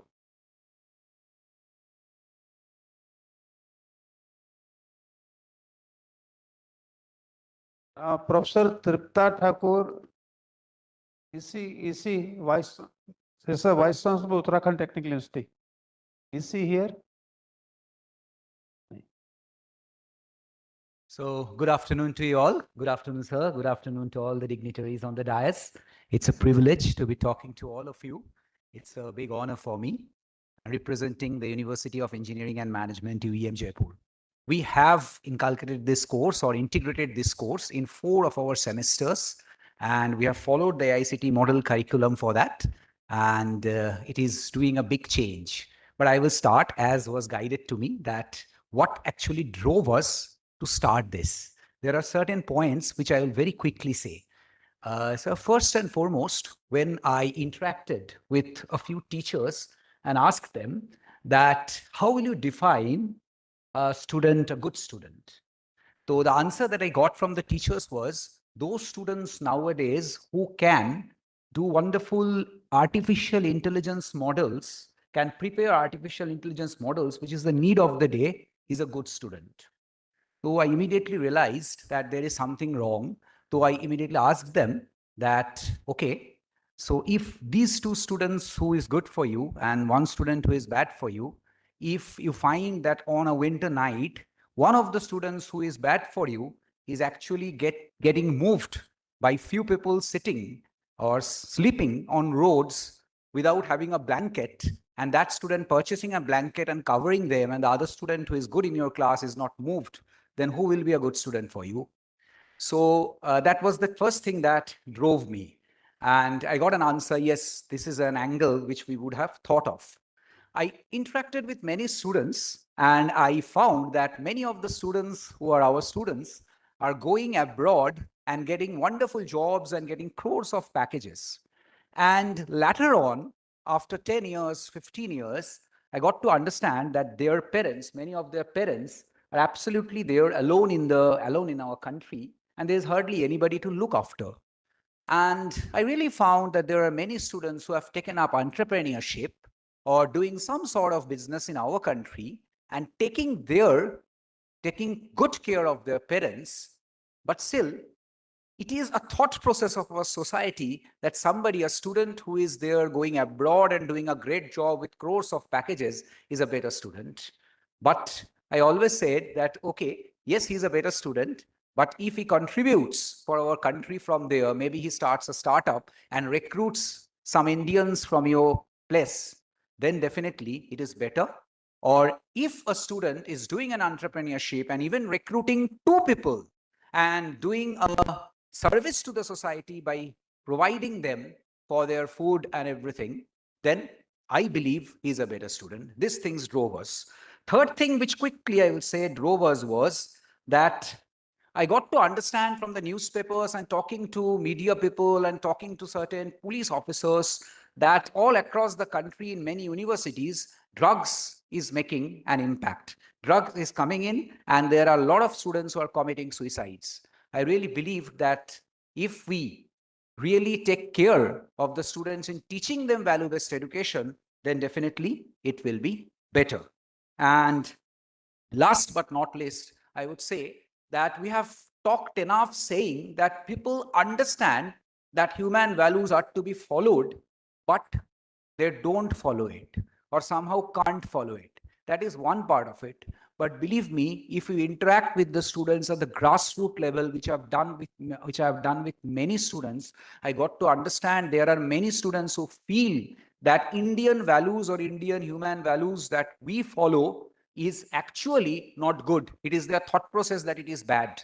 Many students have told me straight over my face that the Indians feel that there is God in many things. For example, there is God in the Ganga river because our Indians feel that's why they pollute the Ganga river, and that's why other rivers in other countries are better and our rivers are bad. Many people have straight away said this. I felt this is dangerous. This is absolutely dangerous, because if you feel that human values is good and you are unable to implement it is one thing. But if you feel it is bad, then it is dangerous, which is happening to many students. I really thought this has to be addressed in a different way. And I really felt that AICTE has come up with a wonderful curriculum and we should follow it. We quickly started it, integrated this AICTE model curriculum of universal human values in 4 of our semesters and got a result. But apart from that, very quickly, I will say, we integrated some practical things. What we did was we said that in certain days of the year, our students and teachers all will sit together along with the so-called 4th class staffs that we say, even if he is a sweeper or anything, we'll sit together and have lunch together, a step that we took. You talk to them, interact with them, understand what is happening. That way the students may be getting some insights that how human values can be inculcated. Then we have started a morning prayer every day. We have started with national anthem every day in the morning. I think that helped us. We took 15 villages, 60 women per village. We started adult literacy, 60 women and 15 villages. So 900 women to be given literacy. We started this initiative and our students were given the responsibility that you go and teach alternately. So one student will be teaching for 2 days, another student will be teaching for 2 days, we'll be forming a syllabus and accordingly we'll do it. They did it and they really felt very good about it, and their notion and their absolute value, we could understand, it absolutely changed. We started a center of sieving in our university, within the university, and few girl students who were good at sieving, they were given the responsibility to teach free of cost. And we actually paid to the student in return that if needed, we will pay you. Some students took, some students did not, but they imparted the sieving training. And some of the women are actually doing entrepreneurship. They have purchased sieving machine and doing some sort of living for them, arranging for some sort of living for them. There's another action that we taken. We had actually, during Diwali, we take all our students every time and we take some to some NGO or some places, and we actually make them interact with the students, give them food, give them gifts, and enjoy the whole day with them. I think that also helped the students, motivated the students to do better for the society. These are some of the actions which we quickly take. For future, I was told another thing, that in future, what are we planning to end with?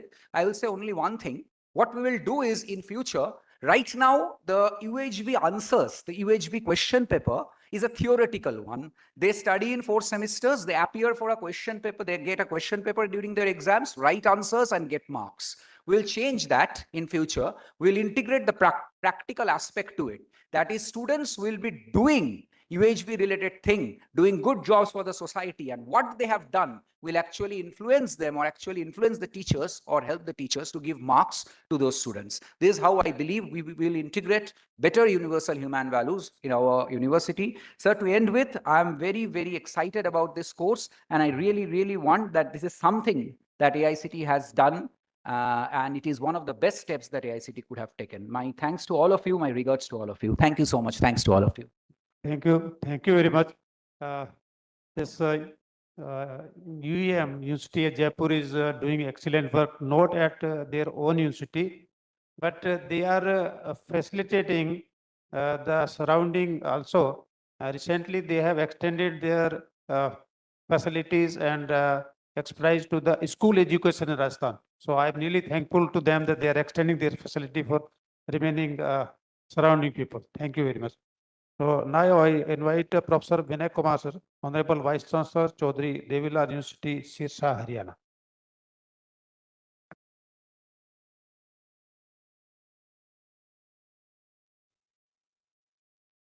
मंच पर उपस्थित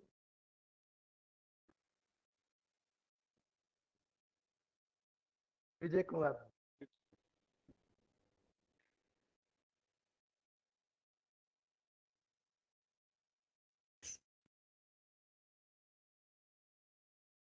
कोई नहीं, अभी तो number मेरा आ गया,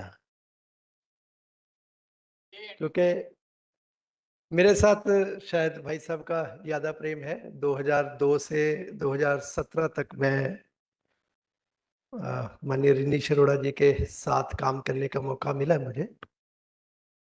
Punjab technical university में मोहाली कैंपस में रजिस्ट्रार भी रहा, तो इसलिए प्रेम की वजह से मैं यहाँ पर हूँ। मैंने 26 मई 2025 को चौधरी देवीलाल विश्वविद्यालय सिरसा में as a vice chancellor join किया।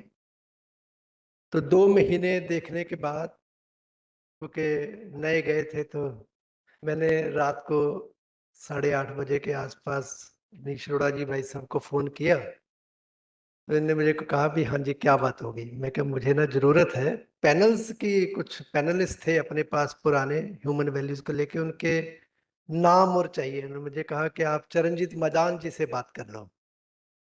तो यहाँ से हमारा विश्वविद्यालय में यूनिवर्सल ह्यूमन वैल्यू की एफडीपीज और उसके वर्कशॉप्स का काम शुरू हुआ।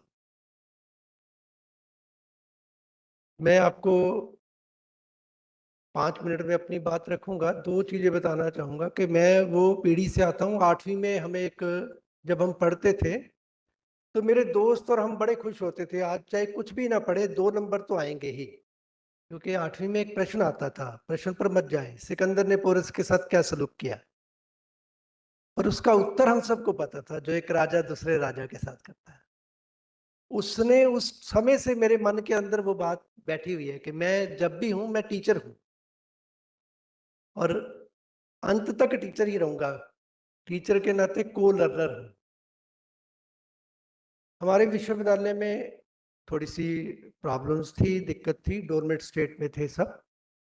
पर जैसे हमने यूनिवर्सल ह्यूमन वैल्यूज का कोर्स स्टार्ट किया, तो उसके पहली वर्कशॉप के अनुभव बताता हूं कि हमारे वहाँ लॉ डिपार्टमेंट के अनुभव कथन में 3 बंधु हमारे ऐसे थे जिन्होंने पिछले 4 साल से एक दूसरे के साथ कभी बात ही नहीं की थी। किसी विषय को लेकर उनमें अनबन थी, और इसके गवाह है वीके शर्मा जी हमारे और चरणजीत मजान जी। उन्होंने एडमिट किया कि हमने बहुत बड़ी गलती की है। इस कोर्स ने हमारा जीवन बदल दिया। उसके बाद उन्होंने ओन किया, डिपार्टमेंटल इशू तो कम हुए साथ साथ एक नेकी की दीवार हमारे गेट के बाहर उन्होंने खोल दी कि सामने मेडिकल कॉलेज बन रहा है और वहाँ 1500 के करीब और मजदूर हैं, उनके बच्चे हैं, उनके लिए कपड़ों का इंतजाम हम खुद करेंगे। पहला चेंज जो हमारे वहाँ ये आया। दूसरा, मेरे साथी बैठे हैं रविंदर जी, मेरे साथ हैं, टीम में काम कर रहे हैं। इन्होंने खुद अनुभव किया कि मेरे में भी बड़ा चेंज आया है। अब मैं किसी के साथ बैठकर भी कहीं भी कोई ना कोई काम बगैर किसी फ्रिक्शन के कर सकता हूँ। तो हमारे वहाँ पिछले 8-10 साल से अपग्रेड नहीं था, वर्किंग में नहीं था। कम्युनिटी रेडियो स्टेशन वो वर्किंग में है आजकल, ये उसकी देन है। हमारी जो पत्रिका आती थी वो भी अब चल रही है। बच्चे जो कभी आपस में, हमारे वहाँ तो कल्चर थोड़ा सा त्रिवेणी है, तो अब वो बच्चे हनुमान चालीसा का पाठ करते मंदिर में बैठ के, नहीं तो वो घूमते थे। पूरे विश्वविद्यालय के कल्चर को बदलने का काम किया है। ये 10 महीने पूरे होने के बाद मैं बड़ी अथॉरिटी के साथ बता रहा हूँ। और अगर ये कोर्स हमारे वहाँ मैंने अप्लाई किया, मैं क्या नोडल सेंटर अगर हमारा AICT का बनता है तो डेफिनेटली हम बहुत अच्छा करते हुए आगे बढ़ेंगे। अभी इस वर्कशॉप में जो आया निकलकर सामने कि हमारे बच्चों को यही पता था लाइफ इज ए रेस। जब स्टूडेंट्स की वर्कशॉप हमने अपने एंड पर की तो आप देखिए कि वो बच्चा हमें बताता है कि life is not a race sir, जीवन तो जीने की कला है। तो उससे मैंने पूछा कि तुझे ऐसा क्यों लगा? कहते 2019 में जब कैफे कॉफी डे वाले ने सब कुछ होते हुए भी आत्महत्या की, तो उस टाइम उसने कुछ लिखा था, उसने पॉइंट सुनाई, में भी मुझे याद नहीं है, तो बच्चों को भी बदलने का काम किया। आज हमारे यूनिवर्सिटी के अंदर 3 सपोर्ट सर्कल काम करते हैं। पहला स्टूडेंट सपोर्ट सर्कल, दूसरा एकेडमिक सपोर्ट सर्कल और तीसरा रिसर्च सपोर्ट सर्कल। और आपको मैं बड़े इनविटेशन देता हूं कि हमारी यूनिवर्सिटी बहुत सुंदर है, आप आइए एक बार, आप आएंगे आपको चेंज दिखेगा। ये यूनिवर्सल ह्यूमन वैल्यू कोर्स की देन है और मुझे लगता है कि हम आने वाले समय में बहुत अच्छा काम करेंगे। और कुछ थोड़ी सी प्रॉब्लम रहती है हम सब में, क्योंकि हमने अपने चश्मे को तो प्रोग्रेसिव कर लिया, क्योंकि बाउंड्री थी ना पहले, कुछ सालों पहले यहाँ चश्मे की बाउंड्री खत्म हो गई, पर डिपार्टमेंटल बाउंड्रीज अभी भी रहती हैं। एक दूसरे डिपार्टमेंट से निकलकर काम नहीं करते, पर ये मल्टीडिसिप्लिनरी और होलिस्टिक एजुकेशन की बात करते हैं, तो थोड़ा सा हम सबको भी प्रोग्रेसिव होना पड़ेगा। थोड़ी थोड़ी बंदिशें अपने ऊपर भी हटानी पड़ेंगी और लगानी पड़ेंगी। तो मैं अपनी एक छोटी सी कविता सुनाकर अपनी बात पूरी करूंगा, क्योंकि यूनिवर्सल ह्यूमन वैल्यू का कोर्स मैं कई वर्षों से 2011 से हम पढ़ते भी आए, सब किया। तो उस टाइम मैंने लिखा था, अपने अंदर के रावण को देख शर्मिंदा हूं मैं, हिम्मत तो देख फिर भी जिंदा हूं मैं। उसके थे 10 सर तो कम नहीं हूं मैं, भरी पूरी किताब हूं भ्रम नहीं हूं मैं। पंख भी है खुला आसमान भी है, पर ख्वाहिशों से बंधा परिंदा हूं मैं, हिम्मत तो देख फिर भी जिंदा हूं मैं। अपनी थोड़ी थोड़ी ख्वाहिशें कम करते जाएंगे तो मुझे लगता है कि आज की और आने वाली वर्कशॉप्स हम सबको बदल देंगी। और राष्ट्र के निर्माण में राष्ट्र प्रेम की बात कर रहे थे, ये जब यूनिवर्सल ह्यूमन वैल्यू आती है तो उस प्रेम के बिना आती ही नहीं है। तो वो प्रेम होता है तो ये बात चलती है, राष्ट्र प्रेम होता है तो। मैं थोड़ी सी बात उल्टा लगी हो, पर राष्ट्र प्रेम तो सब में अंदर है ही, बस उसको थोड़ा सा जगाना है और पूरे विश्व को रास्ता दिखाने का काम करना है। आप सबको बहुत बहुत धन्यवाद। बहुत बहुत धन्यवाद, बहुत बहुत धन्यवाद। Now I request professor G.K. Prabhu, Honorable Vice Chancellor, Sikkim Manipal University.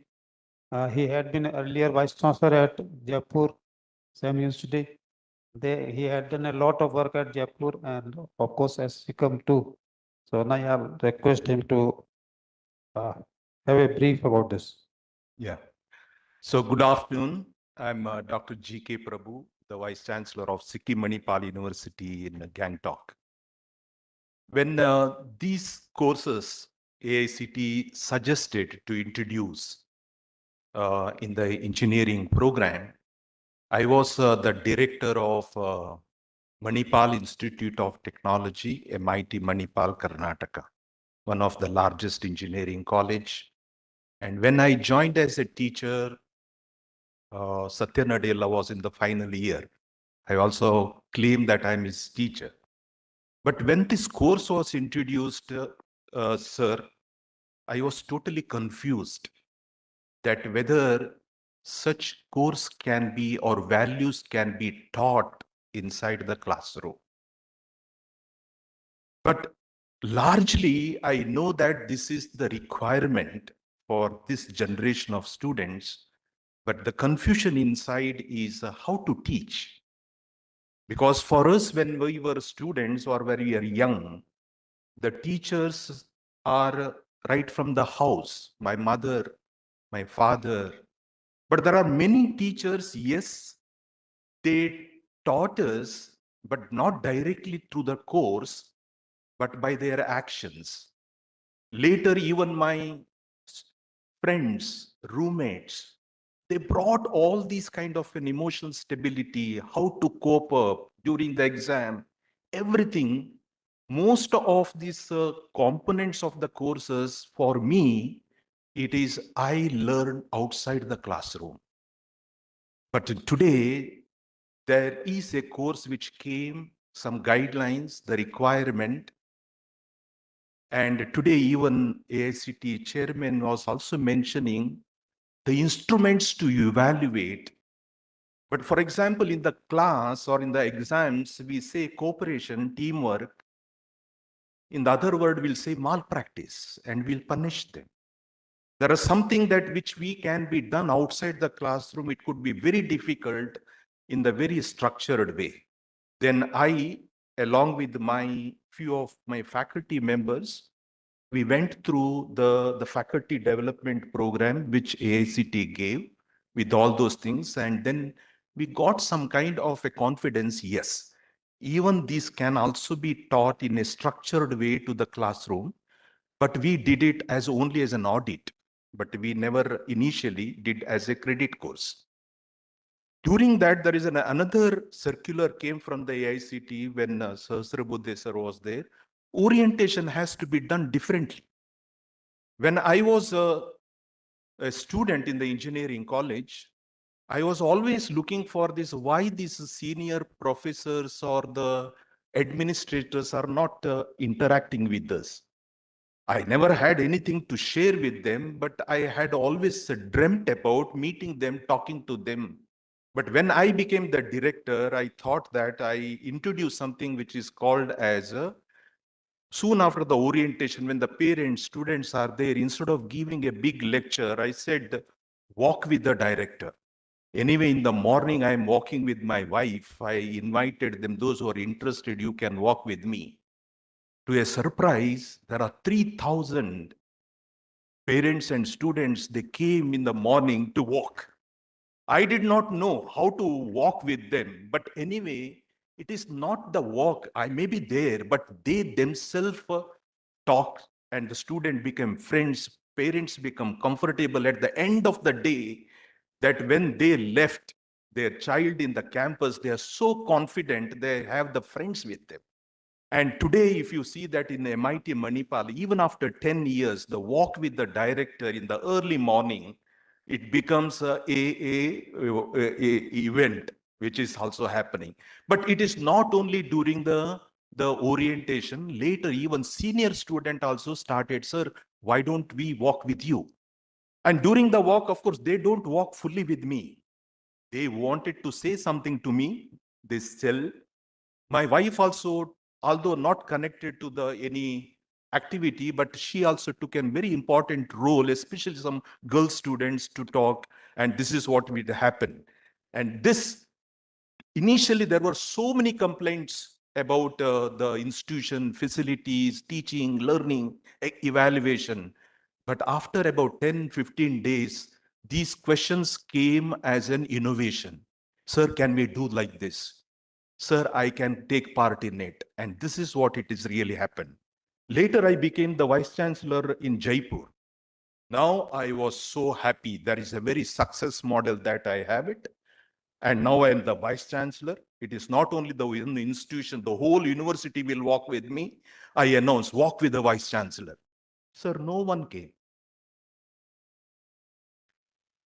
Day on day, I only announcing it. No one is interested to walk with the Vice Chancellor.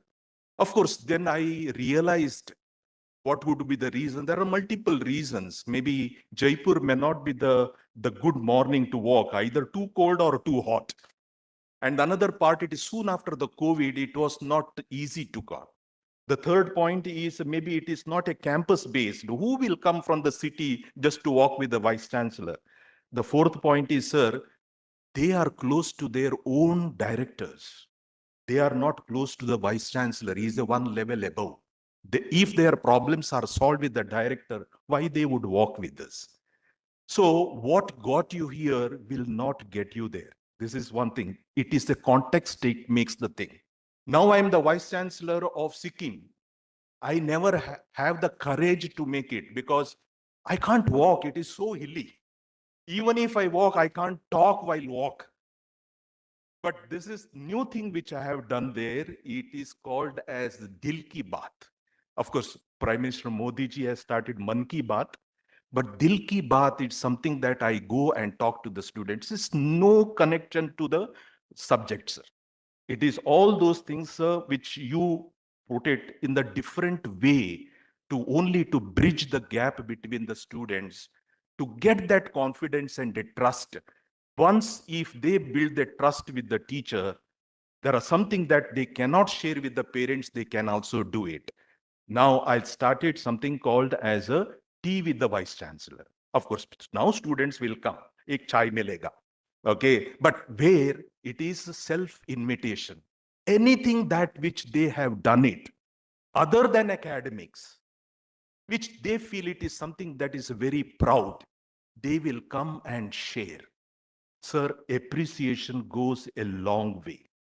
And during the appreciation, it is my excuse to talk a little bit about ethical part, talk a little bit about the loyalty part, talk a little bit about the emotional part. This is something that which we can do it. So maybe a multiple things as a Vice Chancellor or as a teacher or a director, we may have to do apart from whatever the curriculum. But more important is we need to build the instruments as a chairman mentioned today. There is a lack, there is some kind of a challenge.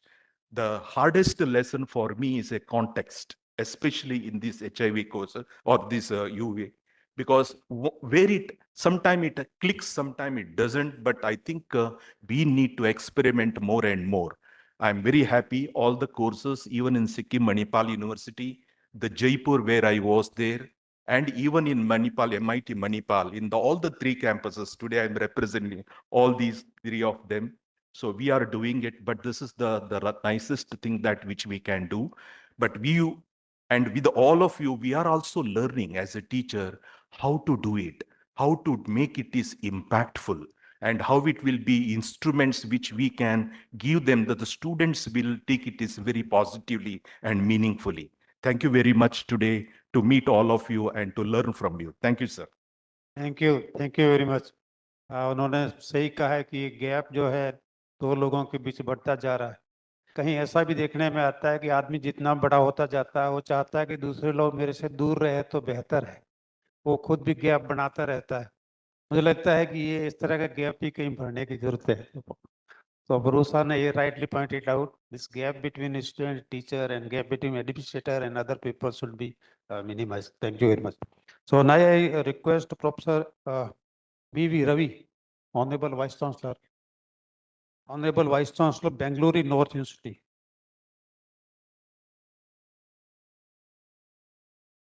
Good afternoon, everybody, all the dignitaries on the dais, my dear brothers and sisters.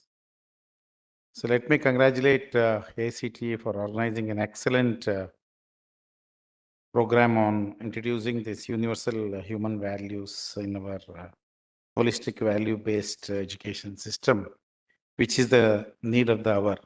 I am Professor B.K. Ravi. I am the Vice-Chancellor of Bangalore North University. I was earlier the Vice-Chancellor of Koppal University in Karnataka, which is in the northern part of Karnataka. Only recently I took over as the Vice-Chancellor of Bangalore North University. I think since morning, even our Professor Yogesh Singh, the Honorable Chairman of ACT, and Professor Sahasrabudhe, all of them, they made an excellent presentations where introducing universal human values is the need of the hour, especially in almost all the curriculum. Basically, in our system, what we are trying to do is we are concentrating more on technology, more on skills. And most of the time, the glorification of technology is up to the core where we have started forgetting what is called the concept of morality, or what we call it as the human values. See, when we were children, we come from the rural background. We belong to the joint families in our days. It was a very huge family where we always used to have an attachment, where our grandmother used to tell us folk stories. There are a lot of morality in them. And we used to read Panchatantra. We used to read a lot of Indian folk tales and all cultural tales and so on and so forth, where the imagination of a child as an educationist, as an academician, if it does just look into what exactly is happening, where exactly we are lost. The imagination of the child at the primary level, I think it is costing us very heavily, because most of the time, because when my grandmother was telling me a tale, when a magician used to cross 7 seas. See, imagine a small kid of 4 or 5 years imagining a magician crossing 7 seas, because we never saw a sea during our childhood. See, the imagination of an individual, the imagination of a child, imagination, creativity of a student needs to be strengthened at every point of time. And when we were students, we used to study what is called the moral science. There used to be a separate paper, used to be a separate teacher who used to teach us moral science. There used to be a lot of moral values and so on and so forth. So basically, because of the technology, glorification of technology, where we are missing the link is we have forgotten what is called the concept of these human values and the morality. And we have to tell our students, this generation, because this is the need of the hour, because of the nucleus family. In almost all urban cities, you have the husband, wife, both of them are very busy working. You have a son, you have a daughter, you have a very big bungalow universities. So all the four sits in 4 rooms. The mother calls the son to have the dinner through your WhatsApp. And what is happening to the concept of family communication, which is a very alarming situation, especially this country, though our national education policy 2020 has an answer to all these questions. So basic thing is we have to involve basically these moral values, what is called the universal human values in our curriculum. We should see to it our younger generation is involved with us. See, basically the thinking of ours was, it is my country, it is my nation, it is my state, my language, my relatives, my friend's friend, he is from this place. See, all these relationships we had, but most of the time, because of the technology, if you have an individual, isolated child, isolated student, where it will give a lot of negative thinking, negative concepts. And I really do not know what depression is, especially even today, I do not know what the depression is. Many of my students, they come and tell me, sir, results are delayed. I'm in depression since 15 days. I really do not understand. So we have to train them in the field of these human values. We have to strengthen their thinking. We have to tell them this involvement and love and affection towards the country, our history, our culture. So all these things will definitely strengthen. And I think when I was in Koppal University, we had a lot of some certificate courses on these universal human values courses, where even the rural students had an excellent opportunity to have an excellent exposure. And I think in the coming days, we may have to think seriously on these lines, where we may have to introduce these universal human values in the curriculum. Unless we introduce and we try to work it out, I think this nation definitely will have to face a lot of problems. So I think as the academic leaders of this country. I think all of us, we have the greater responsibility of strengthening this India. Thank you very much. Jai Hind. Thank you. Thank you very much. So now we have a Director Academic and Planning from JNTU panel. JNTU Anantapur. Satyanarayan, sir. Dr. Satyanarayan. Please, your experience in 5 minutes.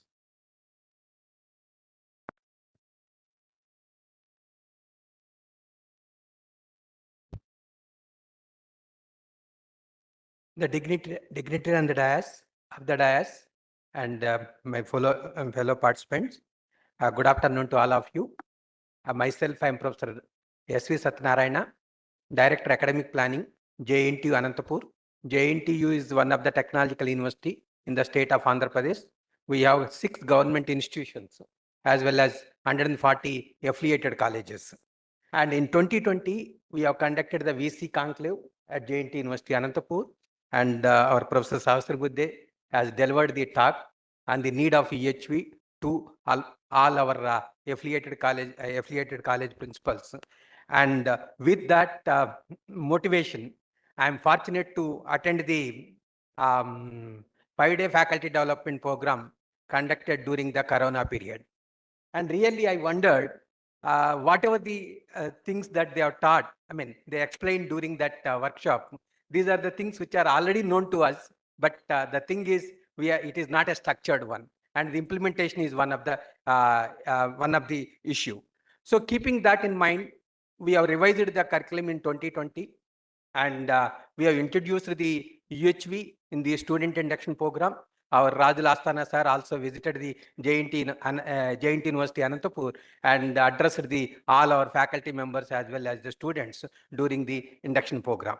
And we have introduced this UHV1 as in the student induction program, and successfully we are conducting this 21-day student induction program almost in all affiliated colleges. Because of the delay in admission process, sometimes it is becoming a difficult, but still we are trying to conduct this program and explaining the students the importance of the UHV. And in addition to this, we have a compulsory core course and the second year first semester, that is for 3 credits. Almost more than 50,000 students are admitted into the university, and all these 50,000 students are studying this particular course of EHV, and more than 1,000 faculty members in the Rayalaseema zone where our university is situated. This EHV, I mean, people are trained in the faculty development program. I hope the things are going well at our side, but in spite of all these things, we are from morning onwards, we are listening about the need of the EHV, and I strongly believe this EHV should be there, not at the higher education system. Maybe it has to go to school level, where of course the parents and family should explain to their kids about the importance of this human values. But because of this and there is no compound families, because the family now consists of only father and mother, and the kids are unable to understand what is the meaning of these human values. Maybe what the AICT has already taken initiation to introduce this EHV course at the higher education system, but the government can take the initiation to introduce it as a part of the school education. Maybe that can go in a long way for the benefit of the student community. They are going to become the future citizens of the country, and maybe that Viksit Bharat, whatever we are talking about, maybe we are technically gaining and moving forward, but the thing is, we are forgetting about our culture and values. So maybe this is the one of the important thing that we have to look at. And we are also offering a minor program at JNT University Anantapur for 18 credits. The students who are interested to study, they can register, but unfortunately, no student has registered for the minor program in the last 5 to 6 years. But one more important thing is, Government of Andhra Pradesh has introduced the higher education, AP State Council of Higher Education has introduced the concept called as the community service program, after the end of the second semester. So where we have a community service program, wherein the students has to go to the villages, has to spend some time with the villagers and explain, carry out some sort of a community service program. Maybe the knowledge, whatever I got today, whatever the things that I listened from them as a director of academic planning, what I can do in future, I can ask all my students, spend some time with the villagers, explain them about the human values at the villages. Maybe that will go in a better way. And in the last, our Professor Prashanti, she is the professor of mechanical engineering. She is a regional coordinator for South Central, taking a lot of initiation for motivating the affiliated colleges as well as the faculty members at the university. And we are conducting several programs. I can assure all the people who are here, and we can take this further forward and can do something good for the society, and that is going to create harmony among all the people. Thank you one and all for giving me this opportunity. Thank you very much. JNT Anantapur is doing extremely well, so thank you very much. So now I request Dr. Vinay Kumar, Pro Vice Chancellor of SRM University. We had a detailed discussion, presentation on SRM initiative and their. So now Vinay Kumar to conclude about their way forward.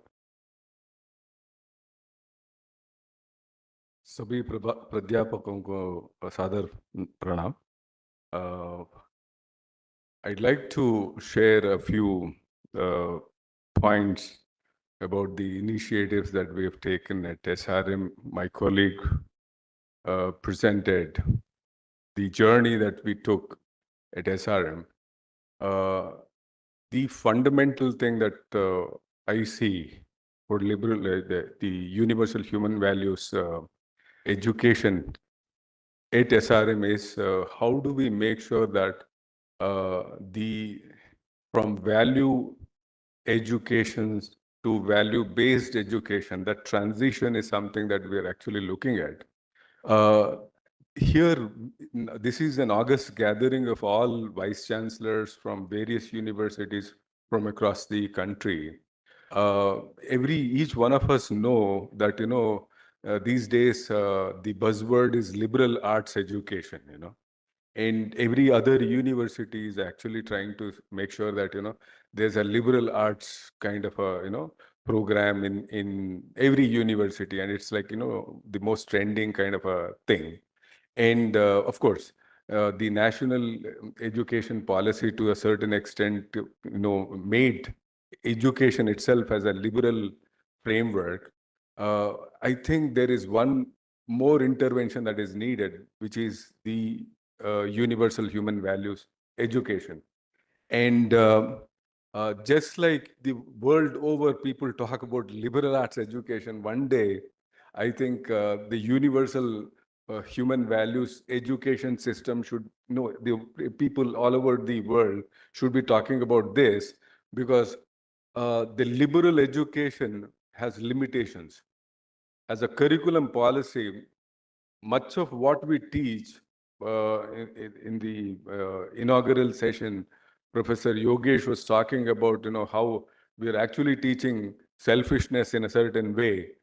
And to all the programs, it's mostly materialism, and nobody is talking about self. And that's where, we have come up with a model, and it's a working model all across this country, and it is making change. And we all the educators who have gathered here are concerned about students, and that's why we are here. And we want to make this impact in the lives of our students so that they become the citizens that we're actually making them to be. Now, the fundamental thing is, while we think about universal human values as an engine of transformation, it's important that we should also understand what is happening to students. Students currently are, they have access to all types of substances. It's quite accessible everywhere. They have access to content that is actually not so good on their mobile devices. They're continuously on mobile devices. And through all of these, platforms, they are also getting educated in a certain way. Okay. we are competing against those systems which are non-linear educational systems through linear methods. So we should understand how do we actually counter the bad influences of the substance abuse and the content on the mobile devices and things like that. Because, you know, no matter how best we devise the curriculum, no matter how well we make sure that our students actually practice the values, we have these formidable enemies in a certain way. We have to realize that, and we should devise strategies so that, you know, the entire program has certain meaning for our students, and that's the challenge that I thought I share. And then more such forums, actually, we should basically debate about these issues as to how universal human values education system is going to be the answer, or maybe a better alternative to than liberal arts education, or how universal human values education is going to be an education system that actually counters much of the bad influences that are, you know, that we are faced with today. I think those should be our debate points, and we should have conferences on that as we go along, I guess. And our program is a very small, minor program. Right now, there are about 60 students, but we are going to expand it quite rapidly. And we are moving to value-based education soon. Thank you very much for giving me this opportunity. Namaskar. Thank you. Thank you very much. Thank you very much. Now we'll have one sharing experience from a faculty member. Professor Yashwant Patel is there.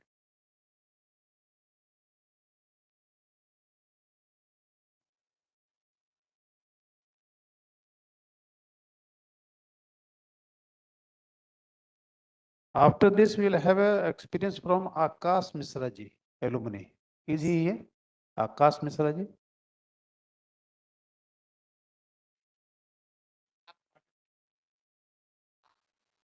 First you. So thank you, sir. So namaste sabhi ko. Myself, Yashwant Patil. I am a professor at Shivaji Sundare College of Engineering and Technology, Asangaon.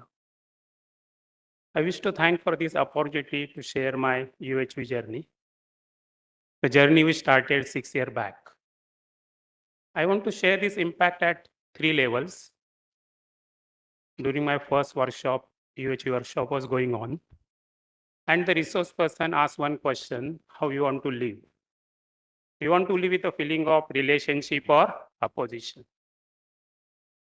I simply said relationship, but then that made me to ponder, do I have this? Why there is a opposition for my family members, my friends? In fact, I was stuck there for a long time. Resource person was going ahead. But there I thought that, yes, I need to deepen my understanding. And this has really helped me to be comfortable. Now with the same set of people, my interactions have become more comfortable. Within the family, now this harmonious way is there. In fact, now my children, they are in the age group of 20 to 30. The age group at which actually they start resisting, oppose, many times arguments are there. But this content has really helped me to discuss with them comfortably. Whatever right that I place as a proposal, help them to understand, and whatever is their decision, I am ready to accept. Second point is that when I was attending many FDPs I have attended, and participants were asking many questions. The questions are about behavior of the other human beings, the issues at the workplace, issues, family issues. And the resource person was helping them with the exploration within. They got their answers, and me too, because same were my problems. I could see that this exploration is a very important, it is very powerful. It helps us to find the logical and the right answers on our own. So I just thought that, yes, this is something I must do for myself. And that is really helping me in development of my right understanding. If we see our education, in fact, my experience, UG, PG, even doctoral work, there is hardly any content which will help us to answer some valid questions.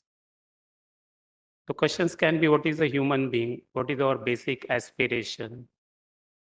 How we can fulfill this basic aspiration? What is required to live a happy life? How we can overcome this anxiety, irritation, and anger?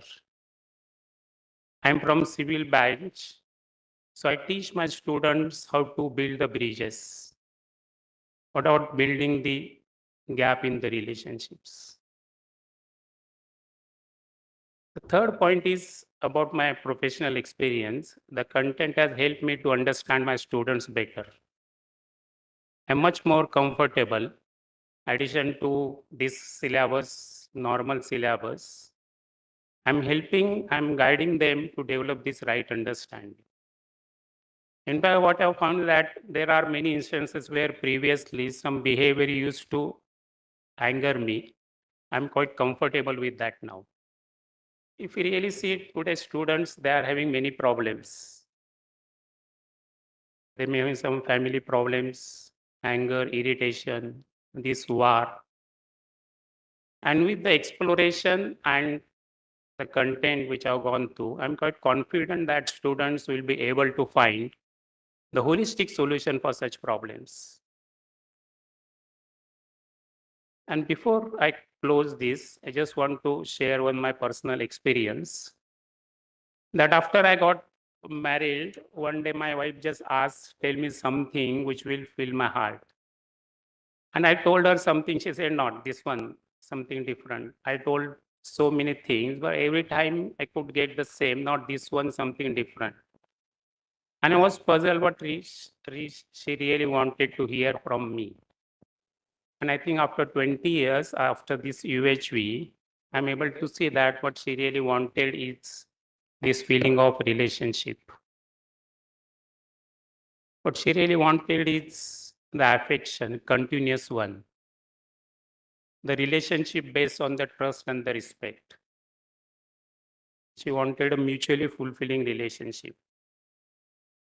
And that is what each one of us wants with our near and dear ones. I think I can check that one even right now. So Supraja Didi just shared that how this content is helping the students. But I think first it helps the teacher who is sharing content with the students. And I have seen this during this period. It helped both students as well as teachers. So thank you very much. I wish to thank each one of you, my mentors, my colleagues. So thanks a lot. Thank you. Thank you, Yasodji. Thank you. Akash, let Akash to please. Akash, within 2 minutes you can complete.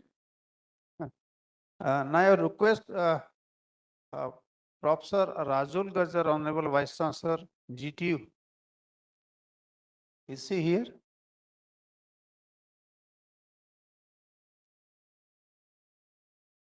No, he's not there. Akash, you can finish in 2 minutes.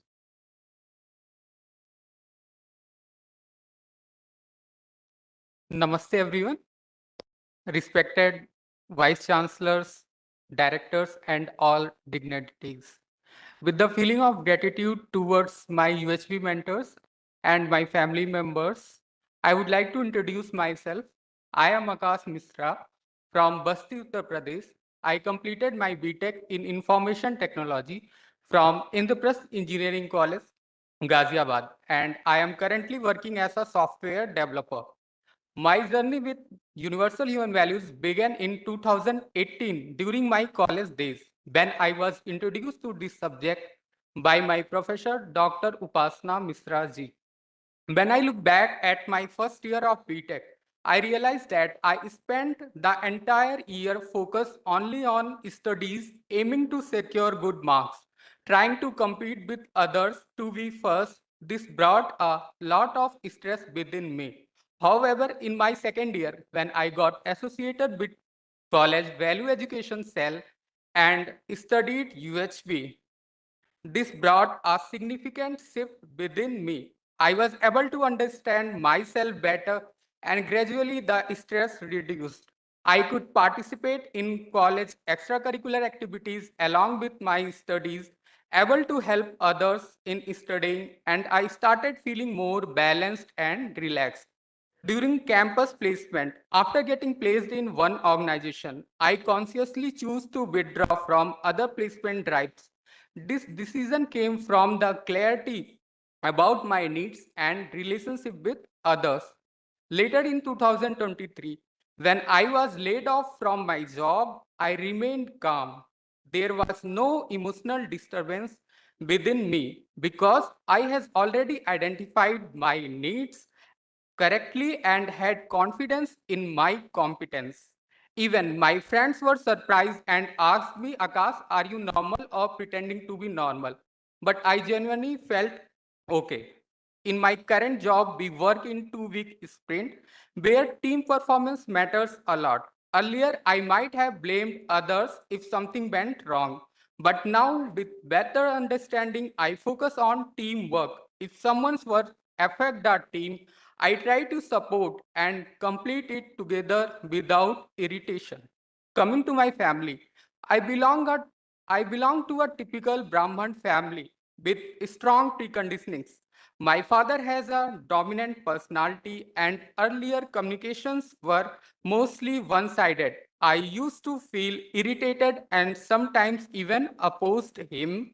But after understanding the concept of relationship, that feelings in a relationship plays a key role. When the feelings are right, our work and behavior are also become harmonious. The very first feeling, trust in relationship, that issues are often about competence, not intention. My perspective changed. I started communicating with my father in the form of proposals instead of reactions. This gradually opened the door for dialogue. Today, we share a healthy two-way communication, and he has also attended UHP workshops. Similarly, my sisters earlier used to hide things from me, fearing my reactions. But when I explored the feeling of respect that the other is similar to me and started interacting with them respectfully, they noticed the change. Now we communicate openly and there is no communication gap between us. They have also attended the UHP workshops. At present, I am actively involved in UHP related activities. I have started understanding my participation at all 4 levels. At the level of self, I am able to make right decisions more consistently, which brings a sense of inner happiness and stability within me. In my family, my participation has become more responsible and harmonious. At the level of society, I am able to contribute constructively towards desirable education and sanskar. And with the right understanding of relationship and proper utilization of resources, I am also able to feel more connected with the nature and live more responsibly. There is a sense of fulfillment in these efforts, and with this fulfillment, my commitment to contribute with everyone is gradually increasing. Overall, I can say UHP has helped me in bringing clarity in my thoughts, stability in my emotions, and harmony in my relationship. It has transformed not just how I think, but how I live. Thank you, everyone. Thank you, Akash. Thank you very much. Now, now it's the time to conclude the session. I'll request Professor H.D. Charan to conclude the session with his experience with UHV. Professor Charan is former Vice-Chancellor of Bikaner Technical University. Thank you, sir. Honorable Vice Chancellor on the dais and all my friends. First of all, I'll share my experience as a Vice Chancellor. I was Vice Chancellor of a technical affiliating university of Rajasthan, Government University. That was covering almost half of the Rajasthan, having 71 colleges. I was first Vice Chancellor there. So I was knowing something about UHB. After attending some conferences of UHB, what were expected for no conferences, that's what I was knowing. But I was knowing that this is very good and I need to introduce the students.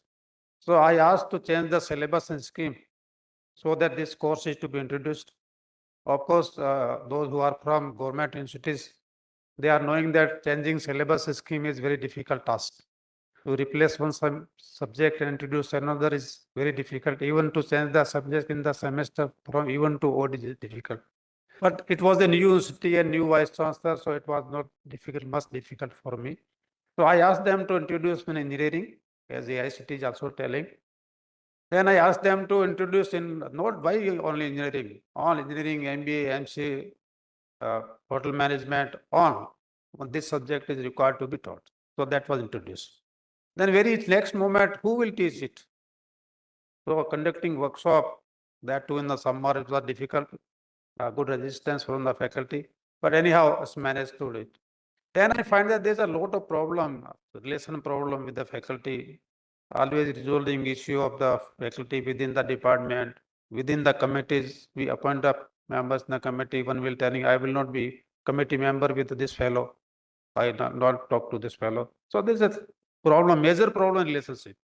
Then I thought all the faculty members of my constituent colleges, they should undergo the human value courses. I had 8 days workshop for those faculty members and find that there's encouraging results and relationship is really improving. Then at the same time from the constituent and the affiliating colleges, those faculty who were teaching it, they were undergoing the workshop, but they were complaining that our principal is assigning other unrelevant duties. So kindly ask the principal to go for this class. So then I conducted a 3 days workshop for the principal of all the 70 affiliating colleges. So then they were very happy that this is really what everyone is supposed to learn as a human being. Then they told me, okay, we are all right, our faculty is also all right, but our owner, Malik को हमको दूसरे काम देता है सब. Then I connect all the owners of the universities to one day workshop for that. Then whole environment was very conducive, very supporting to each other. Real people were living the relationship. And that time it was 2020, we started COVID.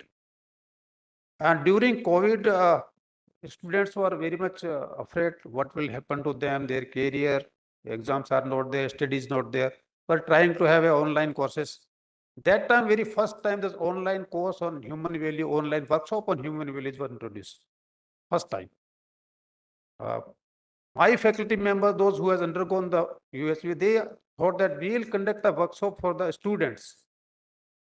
I inside thinking that it will be difficult to teach the student online, that to human value. But looking to their enthusiasm, I told, okay, you go for it. They prepared very hard, prepared for 1 month how to teach online, and they conducted a workshop for 250 students. But results were very much encouraging, much more than that is expected from the teachers. And starting from that, they thought that each and every student of that Bikaner Technical University, almost 8,000 students, they conducted workshop to 50 students. That's a real great change in the students. So that became only possible because of the commitment of the teachers, and that came through the USB only. They were doing very hard work during real COVID time when everyone was within house, they conducted this. Then I asked by all college people to take at least one college, one school, adopt one school and introduce USB courses. They adopted one school, one college, one school. On 70 colleges, they adopted one school from their region and they started USB. So this way, I think that USV is the solution to every problem. This is what I wanted to say. Ultimately, USV is the solution to every problem. So whether the administrative or with the students, ultimately that can be solved. So with all my fellow members, they have experienced their sharings and their way forward how the USV can be introduced in their institutes and then to be brought to the in real sense with living with the holistic value-based education. So thank you very much. Thank you to everyone present here, especially all the esteemed VCs. Thank you for this enriched discussion and sharing from your end. So we'll have a quick 10 minutes break. Taking time into consideration, we would request everyone to be back here sharp at 4:10 so that we can proceed and conclude things in time. In our next session, we will have the felicitation of the nodal centers and potential nodal centers and the interested centers. So we humbly request them to be present for the felicitation.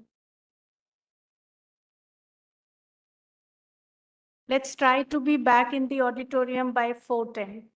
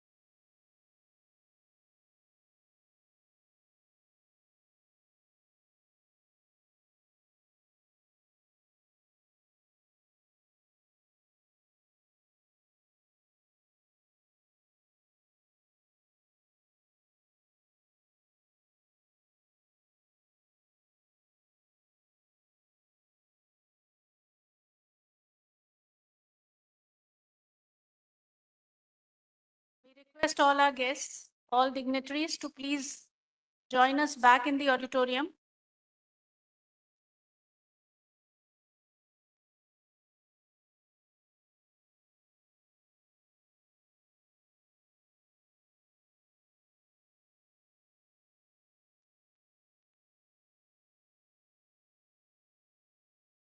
We humbly request everyone to please join us back in the auditorium.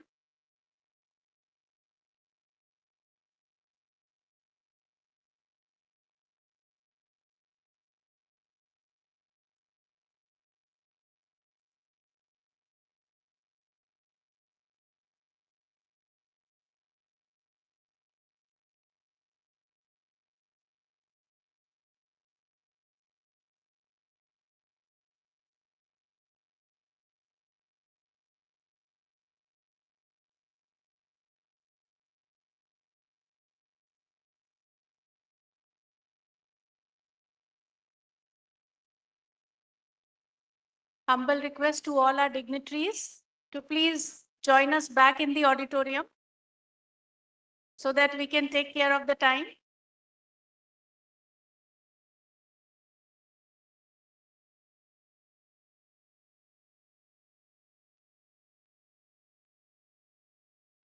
Humble request to everyone to please join us back in the auditorium.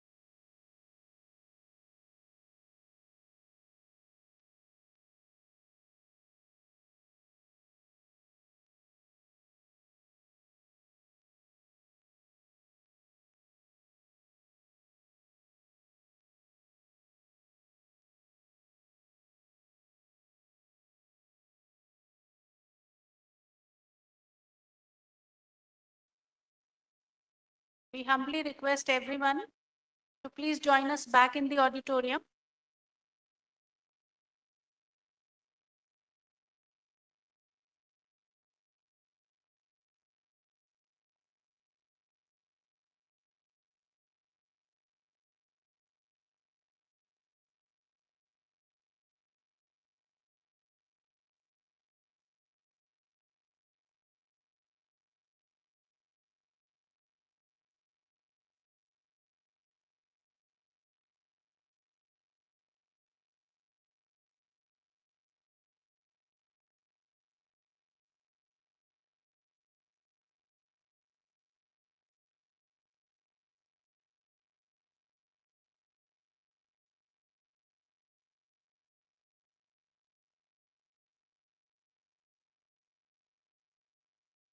So we request all our esteemed dignitaries to take their seats.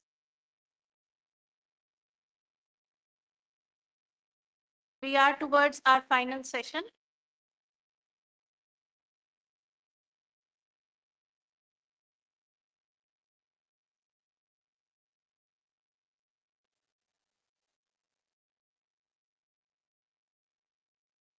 So as we enter to this final session, we now shift from understanding to commitment and action. Karmanyavadikaraste ma phaleshu kadachan. Our right is in action and not merely in results. The way forward is through consistent, value-aligned actions.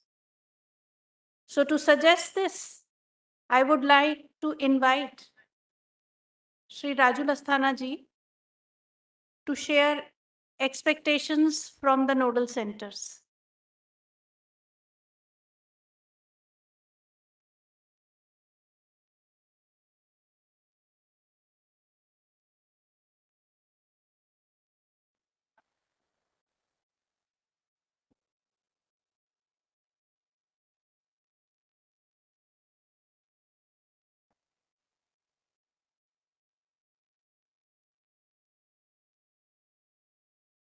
ये PPT लगवा दो. नहीं.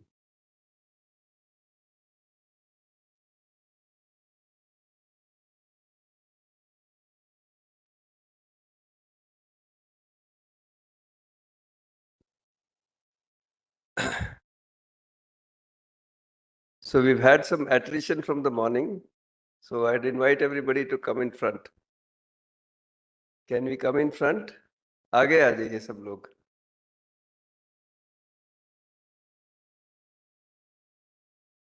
और नीतू जी उनको बुला लो.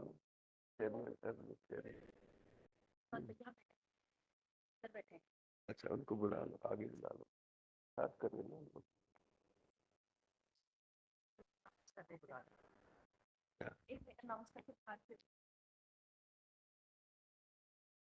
I request AICT team and UHV team to please request. आवाज तो जा रही हूँ. I request AICT team and UHV team to request the delegates who are still outside to, we have to start the nodal centers and potential nodal centers, interested nodal centers felicitation program.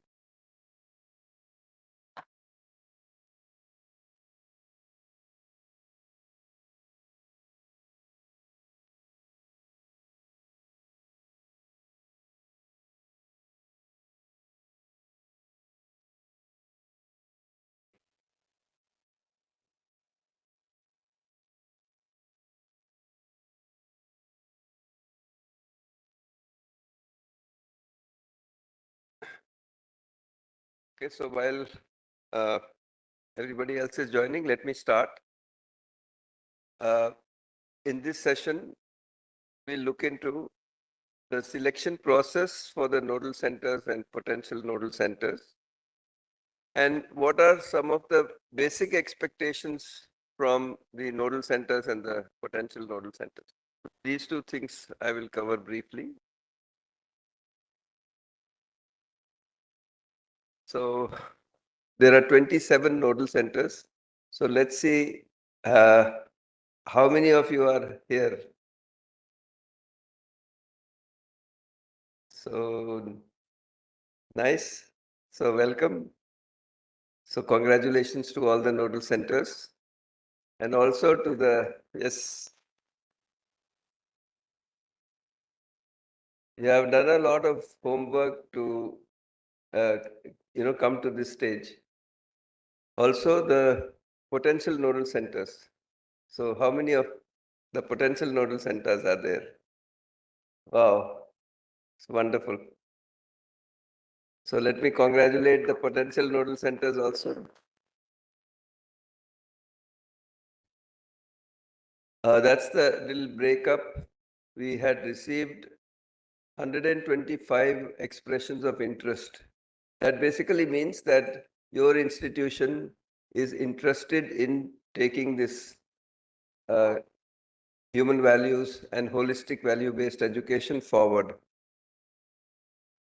So that is your commitment, and that commitment you expressed through the expression of interest.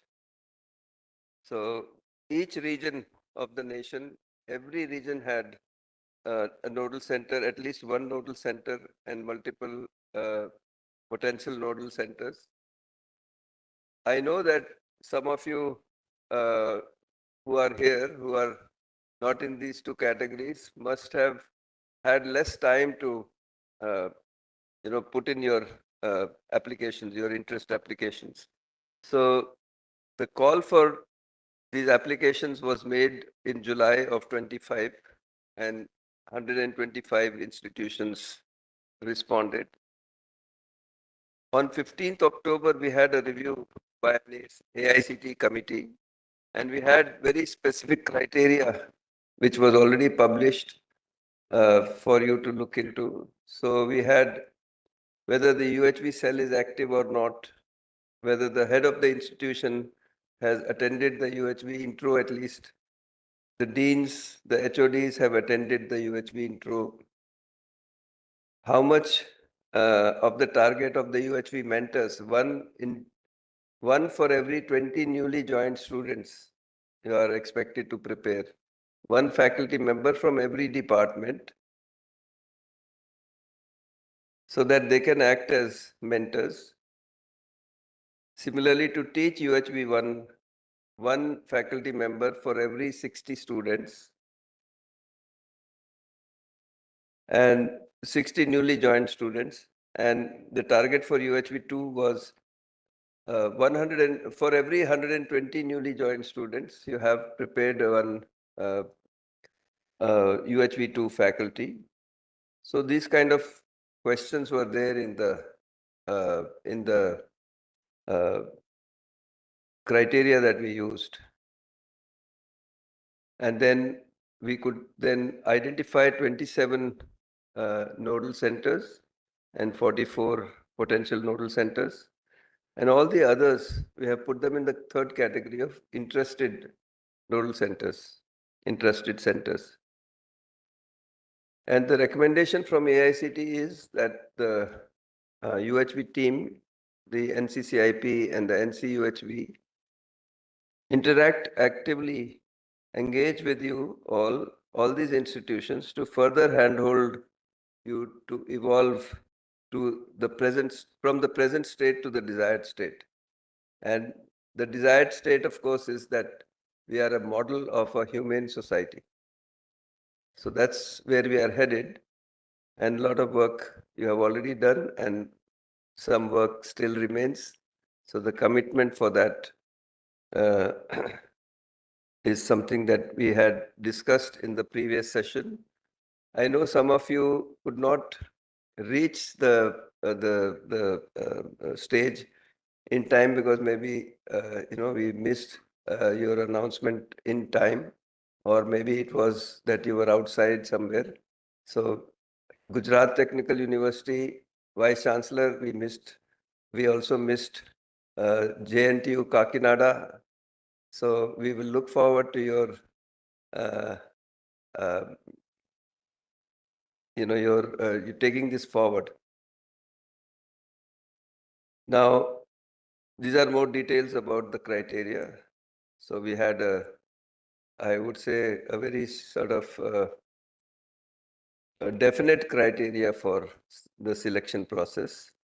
And it was scaled on various issues. So for example, for the training of the UHV mentors, it was scaled in 4 steps. So 25% got, I mean, if you had 25% target achieved, then so many points and things like that. Okay, so now let me come briefly to the role of the nodal centers and potential nodal centers. Your potential is to take education, introduce the value education courses in that, as we have discussed in the morning also. And then slowly, gradually shift to holistic and value-based education. That means you are making all the subjects so that they are in the interest of harmony. So for example, when we are doing production processes, if they are nurturing for the nature, they are able to further nurture nature instead of exploiting nature. So that kind of technologies we have to do. You can see right now the state of petroleum, the state of gas, the state of coal, all these are not renewable resources. The rate at which they are renewed is a very small rate. If we are using them at a rate which is greater than that rate of production, natural production, then we are bound to get into resource depletion, isn't it? Similarly, if you are consuming some resource, the effluents of which are taking some time for absorption. So when we are burning, let's say, wood, then the CO2 from that can be absorbed by the trees. But if you are burning fossil fuels, the amount that the trees can absorb, the rate at which we are burning those is far greater than how much the trees can absorb. So we are bound to get into pollution. So when we talk about value-based education, our technologies need to understand this and then move towards sustainability, cyclicity. So all of that we need to do. So your universities, your institutions can be a role model. You can start developing those courses and implementing those courses in the classroom first, then in the field, and then in the market. So all that work needs to be done. And now we can see the situation that we are in. The time is short.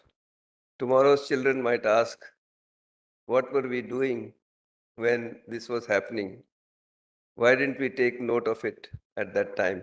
So at least now we can take a note of it and do something about it. So if we are able to do value education and then value-based education, then it will naturally lead to value-based living, living in harmony.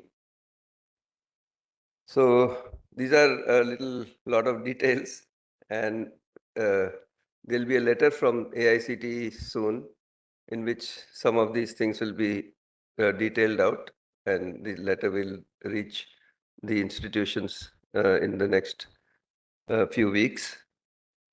So the role of the university UHV cell, at the level of the university, you are identifying or defining the policy, what to do. And then at the level of the teaching institutions, you are implementing that policy, and then you are figuring out how to do that. So I've written very few things over here because this is a celebration, but few things I will mention, at least the ones that are highlighted, that each university should have these guidelines that we have a student induction program for 3 weeks, and we at least include the UHV 1, the introduction, and the holistic health 1, which is the introduction to holistic health, in that induction program. And Sesribuddhaji very eloquently gave the details of that induction program. So that is one important policy that you can have. The policy for faculty mentoring is even more important, I would say. See, where in the classroom we can tell some things, but that has to be sustained over weeks, over months, over years, so that we are reminding the student the direction in which we have talked about in the initial introductions. So UHV faculty mentoring means that we prepare one faculty mentor to talk to a group of at most 20 students, and they do this every week, and they discuss with them, they talk to them, they share with them, so that they are reminded of the content and they are able to see that it connects to their living, and the students are able to share what progress they have been able to make. So that faculty mentoring is very, very important, and that is the thing that needs to be implemented in all the institutions immediately after the student induction program. Similarly, a student buddy program in which we have one senior student acting as a senior sibling to the junior students, group of about 5 junior students. Again, for the duration that the student is going to be in your institution. So if somebody is there in your institution, when they come in, you assign a student buddy after the student induction program, and they take care of this student. They're able to talk to them. Those junior students can be more open with the student buddy. They can notice any changes in their behavior if they are going in a negative direction. and inform the faculty so that they can help the student to, come out of that. So catch the problems early. But if we actually implement this UHV1, Holistic Health 1 and SIP in the first, before, the session starts in the first year, and we augment it with this faculty program and the student program, the downstream problems will be minimized, if not completely eradicated.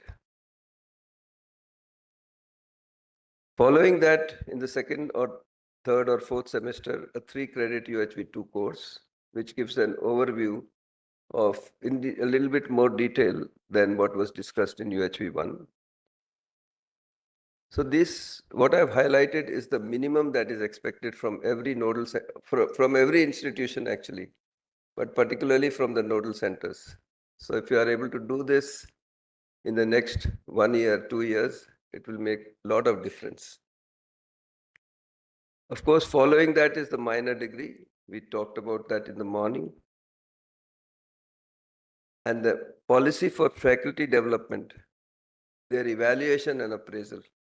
This is also very important, that we have faculty appraisal with number of papers that you have written. But what is your conduct? That appraisal also has to be there. What is the faculty connection with the students? Are the students comfortable with that faculty? Are they able to address students' concerns? So all those things are important to have in the appraisal of the faculty and everybody else that is working in the institution. Okay. So all I've written is include human value parameters in this second point. And then on the right-hand side, there are all these things that are important. If we are not able to do what is written on the left-hand side, then we still need to have student counseling. So we need to have a policy for student counseling. That is the downstream problems. Problems can be stemmed upstream. But if we are not able to do enough of this, then they come downstream and then further downstream. So this war is actually a very downstream problem because we have not done this upstream thing, isn't it? So not enough of it. We have done a lot of it, but more needs to be done. Then policy guidelines for extension efforts. In Hindi, university means Vishwavidyalaya. That is the teacher of the world. So we have to connect to our community, our area, and make some effort to help them to have the right understanding, to help them to not only with physical facility. In the morning, in the second session, we talked about the 3 needs of human being, isn't it?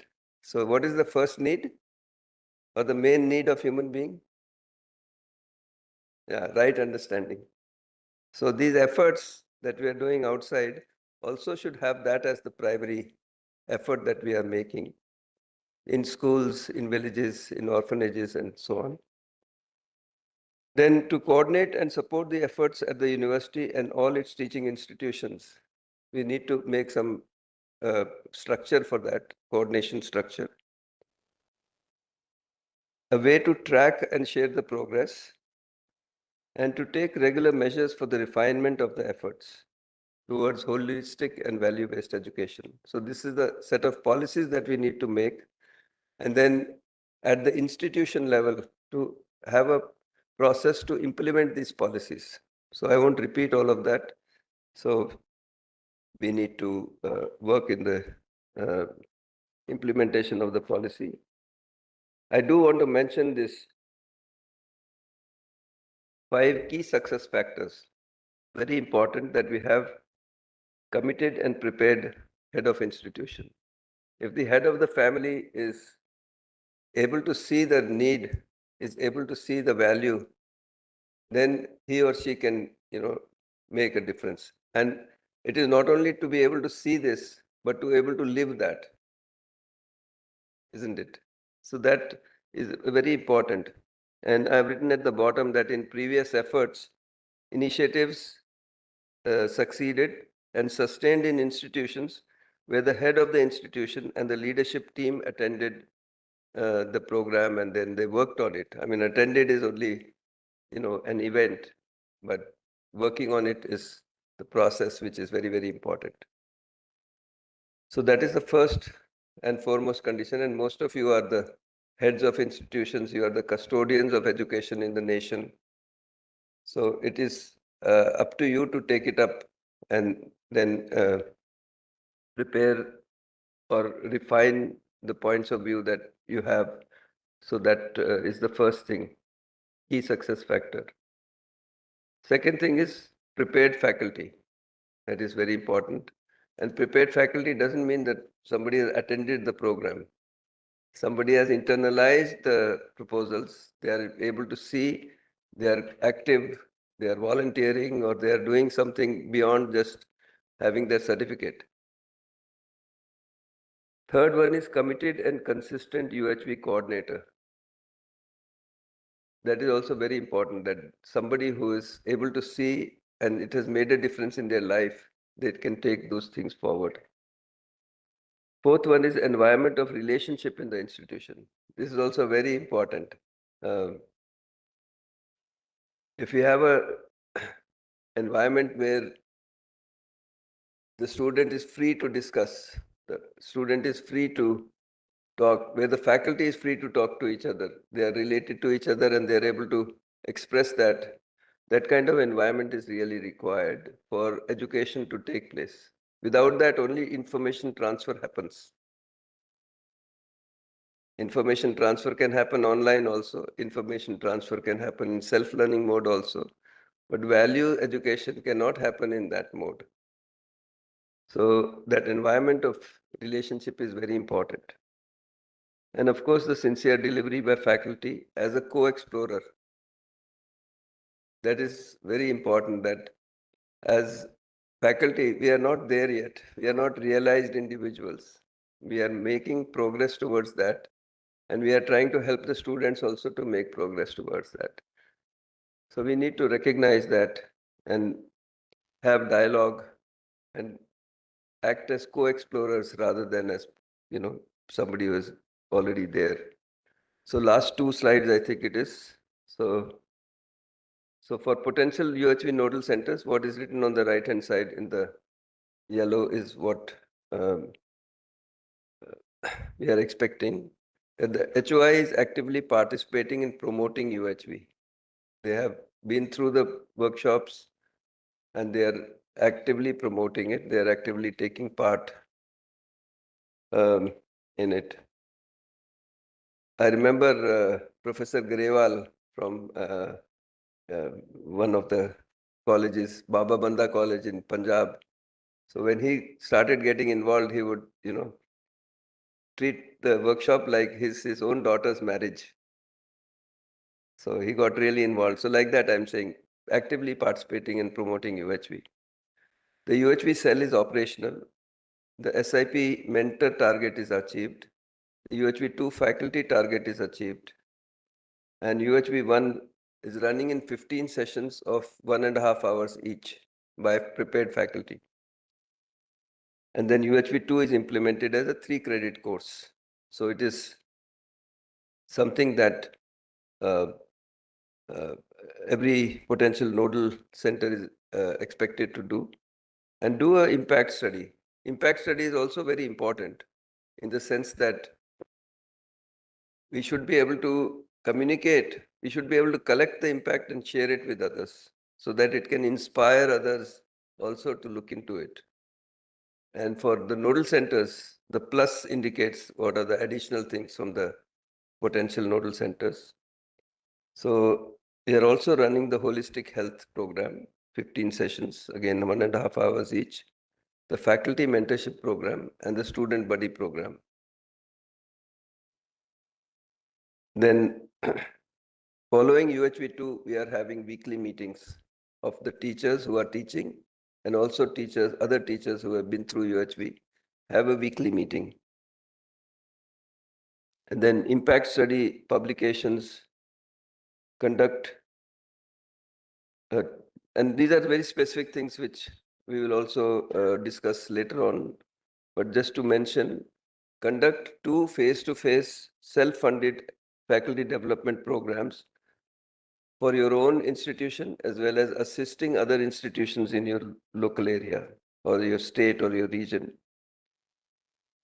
Start implementing the UHV minor degree and augment this extension into the society to reach every household. So that's it from my side. My best wishes. I think I've taken more time than, yeah. Thank you very much and all the best. Once again, congratulations to the nodal centers and the potential nodal centers.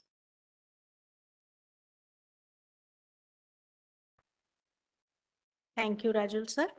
And now this is time for celebration, felicitations. So this segment is to facilitate institutions consistently working towards ensuring value-based education and living. These institutions are torchbearers of humane education and providing a roadmap for upcoming institutes. So for this, I welcome on dais Chairman AICT, Professor Yogesh Singh Ji. We have Chairman NETF, Shri Anil Sahasrabudhe Ji. We have Chairman NC UHV, Professor H.D. Charan Ji. Chairman NCCIP, Shri Rajneesh Arora Ji. Member Secretary AICT, Shama Raj Ji. We invite you all to the dais for this felicitation of the nodal centers and the potential nodal centers. I humbly request all the heads of institutes, vice chancellors available here to be present. We'll be calling out the names of the institute, and we humbly request you to enter from this side, receive the certificate, and exit from the other side. Please come in front, sir. So I'll start calling out the names one after the other, starting with Central Region, Madhya Pradesh, Sage University, Indore, Institute of Engineering and Technology. We humbly request you to enter from this side and take an exit from the other side. I'll be calling region-wise one after the other. So this is the Central Region, Sage University, Indore, Institute of Engineering and Technology. Moving on to Central University, Gujarat, Sankal Chand Patel University, Visnagar. Moving on further, Western Region, Maharashtra, Maharashtra Institute of Technology, Chhatrapati Sambhaji Nagar, Maharashtra. I'm calling out the names. Again from Western Region, Maharashtra, Pune Vidyarthi Griha College of Engineering and Technology and Management, Pune.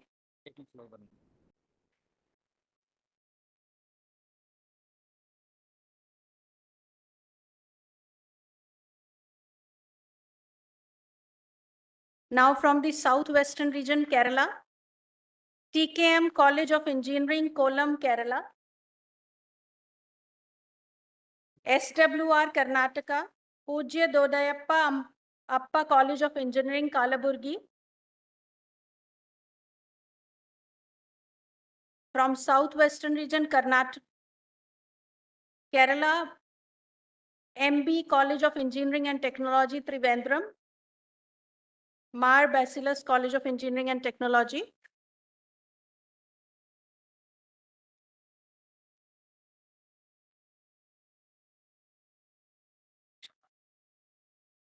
From South Region, Tamil Nadu, SRM Institute of Science and Technology, Kulantar, Chengalpattu.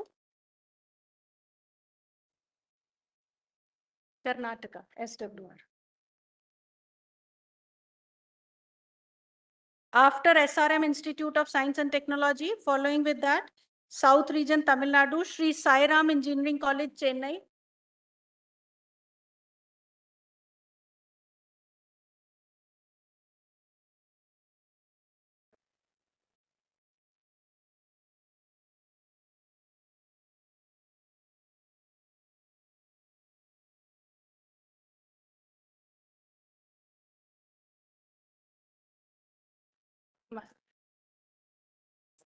MB.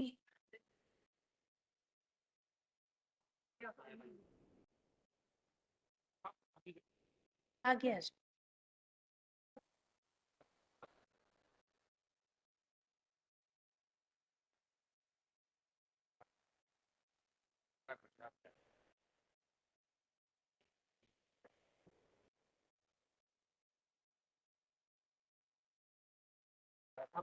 Welltech, Welltech Rangarajan.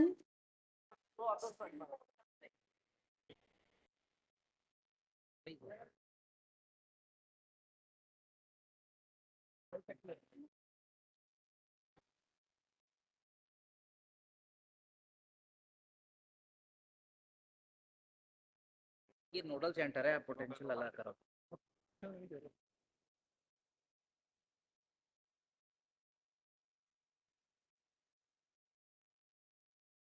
From South Region, Tamil Nadu, Welltech Rangarajan, Dr. Shakuntala, RD Institute of Science and Technology, Chennai.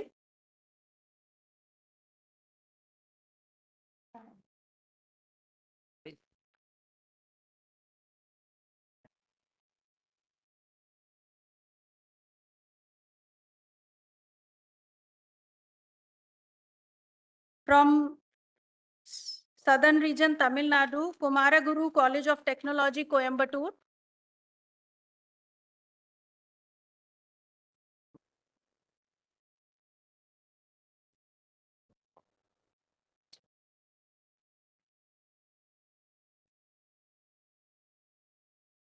From SCR region, Andhra Pradesh, Siddhartha Institute of Engineering and Technology, Puttur. From Siddhartha Institute of Engineering and Technology. Moving on to SCR Andhra Pradesh, Madanapalli Institute of Technology and Science, Madanapalli.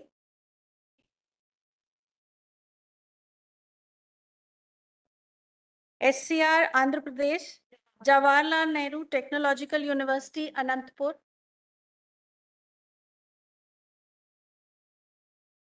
JNTUA.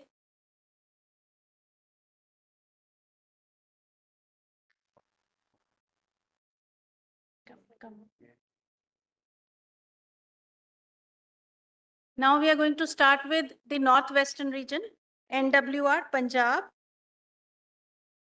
Amritsar Group of Colleges, Amritsar.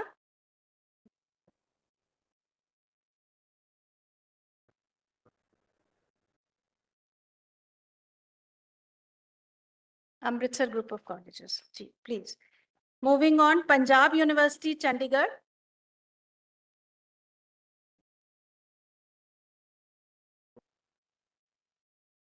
IK Gujral Punjab Technical University, Jalandhar.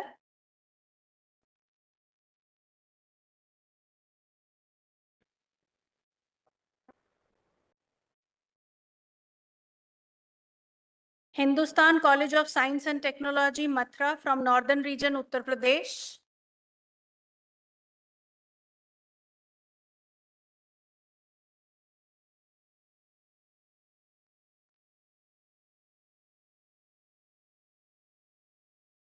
Next from the Northern Region is Ajay Kumar Garg Engineering College, Ghaziabad.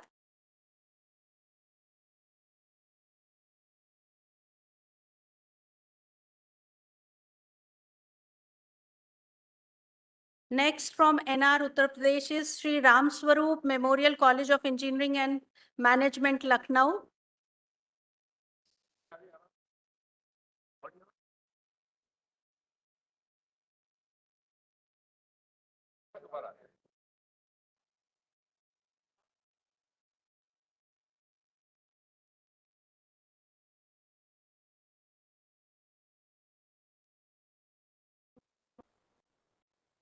Sri Ram Swaroop Memorial College of Engineering and Management, Lucknow, Uttar Pradesh.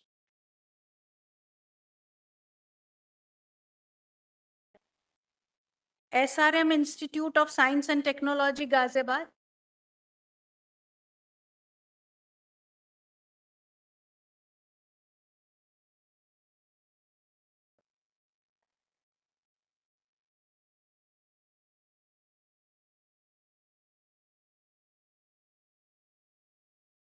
Just wait, ma'am.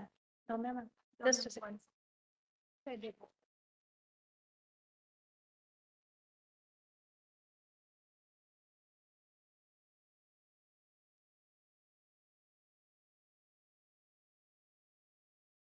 SRM Institute of Science and Technology, Ghaziabad.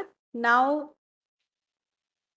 Rajkumar Goyal Institute of Technology, Ghaziabad. Rajkumar Goyal Institute of Technology, Ghaziabad.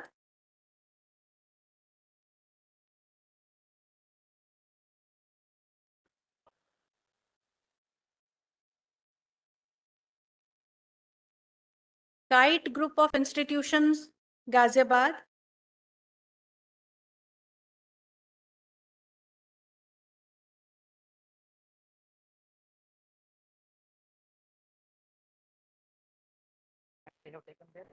Sikkim Manipal Institute of Technology from the Eastern Region, Sikkim.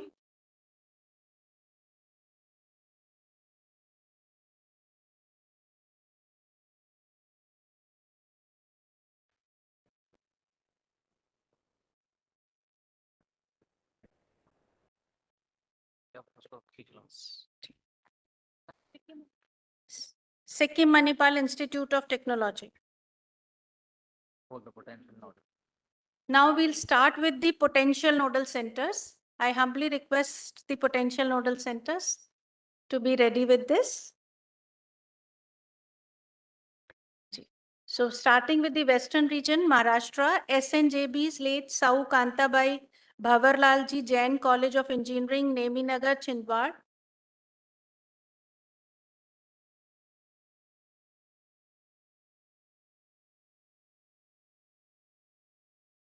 Next, St. Francis Institute of Technology, Mumbai. St. Francis Institute of Technology, Mumbai.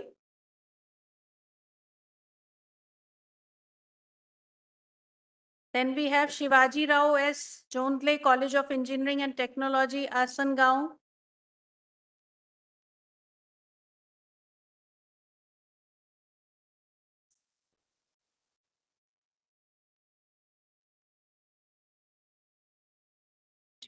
STM College of Engineering and Technology, Dhadwar, Karnataka. Yennapoya Institute of Technology, Moodbidri.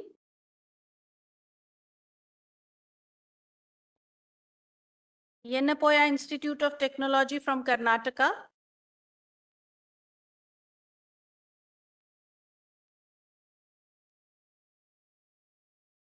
HKBK College of Engineering from Karnataka, Bangalore.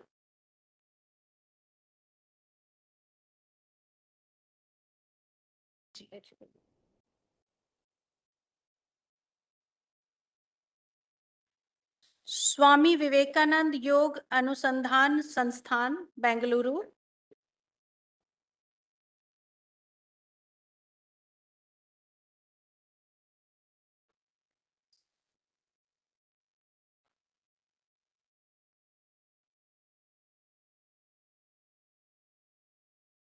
KGISL Institute of Technology, Coimbatore.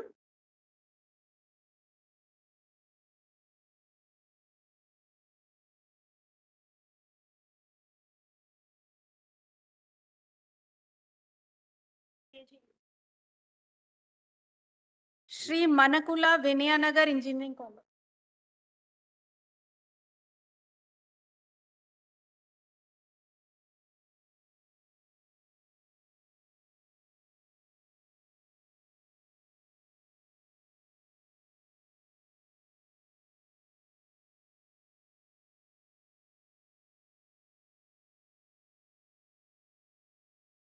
Sri Manakula Vinayanagar Engineering College, Puducherry.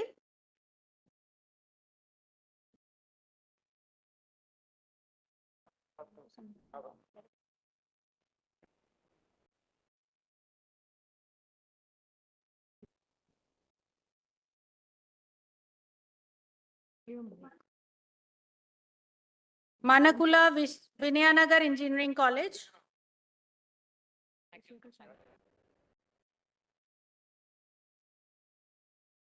KGISL Institute. KGISL Institute. Okay, please go ahead.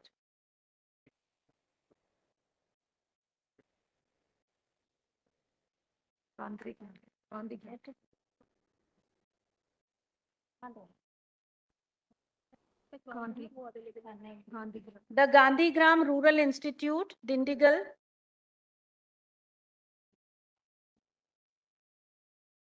Gandhigram Rural Institute, Dindigal.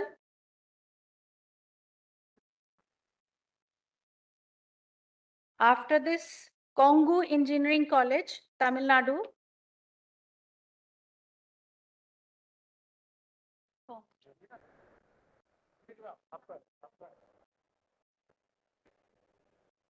Kongu Engineering College, Tamil Nadu.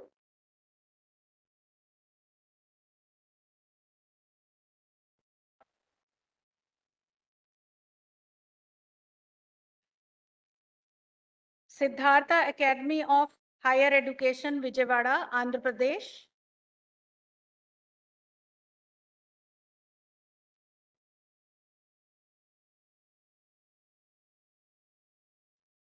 Aditya University, Kakinada, Andhra Pradesh.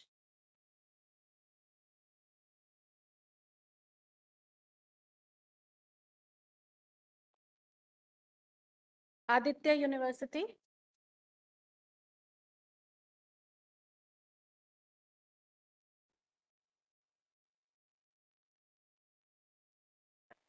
Mari Lakshman Reddy Institute of Technology. Mari Lakshman Reddy Institute of Technology and Management, Telangana.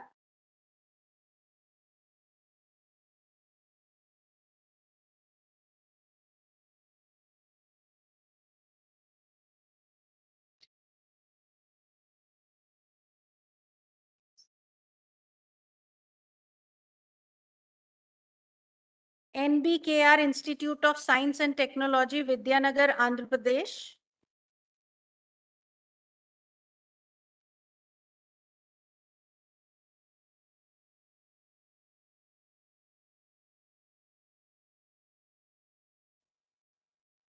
Koneru Lakshmaya Education Foundation, Guntur, Andhra Pradesh.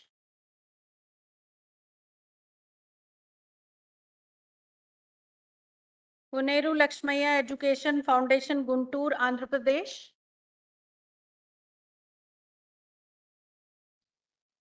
Technia Institute of Advanced Studies, Delhi.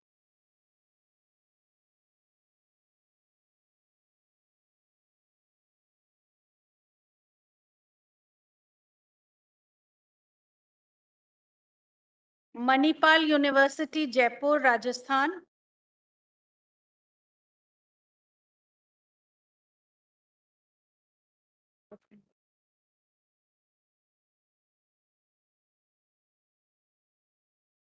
Manipal University, Jaipur.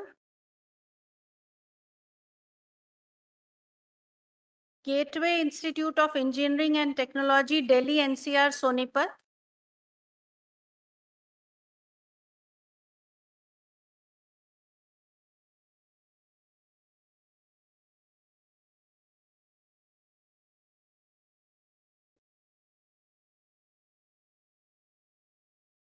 Gateway Institute of Engineering and Technology, Delhi, NCR, Sonipat.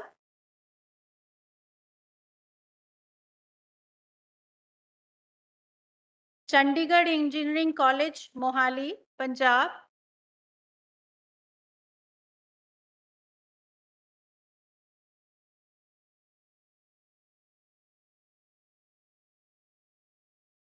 Chandigarh Engineering College, Mohali, Punjab.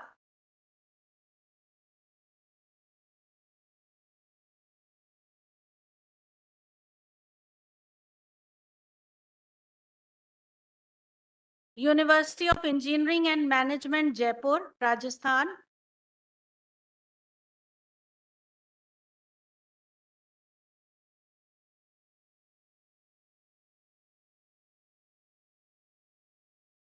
Engineering College, Bharatpur.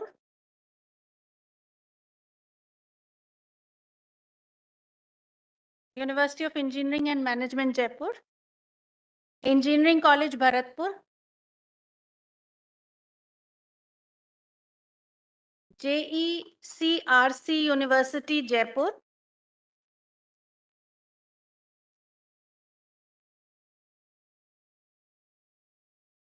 JECRC University, Jaipur, Rajasthan.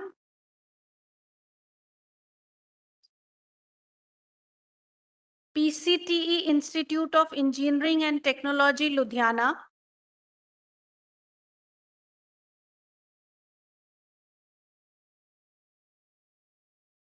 PCTE Institute of Engineering and Technology, Ludhiana. Manav Rachna International Institute of Research and Studies, Faridabad, Haryana.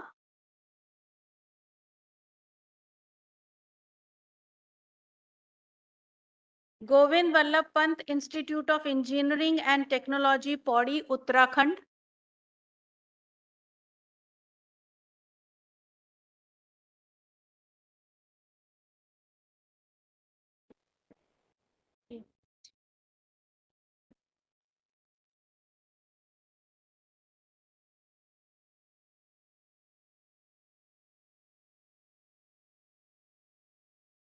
Govind Vallabh Pant Institute of Engineering and Technology, Pauri, Uttarakhand. Indraprastha Engineering College, Ghaziabad.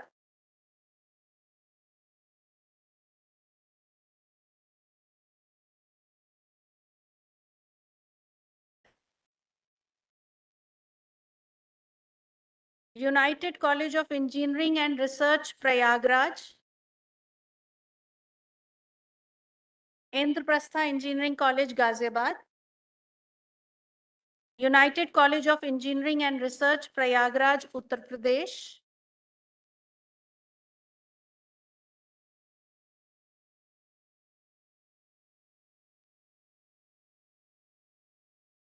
Rajkumar Goyal Institute of Technology and Management, Ghaziabad, Uttar Pradesh.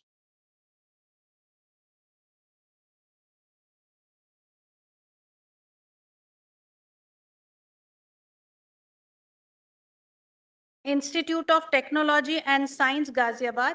Rajkumar Goyal Institute of Technology and Management, Ghaziabad. Institute of Technology and Science, Ghaziabad, Uttar Pradesh.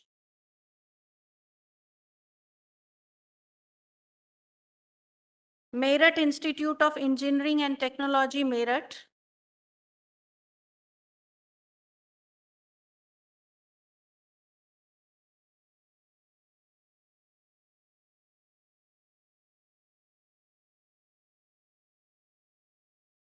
Meerut Institute of Engineering and Technology, Meerut. Sharda University, Agra.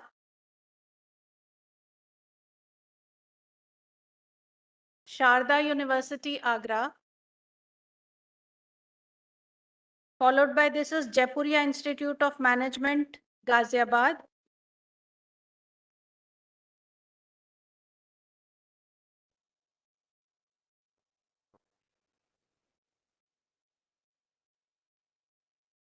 Sharda University, Agra. Jaipuria Institute of Management, Ghaziabad. Northeastern Regional Institute of Science and Technology, Itanagar, Arunachal Pradesh.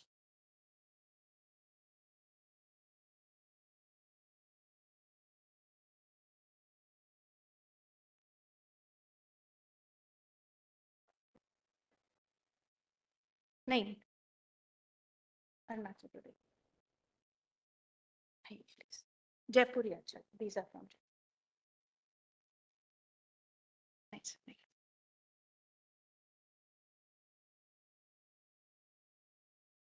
Jaipuria Institute of Management, Ghaziabad.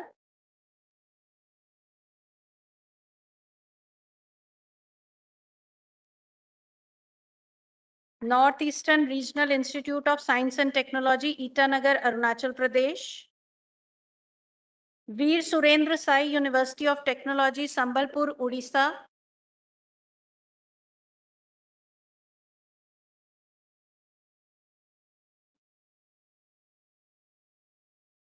Veer Surendra Sai University of Technology, Sambalpur, Odisha. Moving on to the central region. Sankalchand Patel College of Engineering, Visnagar, Gujarat.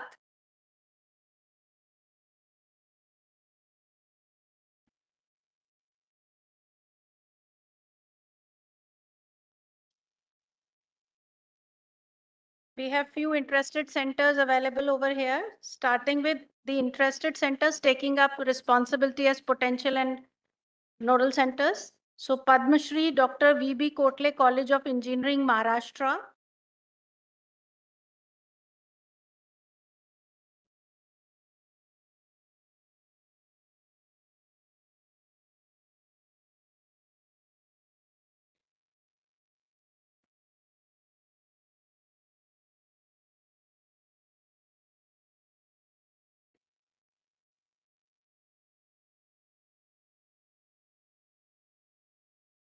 Padma Shri Dr. V.B. Kolte College of Engineering, Malkapur, Maharashtra.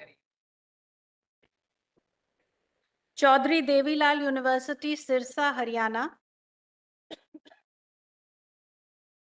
Chaudhary Devilal University, Sirsa, Haryana.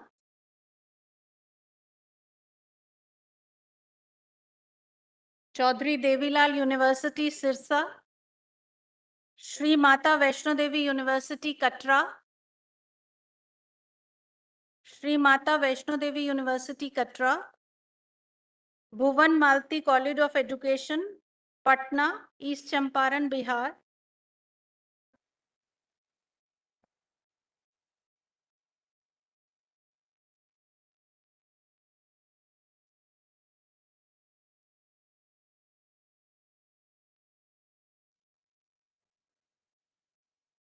One more, I think.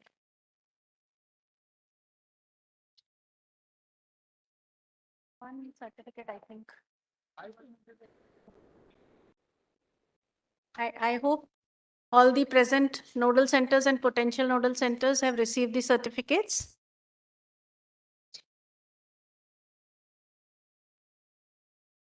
Get a few left with the civil courier. So the remaining certificates will be sent by courier to the respective institutes. So with this, we are towards the roadmap. So I would request Rajneesh sir to please outline the roadmap ahead. UHV as a national movement through collective participation. Welcome, sir. 5 minutes. Thank you very much. I think this was a very hectic day today. I will not take much time. I'll just put two issues before you. As it was very much highlighted that the leadership efforts, leadership initiative is the most important part here. That is the reason that in this whole structured program, we have formulated that we had very successful experiments in different universities. That is one-day leadership program, starting from morning till evening, minimum 4 sessions. For the leadership, that means the vice chancellors and in the private institutions, the owners of the universities. So that if they come to know about the content and the pedagogy, so it takes the whole effort very easily to the whole institution and the university and the region itself. The second is a 3-day program for management. Management means the middle level management, principals and directors and deans of the institution, or maybe the head of the departments, where they can discuss, they can interact for this content more in detail for 3 days. And that is the program for the management people. Then comes the 5-day program or the 8-day program for the faculty members, which almost in all the regions and in so many institutions that has already been conducted. Many people said that this thing should go to the schools. And why it is in higher education? Mainly the major bottleneck for this whole effort is the teachers for school education. It is true that it should come to the schools, but if we need teachers, we have to start with the higher education, because they are the future policy makers, they are the future parents, they are the future teachers in schools as well as colleges. So this is the direction for to take this whole UHV program at a now higher speed. Now we can have a quantum jump. This from 4,000, we have to reach 40,000. So this is the responsibility of nodal centers and potential centers. Rajul ji has already discussed about the responsibility which is there now with the nodal centers. They are about, I was being asked that how many centers have been given this responsibility. We know that 27 nodal centers and 44 potential nodal centers, total 71 are there. And with this support, I'm sure that we will move forward with a much higher speed. With this, I just close. Thank you. Thank you very much. Thank you, sir. And now I would like to invite Dr. Neetu Bhagatji, Director UHV Cell AICT, for vote of thanks. Ma'am, please. Respected dignitaries on the dais, esteemed Vice Chancellors, distinguished guests, faculty members, and dear participants. It's my proud privilege to propose vote of thanks on the occasion of this enlightening Vice-Chancellor's Conclave on Universal Human Values organized by AICT and AIU. On the outset, I express our deepest gratitude to all the distinguished Vice-Chancellors and leaders of higher education who graced this conclave with their presence and shared their valuable insight for this conclave. Your thoughts and experiences have truly enriched our understanding of universal human values into education. We are sincerely thankful to the AICT, NCCIP, and AIU authorities for conceptualizing and successfully conducting this meaningful conclave. We are sincerely we thank to all nodal centers, potential nodal centers, and interested centers.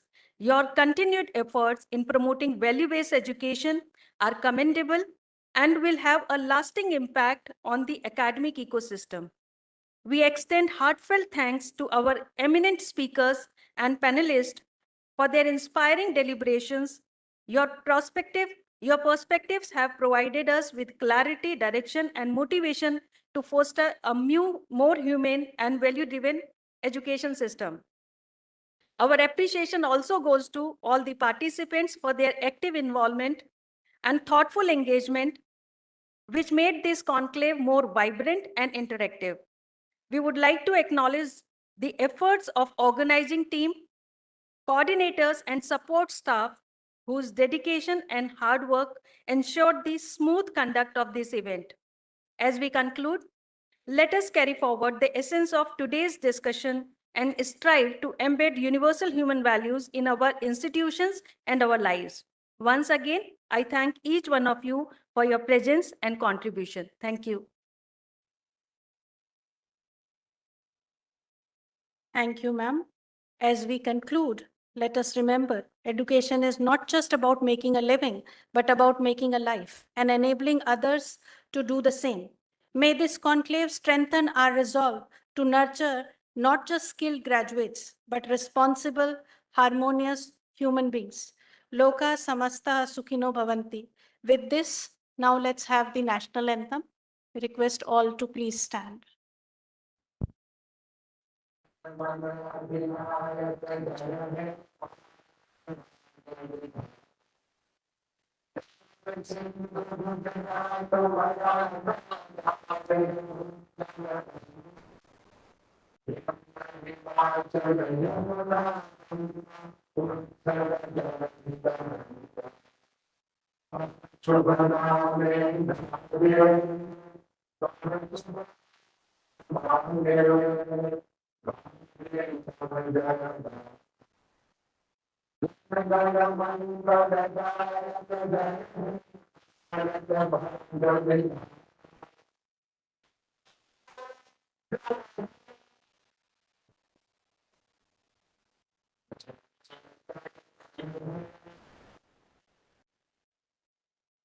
So thank you, everyone. Wishing all for.